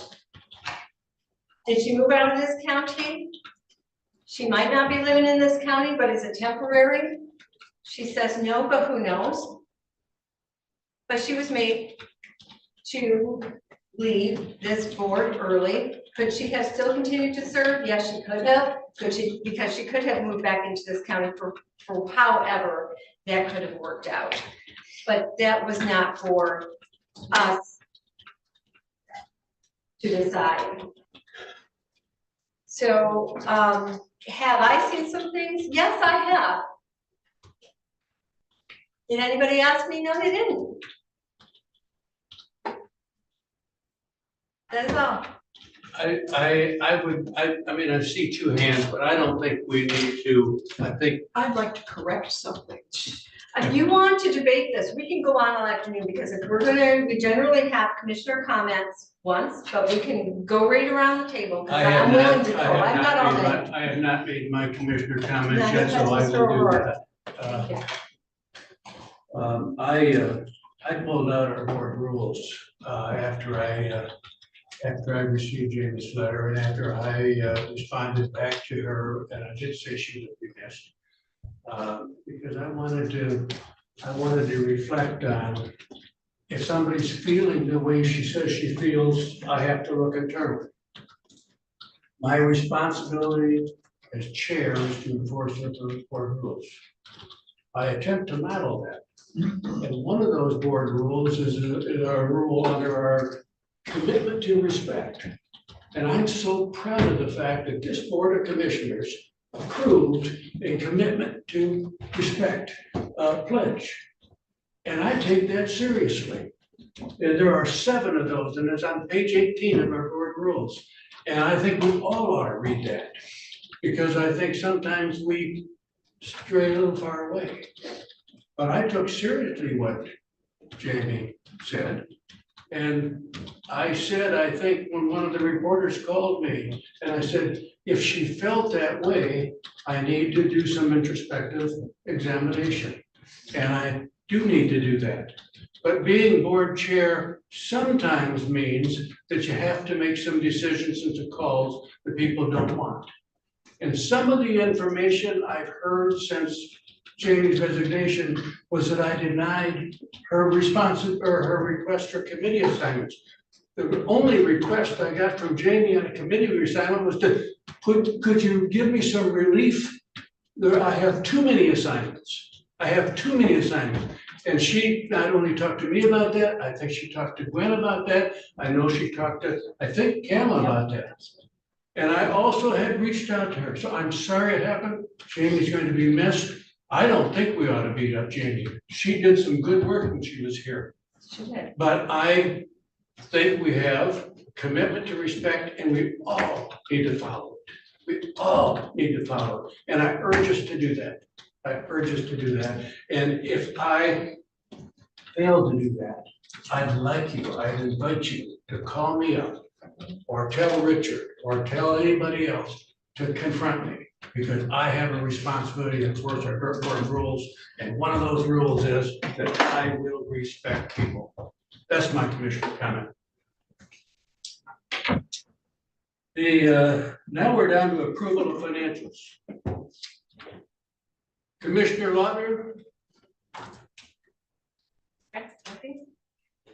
did I miss you, Jim? No, sir, I was just so upset about everything that's said. I didn't know it was a male-female beat-up session until today, until Commissioner Lautner brought it out that we separated men from women around here. And I'm just a little bit upset. That's bullshit. I would like to add that I picked up a committee for her because she was too busy. I think now I need to move us on. Yeah. I need to move us on, but Go back to HR and finance. let's go back to. HR and finance committee. Approval That's of financials, please. And particularly the article study reached out to me. Commissioner Lautner, Yes, I would Please. recommend approval of claims to the council, $164,238.94. Support. Very good. all those in support of that? Aye. Motion say aye. Aye. Motion approved 6-0. Recommend approval of post audit, $1,826,408.69. Support. All those in support of this motion say aye. Aye. Would you be willing to take a 45-minute break before we meet, or do we need to continue meeting right now? Can we make it a half hour? Half hour? Where can we get? Motion to adjourn. We are adjourned. We will reconvene at 20 minutes to 2 for our 20 minutes to 3. That's why I made it. 10 minutes to 3. We are adjourned.